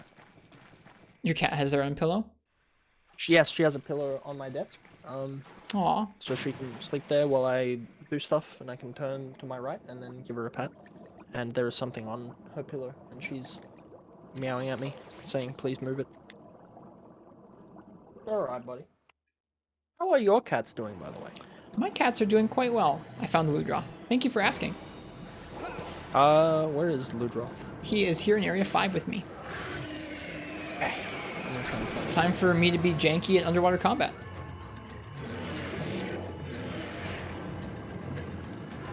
Should be pretty good. It's funny, after playing through this game twice with Sword and Shield, I have now been informed that Sword and Shield is the worst weapon in this game for underwater combat. Yeah. Folks like to say that. I still want to prove them wrong sometime. I think it's funny to see what kind of opinions like that are like pervade and are true, and which ones pervade and are just like kind of mildly true. Like there are a lot that are, I feel like, overblown. I don't know if that's one of them, but I feel like a lot of, especially when it comes to Sword and Shield and Dual Blades in some of the early games, like folks are always in Free Night, like, or actually I'm not gonna say that one, but folks are always like in various games, like, oh, Sword and Shield or Dual Blades, blah blah blah, like they're just bad in this game or something, when they're perfectly workable. I think in general, folks overblow how much things are like viable or unviable. It's like maybe if you're some like speedrunning optimizing person, but most of us aren't, and so we can enjoy those things. Yeah, like, it's funny. I said yesterday, I was having a conversation. I was like, oh, Hunting Horn came up. I was like, oh yeah, you know what, person. You and I, we both play an underappreciated weapon. And they did the chat equivalent of looking at me funny. And I was like, yeah, you know, like, Sword and Shield, underappreciated weapon. And they're like, what do you mean? It's like, in world, Sword and Shield has a 3% player usage stat, and Hunting Horn has a 2% player usage stat. Admittedly, it's, you know, tied with some things, but, like, yes, like, the numbers are there. And I think I really like that about World. Jack is like, I'm scared of what Jack is threatening to do in my chat right now. What is Jack doing? I think he's threatening to like use the September pricing to like gift more subs than anybody else in my chat, and I don't want him to do that, so I had to say something loud. That would be,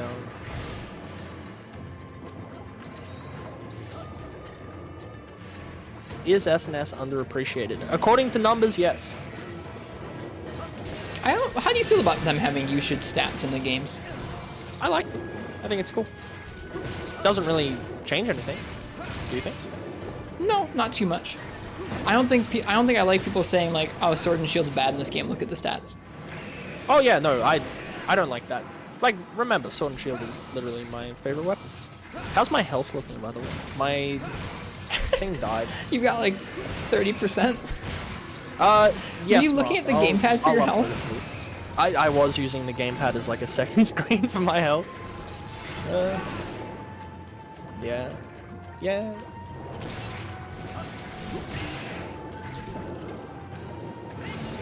Yeah, this will be archived both here on Twitch and on YouTube, Martz. Yeah, we'll put it up. Okay, I guess I have a question for folks. feel free and sound off. I know this is kind of early because we haven't wrapped up fully yet, but we've done 4 hours of this, right? What do you guys think of this format? Do you guys have any things you'd like to see about this format changed a little bit? Or are you pretty happy with this, just like our normal stream, but a podcast style? I don't know. Yeah, be brutally honest as well. Because, I don't know, I'd like these streams, what we're doing right now, to mainly be consumable, kind of like a podcast. If this is too spaced out, maybe we can consolidate the more talky aspects and then have a more playing part of the stream later on or something like that. Good point. Folks seem to generally like this. Yeah, it's good. I do want to be clear that I'm not like... I don't want this to become like Rist and Fallacy with the hottest takes. We're the baddest dudes of the community. I don't think that unless we really brand as the Bang Bros, then we might have something to worry about. Yeah. Which I don't think we should do. That's one of those things. I don't think we should either. But I think mostly, you know, I do want to be clear. Like, we're not trying to have hot takes. We're just people discussing, and I think it's good to have opinions that don't necessarily meet everyone else's, and I want to hear yours as well. And I'm really glad that this has provided like a good way for me to hear perspectives that I otherwise wouldn't in a more dialogue-heavy format. Because you go on Twitter or something, it's like people mad. Like, I saw people complaining about the Vine blessing. Thing bad is a good way of summing it up. Yeah. Man, 3 use Switch Axe is just peak tactility. I love it. For a second, I saw Chorito SSB's message about, I don't like that Fallison guy, and then he used one of my emotes. I was like, oh, wait a minute, it's a joke. Or alternatively, he's someone who doesn't like me and just has access to the emote. Which are, you know, honestly... Wait, Marth. The For You community is as well? Wait, what? No, hang on. By the way, I'm mad, and the For You community too. Wait, For You 2 community is as well. About what? Well, you know what? All 6 of you can be mad with your outdated opinions. Get with the times, Grandpa, and that's gonna be my response every time.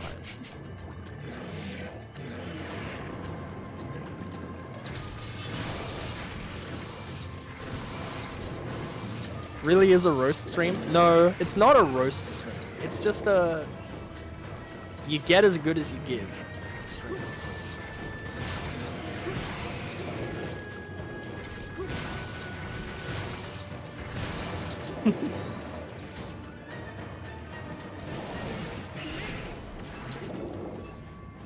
It is definitely a different experience fighting this guy underwater. I love Royal Ludroth. How's my health looking? You have about half. Okay. This is some... Hey, nice break. I want that shiny. This is really fun to play Gunlance underwater, if not at all understandable. Ooh, that forward lunge with Switch Axe is really meaty underwater. I'd be interested to see how your quotes command ends up looking comparative to my quotes command. Mine is like a bunch of like a mixture of like really weird out of context things that don't make much sense and like innuendos along with some actually like, ridiculously funny quotes. I feel like you will appreciate the quote that I hate the clutch claw, he stole my grandmother's Cadillac in the 90s. That's a good one. That's a good quote. I think it is. You're funny. You're a funny man. That was not me. It was not me. Oh? That's from our Schmegel Eskimo. Oh, Schmegel. Love that. What a swell fella. Excuse me. Clutch Claw is the worst. He stole my grandma's Cadillac in the 90s. This was said during the midst of a hot Clutch Claw discussion. I don't know what my sharpness is either. I have to assume bad because I'm bouncing with every hit. Man, this is the way a Monster Hunter was meant to be played. No HUD, no nothing. Just you and the glowy-eyed monster underwater. Only one little helmet. Doesn't this feel like you've just started playing Monster Hunter for the first time, Phal? I like the contrast of us talking these like high level, like what do we think Monster Hunter should be, coupled with just like the saddest gameplay. Saddest gameplay? Speak for yourself. I'm getting lit-ass dubskis, baby. You did get that cool break. I got that one dunk on Kurapeko earlier. Those fat Vic Roys. We made him flinch. We did make him flinch. I'm pressing the X button. I'm doing full slams underwater, which doesn't make sense because there's no impact against the ground. But hey, you know, Monster Hunter's pretty. You know, this is fun. I've really enjoyed myself. Me too. I think we should do this again. I agree. Although, you do understand, embroiling yourself with me, bad idea, because I'm kind of a bad boy around these here parts. Oh, yeah? Leather jacket and everything, yeah. Just ask Gucci. Don't ask Gucci. Gucci will just call me a nerd or something. I think the only time I get myself in real hot water is when I get really worked up about something like Gold Rathian, or I don't know. I forget what things I get worked up about. People telling me that never mind. People telling you your own opinion? Yeah, that's funny. That's the only time I land myself in hot water. It's probably as hot water in my head too. I can't. Yeah, you know, like things often end up way worse. I've apologized to people after streams, and they're like, "Yeah, what are you apologizing for?" It's good to apologize, though. It's good. It feels, yeah, it does feel nice to say sorry. It's real. Like the interactions here, even though there are many, are real. So it's good to treat it that way. Hey, chat, both mine and Ristretto's, you are wonderful. I appreciate. What is this move? Respect you, and I'm sorry. Feels good. Look at him go. Yeah, wow. like he's actually a threat here, and his glowy eyes are cool, as Komori Ryuex pointed out. Ugh, the little Ludroth got me. I'm cringe. Here I'm he comes. Cringe. No, Superman. You're cringe. Oh, I'm stunned. What do you think of stun in Monster Hunter? I think that's a fun question. I like it in the old games. I don't like it in the new games. Why do you like it in the old games? In the old games, it feels like a decently good punish for being hit multiple times without like healing or putting significant amounts of time between yourself and the monster when you last got hit. In the new games, it feels like it happens about the same amount of time. Sometimes it feels less predictable to me, but it feels absolutely inescapable in a way that I really don't like. You're cringe. People don't understand stun enough. I'd like to hear that perspective, actually. What don't I understand about it? I actually don't know my real feeling about it. My favorite sauce. Kermit asked what my favorite sauce is. Probably ketchup. I'm boring. How much HP do I have? You're at like 20%. Okay, thank you. I gotta fix it. Shepard the committee. Hey, I like Shep's streams. I like Shepard's For streams You as community. well. You know what? You can just play For You again. You don't need a For You 2. What are they gonna do? Make Gore Magala 2? Gore Magala, but spiky. Tell me, what would For You 2 have? Spiky Gore Magala. Oh, Spiky Gore Magala. That's Seregios. No. Gore Magala. Not another flying wyvern. Gore Magala. Okay, get this. Gore Magala, right? You understand? I need confirmation. Yes. I don't know what you're calling. Okay, Gore Magala, you understand. And then think of it like this. Gore Magala, but sunglasses. Okay. I could take sunglasses instead of spikes. Thoughts?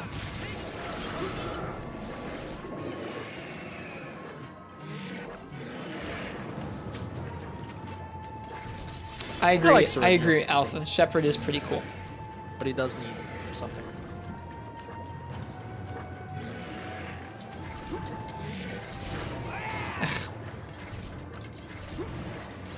I'm whiffing a lot. Ow. That comfy underwater combat.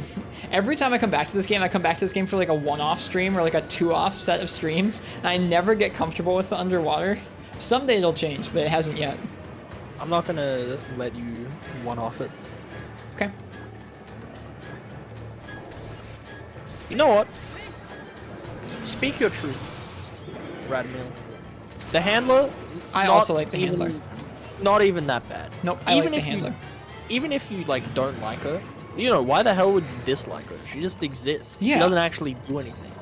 I think I dislike how often they made her the trope of like the handler gets in the way and you have to save her, but like I think she's an okay character. It's nice having a cheerful character that's along for the ride with you. I don't like the English dub at all, but that's like across the board, not just her. Oh yeah, I never heard the English dub until I watched a couple of streams. I'd only ever played It's in bad. Monster Hunter language. It's bad. Yeah, but that's the rule, not the exception. Yeah. That English dub bad. You know, like in other news, water wet. You don't say.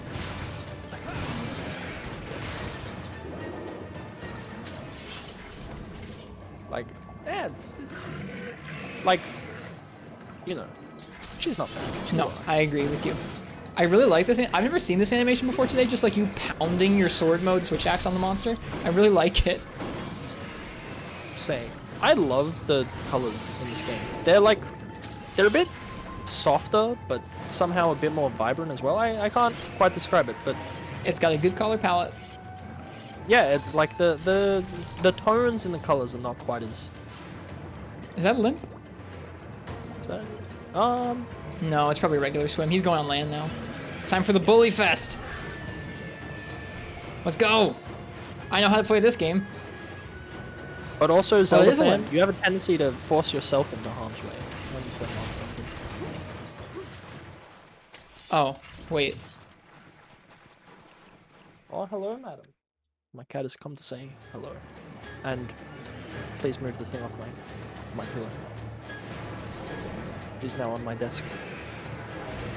Oh yeah, She's I guess mad you're right. Actually, precious stones, I didn't even think about it. But yeah, we can bounce in sword mode. That's why I hadn't seen that animation before, is it takes you going down to red sharpness or orange sharpness for you to bounce in sword mode. My cat is giving me kisses. Aw. It's very nice.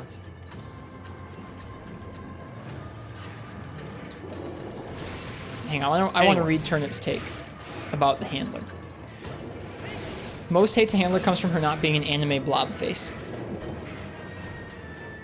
Anime blob face? What does this mean? I think it's just not an anime waifu. Oh. And so they don't like I it. get you. Yeah, like, I don't ever want to imply people can't think for themselves, but I will definitely say a lot of people do hear a point and they're like, that's kind of funny, and then they resonate with it to the point that they just like repeat it verbatim and Without yeah, actually if you examining ask how they someone- feel about it. yeah. I think that's pretty common in like Monhun. Like thing bad comes, and you know maybe it's every community, but this is the only one I've ever really been embroiled in. Is Ruchi here too? I think he got mad that I didn't have transcoding and he left. Understandable.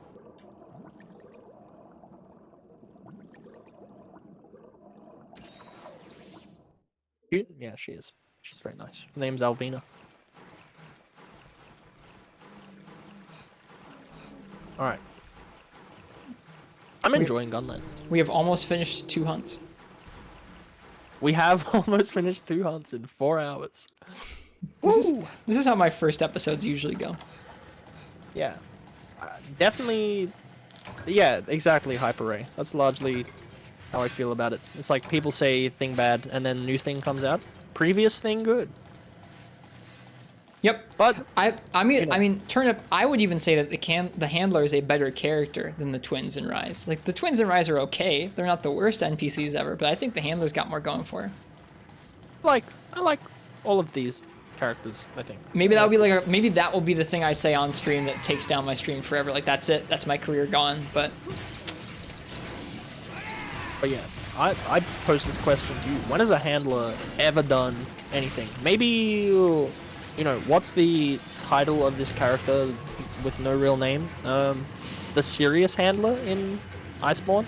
I think she does something. But yeah, like, if only they'd put that dialogue into the actual game, Marth, and not into like random side random side conversations. Marth says that they do have character, but only if you chit chat with them in between each quest. okay, I think that's cool. It is cool, but it's like if that's not apparent in like the cutscenes or anything, I feel like the twins aren't really super characterized. Where's my HUD, Frenchie, you ask? I may have made a mistake when I set up the game, and I picked the one that doesn't give me a HUD, unfortunately. So, I had it as a second screen on my Wii U gamepad, but it's becoming a bit aged, the old Wii U gamepad. So now that has run out of battery and I have no HUD. So I'm kind of just guessing. Where is my friend Phallison gone? He was hunting with me here. I don't know where I am. I think I'm in zone 4 now. Yeah, what are you doing? I got lost. Where are you? You were right here with me. I'm in area 8 where he sleeps, the cave. Ah, yes, the cave. Yeah, I think Rise was cool. I think Rise was cool too. I'm just saying, I feel like I don't mind the twins. I like them just fine. I think they are okay. They are adequate for Monster Hunter characters. I don't think they're that out of the ordinary. I think that Handler has more like character going for her than them. You know who the best character is? It's Who's that? Julius. And you want to know why? It's because he's handsome. Who? Julius? The Ace Commander. Oh, okay. I got you. Yeah, definitely. 4U's characters are pretty top tier. Handsome. He's a handsome fella. He's the best guy. That's pretty cool, Safe. That's fair. The twins do come and help you in the rampage. That is pretty neat. That's cool. You know who the best Monster Hunter character is? It's me. The Hunter. And that applies to all of us. You're the best monster. That's true. Granny Goto Alternate has Alpha, Granny Goto has you're the best. several speedrun categories named after her. That's pretty cool. Well, Ace Cadet has a movie made after him. That's true. He does. He does. I do like the Caravan quite a bit. Honestly, for you, I can see why people say it's special. It had nice cutscenes, and you know the little bits of flavor that you did get for it were great. Also, I think every sorry. No, you're good. Every ecology cutscene is real good. Yep. I think if you're gonna do a minimal Monster Hunter story like that, where it's like a not big, overarching, like dramatic thing, I think that 4U does a good job of it. I mean, like there are dramatic bits of that story too, but I like that. I like that story a lot. Very much so. It's very good. Uh-oh, I'm out of bullets. I'm trying really hard to cut this tail. It's not coming off. Oh, I haven't been trying at all. It's okay. Aw. Well, I'm we helping. beat a monster. We did. We're both effectively beating these monsters with no armor because lazy.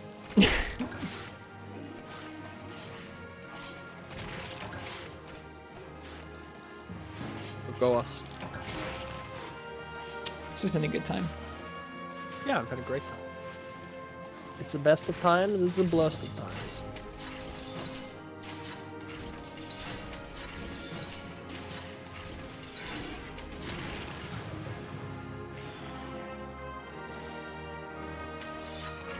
Oh, gee, hey. Apparently I scared my cat by saying for you too. Your cat got excited about 4U too? No, she got freaked out when I said it. She like Oh. jumped, had like a little jump scare. So I want you to know if you're part of the 4U2 community, you enjoy scaring my cat.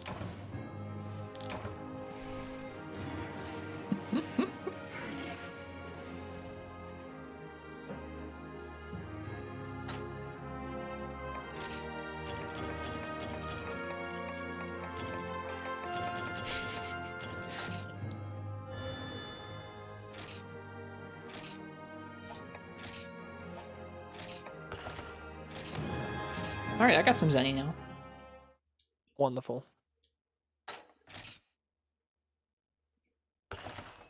Oh, we've reached the time of the night where people are just saying that their opinions are worse than or like are better than other people's opinions. That happens sometimes. Yep, exactly. You see it, Uchi? Yep. There it is. No, this is the best game. This is overrated. You're wrong. Everyone's gonna have a different perspective of it. It's getting late. That's when I need to tuck chat into bed. Usually it's around the same time that I'm contributing to those opinions. So usually it's about time for me to go to bed too. Uchi knows my stance on the word overrated. Thing bad, thing good, thing best, thing worst. Okay, my Okay, let us come up with okay, do you have a plan for your armor yet? For this file? This podcast file? my headphones just fell apart, so my plan is to make a good Gunlance set. Okay. It's a 1.5 hour take. No, it's not, you oaf. Okay, here's my take on the word overrated.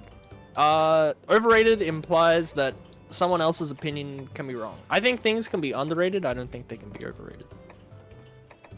Okay. I'm looking at some early armors here. Man, alloy does seem to be the play, doesn't it? I just made the thing. Here's my take on the word oath. Yeah, go on. Don't call you that. I'm sorry, Uchster. I won't do it again. Oochster. Yeah, it's my affectionate nickname for him. My headphones fell apart. That's the name. There we go. Someone's opinion can be wrong? No. Unless their Whoa, opinion is Yukumo! based on- It doesn't have Yeah, good. you can be. Doesn't have good skills, but I don't care. Baby, we're going with that. Hell yeah. Oh, they have the Locklack armor too? Yo. They do have a lot of good stuff here. Yo. Oh yeah, I tend to just make the great joggy armor and call it a day. But I guess I can't. But I'd be interested to hear how someone's opinion can be wrong. I'd love to hear it, in fact. Oh, the Lock shawl? Yeah, It's it so looks good. cool looking. I love it. It's one of my favorites. It does look nice. I'm combining You that look with like a Yukumo. cowboy. A yeehaw cowboy. I'm excited. I'm gonna sell some of this Kurapeko stuff I don't need. Maybe.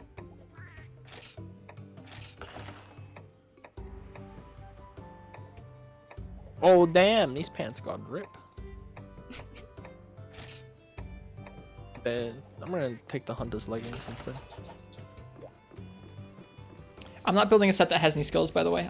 We're just doing the big no-nos. I want to say something. I have never, ever, in low rank made a set that has skills until Freedom Unite. That is. Oh, never mind. My set has Pro Transporter, Have Hunger, and Dumb Bomb Expert. So as an aside, anyone here ever buy gamer headphones? I just bought Hunter's leggings, which are not what I need. I'm a goose. Truly alpha, truly a meta set. I don't think I like the boots. I think I like the Yukumo boots better than this. I'll have to finish the Yukumo set next time, which I'm sure gives meta skills in this game. Yes. Apparently I bought Gunner pants by mistake.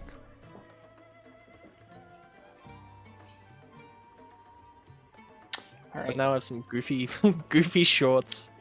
Do you have any final discussions you'd like to get into, Phal? Should we hunt one more monster? Do one more quest? What do you think? That is up to you, my friend. What was a mistake? Well, these were some Razer headphones that have fallen apart on me. And because I'm in lockdown, I can't go and purchase some new headphones. All right, I've got a banger for us to end on. Yeah, let's do it. A Barroth. G-rank Barroth in this game is the bane of my existence. I think Baroth is a banger. Discuss the cuteness of Dodogama. I don't care how cute it is, I will still murder it and take its flesh. I don't really care about Dodogama that much. He's okay. Yeah, he's alright. He's cute. But yeah, G-rank Barroth in this game is a huge jerk.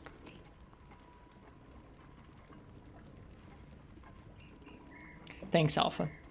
I hope you guys have enjoyed the cast so far. I don't know what we're gonna call this thing. This cast.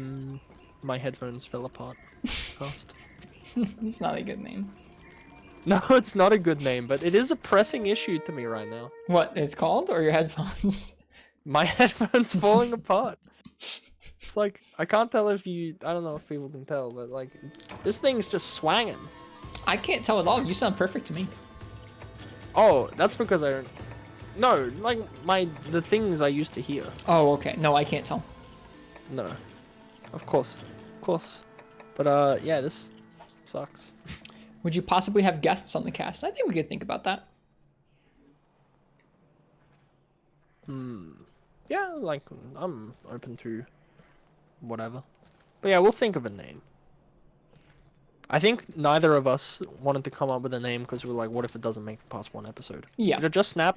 No, it snapped previously. Look at our and fashion, then- dude. Look at us. Oh, yeah, look at up, oh, look at my knees. Yeah, you got some. We both got some style in these. Here, hang on. Pose this way. This is the cover of the podcast. You know what? Us in like some nice maroon kilts. I think hunters in this game have baby knees. You know how they don't really have like formed bones? They're just like gelatinous mass. There it is. That's the name. Gelatinous mass. All right, let's go hit the Great Wire Bug up this way. You know. Oh wait, there is actually a secret thing here, isn't there? There is. It goes down to the cave. Mm.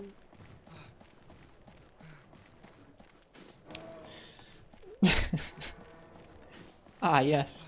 My talk show, my Monster Hunter talk show with Phallus and gelatinous mass. Well, you know, I would call it that if that wasn't already the name of my crust punk band. Oh, shit. Oh, here it is.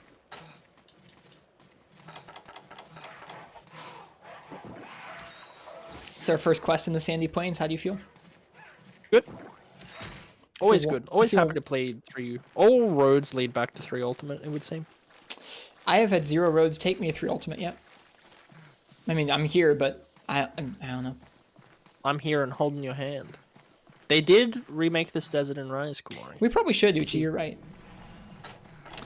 I talk often about how not enough people have named things after Monster Hunter items or meals or very specific odd combinations of things. Like, I don't know. There's so many good names. They're just weird little names in this game. In these games, we'll have to think of some. We'll have to think of something like that. God, I love this status effect. You look very fetching. I don't refuse to play through this game. I just haven't played through this game yet. I'll play through it someday. Don't worry. What is this if not playing through it? This isn't how I usually play through games. Well, This is an this exception. isn't how you normally stream now, is it? No, I suppose not. Hello, Tim.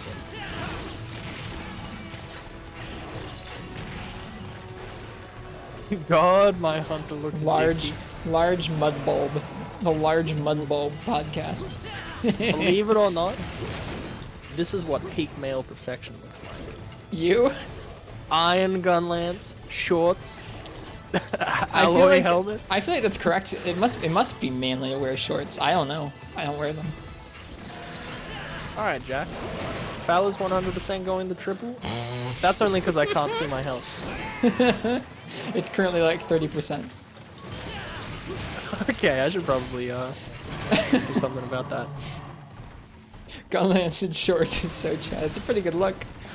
I like it. The boots are awful. I don't like these boots. They're like uglier Mafu Mofu boots. I love them. I love them. I love the shorts. The best part is like your shirt is tucked into the shorts as well. So you're just like some dad at a water park. Dude, low rank Baroth is fast. Yes. Oh man, I hope we make it to G rank Bloss. G rank Black Diablo. I've heard about G rank Bloss. I've heard about it. I don't mean to moil. I don't mean to moil. But you know, it's like Super Street Fighter 2 Turbo Edition.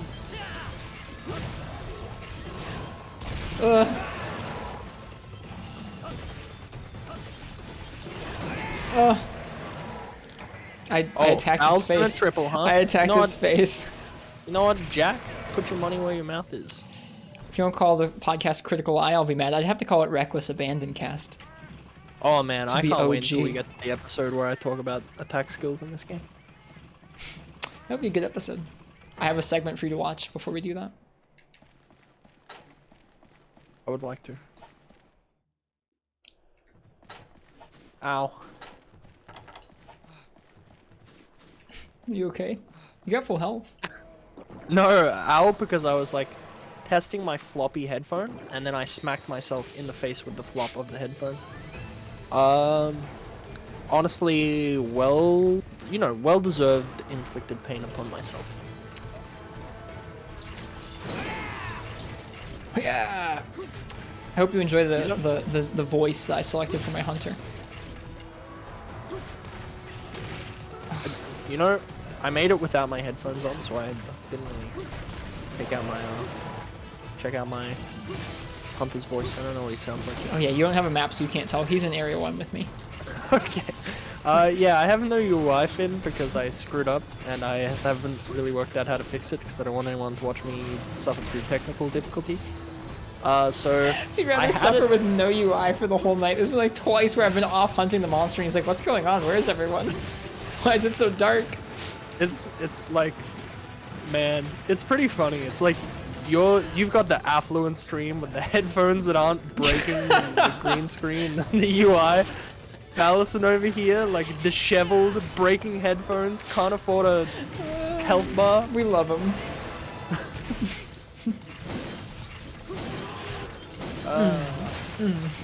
But yeah, I'll just tell people that I don't need to play with a UI because I'm just that good at the You game. really are that. There are people like that. I don't understand them.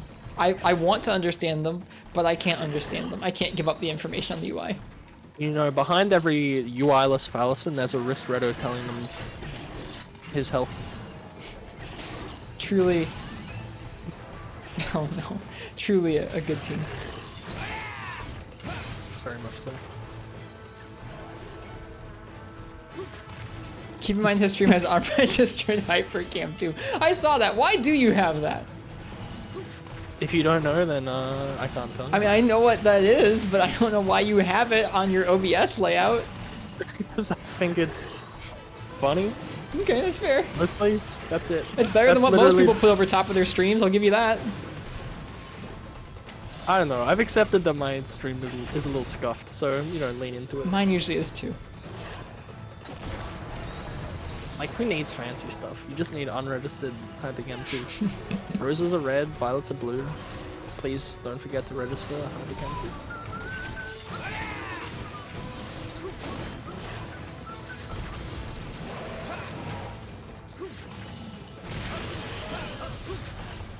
You like that song, Uchi?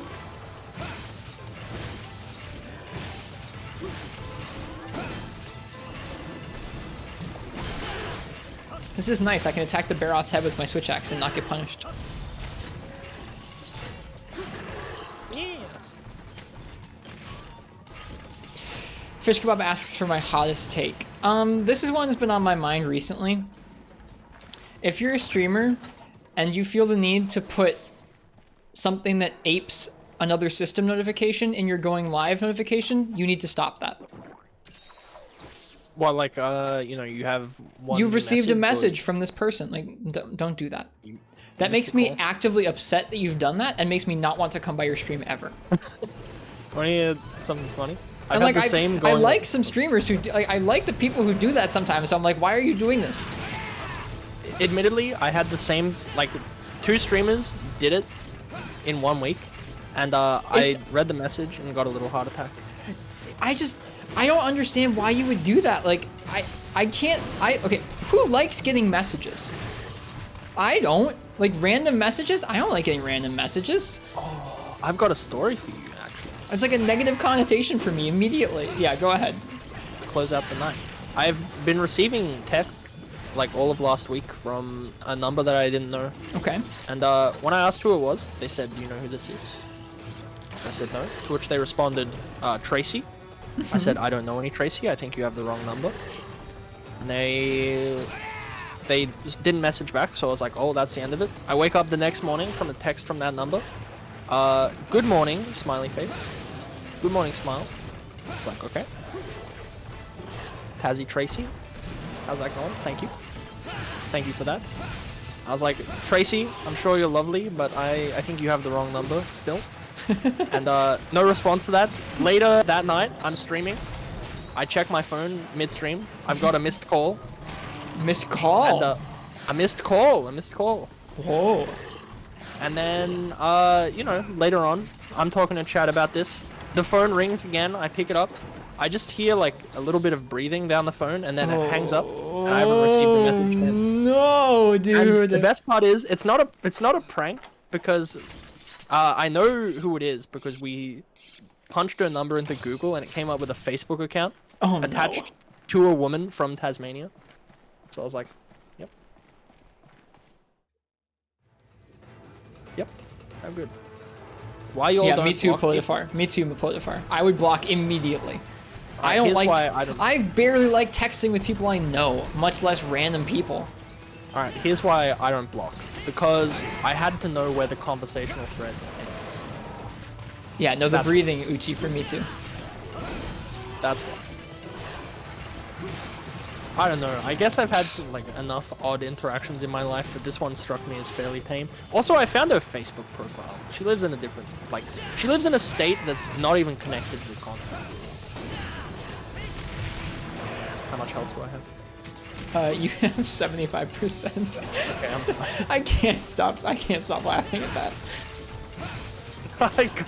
You know, I gotta know somehow. Ow. So, you know, replace my Wii U gamepad battery. She'll swim over to me. If she can swim over here, honestly, she deserves to. Oh no! Okay, I almost died. You can't see, but I have like 5% health.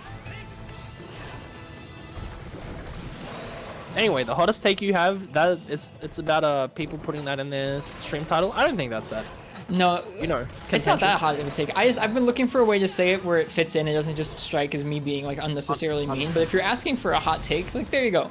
That's something where I think that people need to hear that. Like if you're a streamer and you're looking to attract people to your stream, don't do that. That's, you know what else? Okay, while we're talking like streaming etiquette, I don't like it when I play video games and I see people with TTV in their name. It bugs me. I don't like it.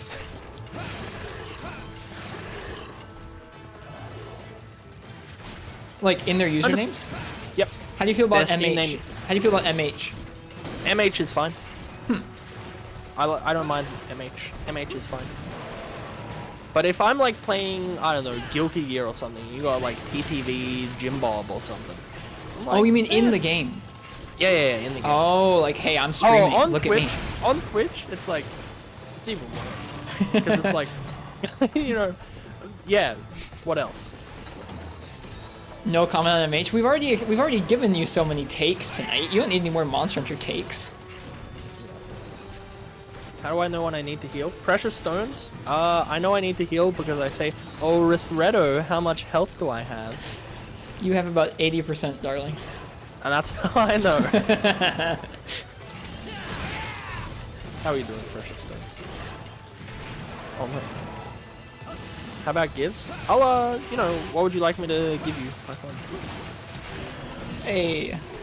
But yeah, I don't mind, like, MH in the name. No, me MH neither. in the name. I've thought about changing my name to Ristretto MH a couple times. Wouldn't be bad. I like Ristretto Chronicles. Folks keep saying that. The only thing that could be of concern would be, you know, someone's like, oh, you're a huge Xenoblade fan? My favorite character is, Shulk. I like how he does the backslash in Super Smash Brothers. I've actually never gotten somebody connecting Chronicles to Xenoblade. Ever. I thought that. Huh. If anyone's ever thought that, they've never mentioned it. More often we get the risotto. Yeah, risotto. That happens fairly frequently. That's pretty good.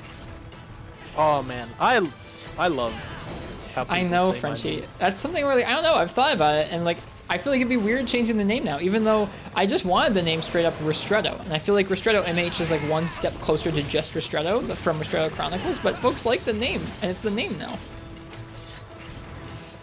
Would I buy a t-shirt that reads Ristretto Chronicles in impact font on the front? No. No, I would not.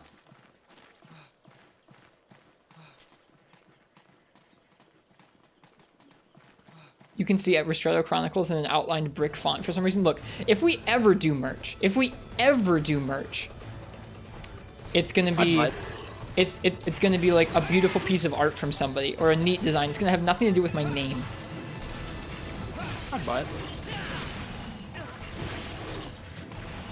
I also think, I don't know if I ever want your merch. I'd buy it. I guess it depends on if I need to make money from this, right? Like if I wanted to do this as a job, maybe. Do you think you ever want to do this as a job, Phal? It inadvertently is. I quit my job back in March, and now I've kind of just been streaming full time. I feel that. Having fun. So, you know, like, by transitive property, it is, I guess, my job. But, yeah, you know. Nice. That was sick. Oh, That was sick. Yeah. That was pretty sick. Would you ever like to do this as your full-time career, Fallacy? Okay. The answer is, if I get to keep doing mental health stuff and people keep telling me that it helps them, then yes. And that's not me breaking my arm to pat myself on the back, but like, you know, you get the one comment every now and then from a viewer that's like, yep, you know, if I quit tomorrow, I did everything that I ever needed to on this platform. And I think I've gotten, you know, enough of those that I'm like, yes, I would like to continue doing this, and if I feel like I can make a meaningful impact in any way, then yes, I would love to. Also, alternate alpha is right on when they say that careers don't exist. They really don't anymore. Yeah, like that's kind of it, right? Like, you know, I worked my previous job for 7 years, and I never really spent any money on anything, and I saved up, and now I can just kind of do this. Denny Snipes, thank you so much for the raid. Can you elaborate on that? I think a lot of people our age feel like even if you go to college, which is what folks say to do, there will not be necessarily a job that will provide enough money for you, or will be around long enough and consistent enough to be a career. I think that that's very true. Like, it's very different in America. Like, you know, this didn't mean to turn into like socio-political stream. You're good. But It's I late. think, The podcast portion you can say has ended. okay, I think I'm definitely of the opinion that no one deserves to like go hungry ever. But you know, let's say for argument's sake, just off this one, no matter what job you do, no one who is working 38 hours a week should be worrying about money coming in. I don't care what the job is. Okay. I think that's fair. And I think that job loyalty, you know, if it ever was a thing, it's certainly not a thing now. Like, my last job definitely didn't respect my time or everything I put into it. And, you know, I was, you know, one of the senior figures there. I was in charge of people, telling them what to do. Like, you know, there was no respect for me or my time or, you know, like, at all. Oops.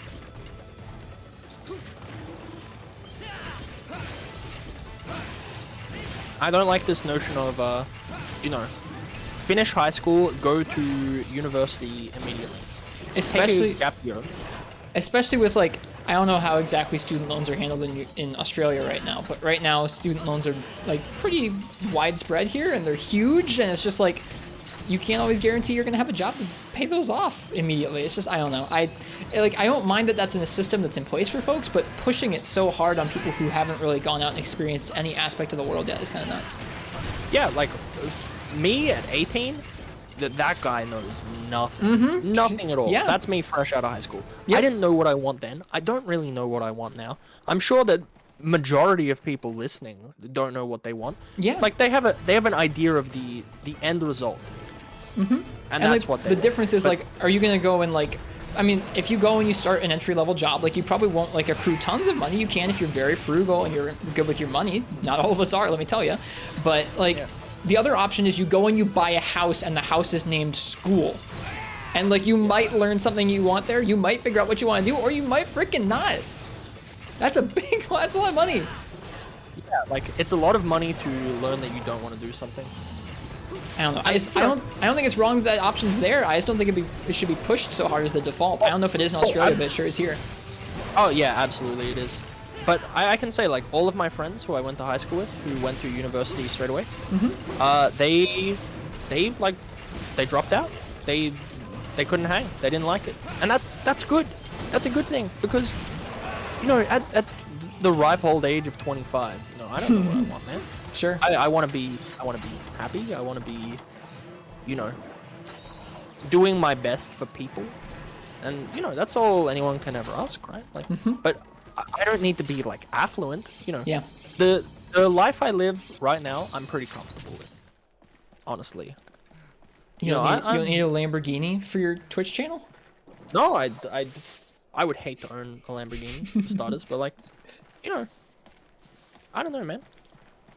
Yeah, and that's not to say that you can't do that either, Harush. Some people will figure out through the experience of school what they will or won't want to do. Some career fields really need that sort of education. Some people need to do that, and other people don't. I just think it's a bummer that it's pushed so hard as the default. Yeah, absolutely. Like, and Marth's asked about trade schools. Yeah, I wanted to like, get to that. Provided that it's what you want to be doing, they're fantastic. Like, I've worked a trade before. Like, I worked in a factory installing air conditioning and in trucks and buses as like a, like welding and soldering and drilling like a big boy. I've done all of these things, and I think that it's damn hard work and it's good work. Like all work is good work, right? And provided it's what you want to be doing, life's too short to be miserable. Like you are, I say this often, but you are going to be deceased one day. You might as well enjoy what you got while you're here. And I think that if you believe in an afterlife or what have you, and that is a completely respectable opinion. Don't make the journey through this mortal coil a miserable one because of societal pressure. Martz asks, what do you think is the best first step to searching for and attaining marketable skills? What do you consider to be a marketable skill? I guess is the question. Me or Martz? Yeah, just like as a general thing. I think that for me, I'm biased because I didn't go to college. I just went out and started working, and like I've attained some skills that are worthwhile, and I've attained others that are hard to market or not as worthwhile. But I think that it's always you'll learn something from legitimately any job, whether it's learning a new skill that you can market yourself on, learning a condition you won't want to be put into again. Like you'll learn a lot from any job. So I think that working is the best thing that anybody can do for themselves in terms of learning and becoming a better human. But I'm kind of biased in that, and especially because not all jobs are really fair. And like you'll learn something from that, but I can't necessarily tell you that going out and working any job, especially if they're unfair to you, might be worthwhile or not. I don't know. Yeah, like marketable skills look different in every market. That's the thing. Like, I guess it's hard for me to identify what my strengths are, but like building up a good work ethic and learning to listen is a really important one. I think that's a great marketable skill, but ultimately, Martz, it depends on what you want to do. Do you want to go into a trade and become a carpenter or something? Well, learning, how to use a saw is a really good, start to that. Going to a trade school and getting your journeyman, which is a thing in the States, absolutely want. Absolutely, go for it. But I can say from what I've observed of America, you guys have it 5 times harder because it seems like there are people who are actively working against you to ensure no matter what you do, for instance, it should have never been a discussion about, raising the minimum wage to $15 an hour, which like that sounds even barely livable. But yeah, like I guess my advice would be every bit of societal nonsense you've ever been told about, life in general, like, oh, move out from your parents at 18 and, go and start a family. I don't need to buy a house because I don't think I'm gonna have any kids to leave it to. So, ultimately, I don't need that debt in my life. If I had it my way, I would have like another roommate that I got along with because I would cut my bills down. And if you can live with your parents, like if you can find someone that you can live with, let's say your rent is like $1,200 a month and you're like struggling to pay that. You add one more person to that mix, you give up one extra room in your house, that cuts it in half, and you have an extra $600 a month to play with, which is an enormous amount. Like, that's a lot to play with. So, I think it's important to, question A, why we're told things, and B, like, does it actually matter to you? Like, is your ego going to be impacted by, I guess, not adhering to something like that?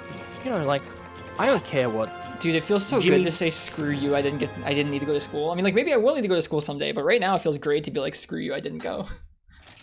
Yeah, like that's the thing. Like I fully accept that one day I'll probably go back to uni, and that's not going to make me better or smarter than anyone. It's going to make me qualified, and it's going to give me skills to do a job that I'm already looking on improving to do. But I don't know what to do yet, man. I just know that living the way that you want is more important because this is not eternal. this is not eternal. And I think it's never too late to make a change, right? Like, you can get to 60 and still have a career change if you're That's so true. inclined. Whenever someone's feeling like they're stuck in something that they're, I don't know, feeling stuck that they're not going to make any different changes or that they're stuck down one particular path, it's fun to remind people to think about all the things they've done for the first time in the last year, and then remind them that they've got that many more years to do that still. Lots more years to do lots of new things. One thing that I always like to say is your life is not measured in like hours, days, weeks, years. It's measured in seconds. Like, I was at my past job for 7 years. I went as far as I could go. I couldn't move up anymore. Yep. And, you know, I had been thinking about quitting for a long time, and then one day I just did. Like, I didn't work there anymore. I didn't work at this place that was effectively my life. Yeah. Like, you know, the basis of which I had social interactions, the basis of which, you know, how I sustained myself in my day-to-day, you know, that was just gone. Yep. Like, it just happened because I handed in a piece of paper that said, I'm done. See ya. Like, and the thing is, you know, I wake up tomorrow and I walk out my door and you know, this is morbid, I could get hit by a car. Yeah. That's something that happened in a second. You know, I walk out my door tomorrow, I hand in a resume to a place, and all of a sudden I've got another job and my life changes drastically again. Drastic change happens a lot quicker than you realize. You know, good luck is preparation meets opportunity, but sometimes I truly do believe you have to carve those opportunities out for yourself. They are not just dropped into your lap. Sometimes it's easier than you think, though. Just taking a small step.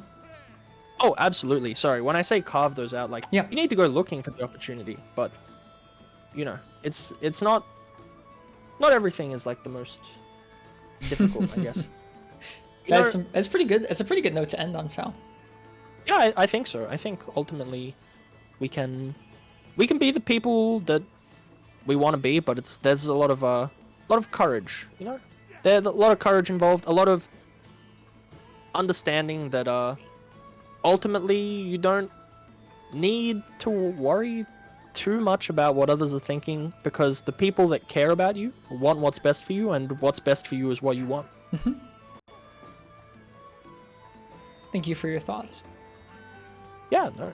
Not to take away from them at all, but I've just noticed if you stand right where I'm standing in the hub, your feet clip into the floor. How...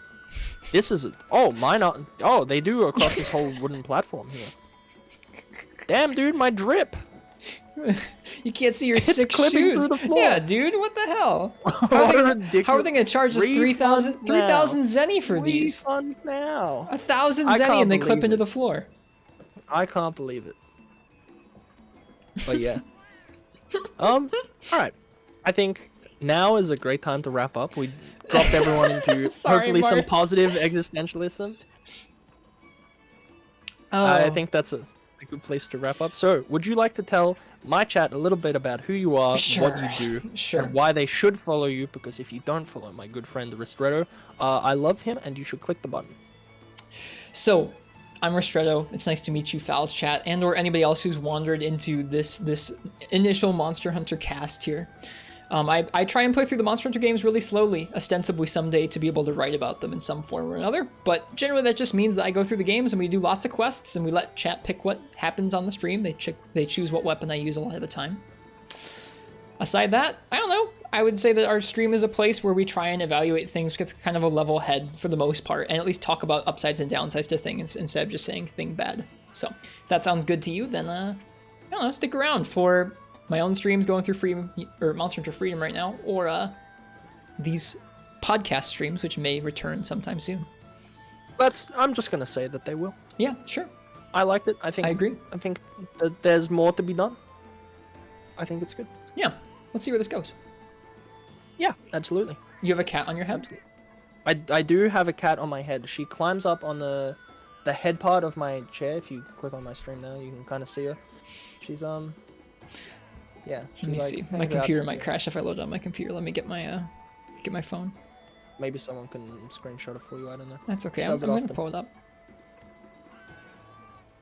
Oh, good girl. Her name is Elvina. She's Suki girl. I see her. She is very much on your head. Those Yeah. headphones do look a little bit whopper-jawed. Yeah, look at this. Oh, something fell down my back. All right. Yeah, I think I'm gonna go buy some new headphones. Phal, would you like to tell my stream what your streams are about? Sure. I'm Phallison. I predominantly play Monster Hunter, Final Fantasy XIV, and typically some janky PS2/PS1 era horror games. But at the moment, we're playing some janky, just some janky games in general. Things that tickle my fancy. I also like to do discussions with a laser focus on mental health and philosophy and how we can do better for ourselves and others. I have a suicide prevention stream coming up on the 25th of September, donating money to the International Association for Suicide Prevention. I'm also going to be doing a giveaway for anyone who donates $10 to the foundation in their local currency. I don't mind. It doesn't have to be, unless it's like, haha, I donated 10 Zimbabwe dollars or something. I don't know what I'm giving away yet, but I do have an inkling. So if that sounds like your kind of thing, would love to see you there. I'm pretty into Splatoon, so an inkling sounds good. Good one. But yeah, that's the kind of thing that I like to do. And if that's your kind of thing, then consider sticking around. But yeah, we're definitely going to do more of this, and yeah, I think that would be fun. I'm excited to see what we can come up with to talk about and ways we can, I don't know. I'm excited to see if we can refine this format to something we both feel very good about. Oh, I got stuff. Okay. I'm excited for this stuff. Outstanding. Hope you guys enjoyed this initial Monster Hunter Unnamed podcast. And we'll probably see you guys again. I guess, who am I going to raid? You're live already. Are you going to continue your stream? Are you sticking around, or are you going off now? I think I'm going to go off now. Okay, well then who should we raid? Are we going to both raid the same person? Yes, that sounds good. Okay. I'll let you... Let's see. Is there somebody else streaming 3U? There is. Their name is Casual Jojo. They have 1 viewer. I think we should raid them. Sounds good to me. Okay. I'm going to give you one final shout out. Please check out Rist Chronicles, Bistro Chronicles. Yep. Let's go. As Casual well. Jojo. That was the person we were... Yep, raid raiding? Casual Jojo. I can't raid that channel. That's another... Okay, you want another hot take? Don't turn off... Well, maybe that's more contentious now because people are getting hate raids, but don't turn off your raids. I want to raid you guys when you're like small Monster Hunter streamer. Hang on. Raid each other? That's not how this should work. It's like swapping wine glasses, huh? Some people don't like it. I guess that's fair. I don't know. I like to be able to jump in and check out cool streams. I don't know. Hang on. I'm looking through Iceborne's category. Looking through Rise. Who's streaming GU? Who's holding GU down? We could raid my friend Karada-sama. Their stream is always a good time. Yeah, no, Karada and I, we're pretty tight, I would say. We talk, we have meaningful, we know each other. Alright, well, we know. Let's go ahead and raid Mr. Karada. Sounds good. Would you, if this is, this can be called the after party of the stream, I think. Sounds good. Alright. Thank you all for being here. Thank you, Ristretto, for dealing with me for 5 consecutive hours. It was fun. It was 5 hours? Time flew by. I had such a good time. I had such a good time. I hope you did too. I did. Alright. I'll talk to you guys very soon. Be well. Kisses to you all. Be well. Yep. You guys have a nice time. Have a nice night. Cheers. Alright. Bye-bye now. Bye.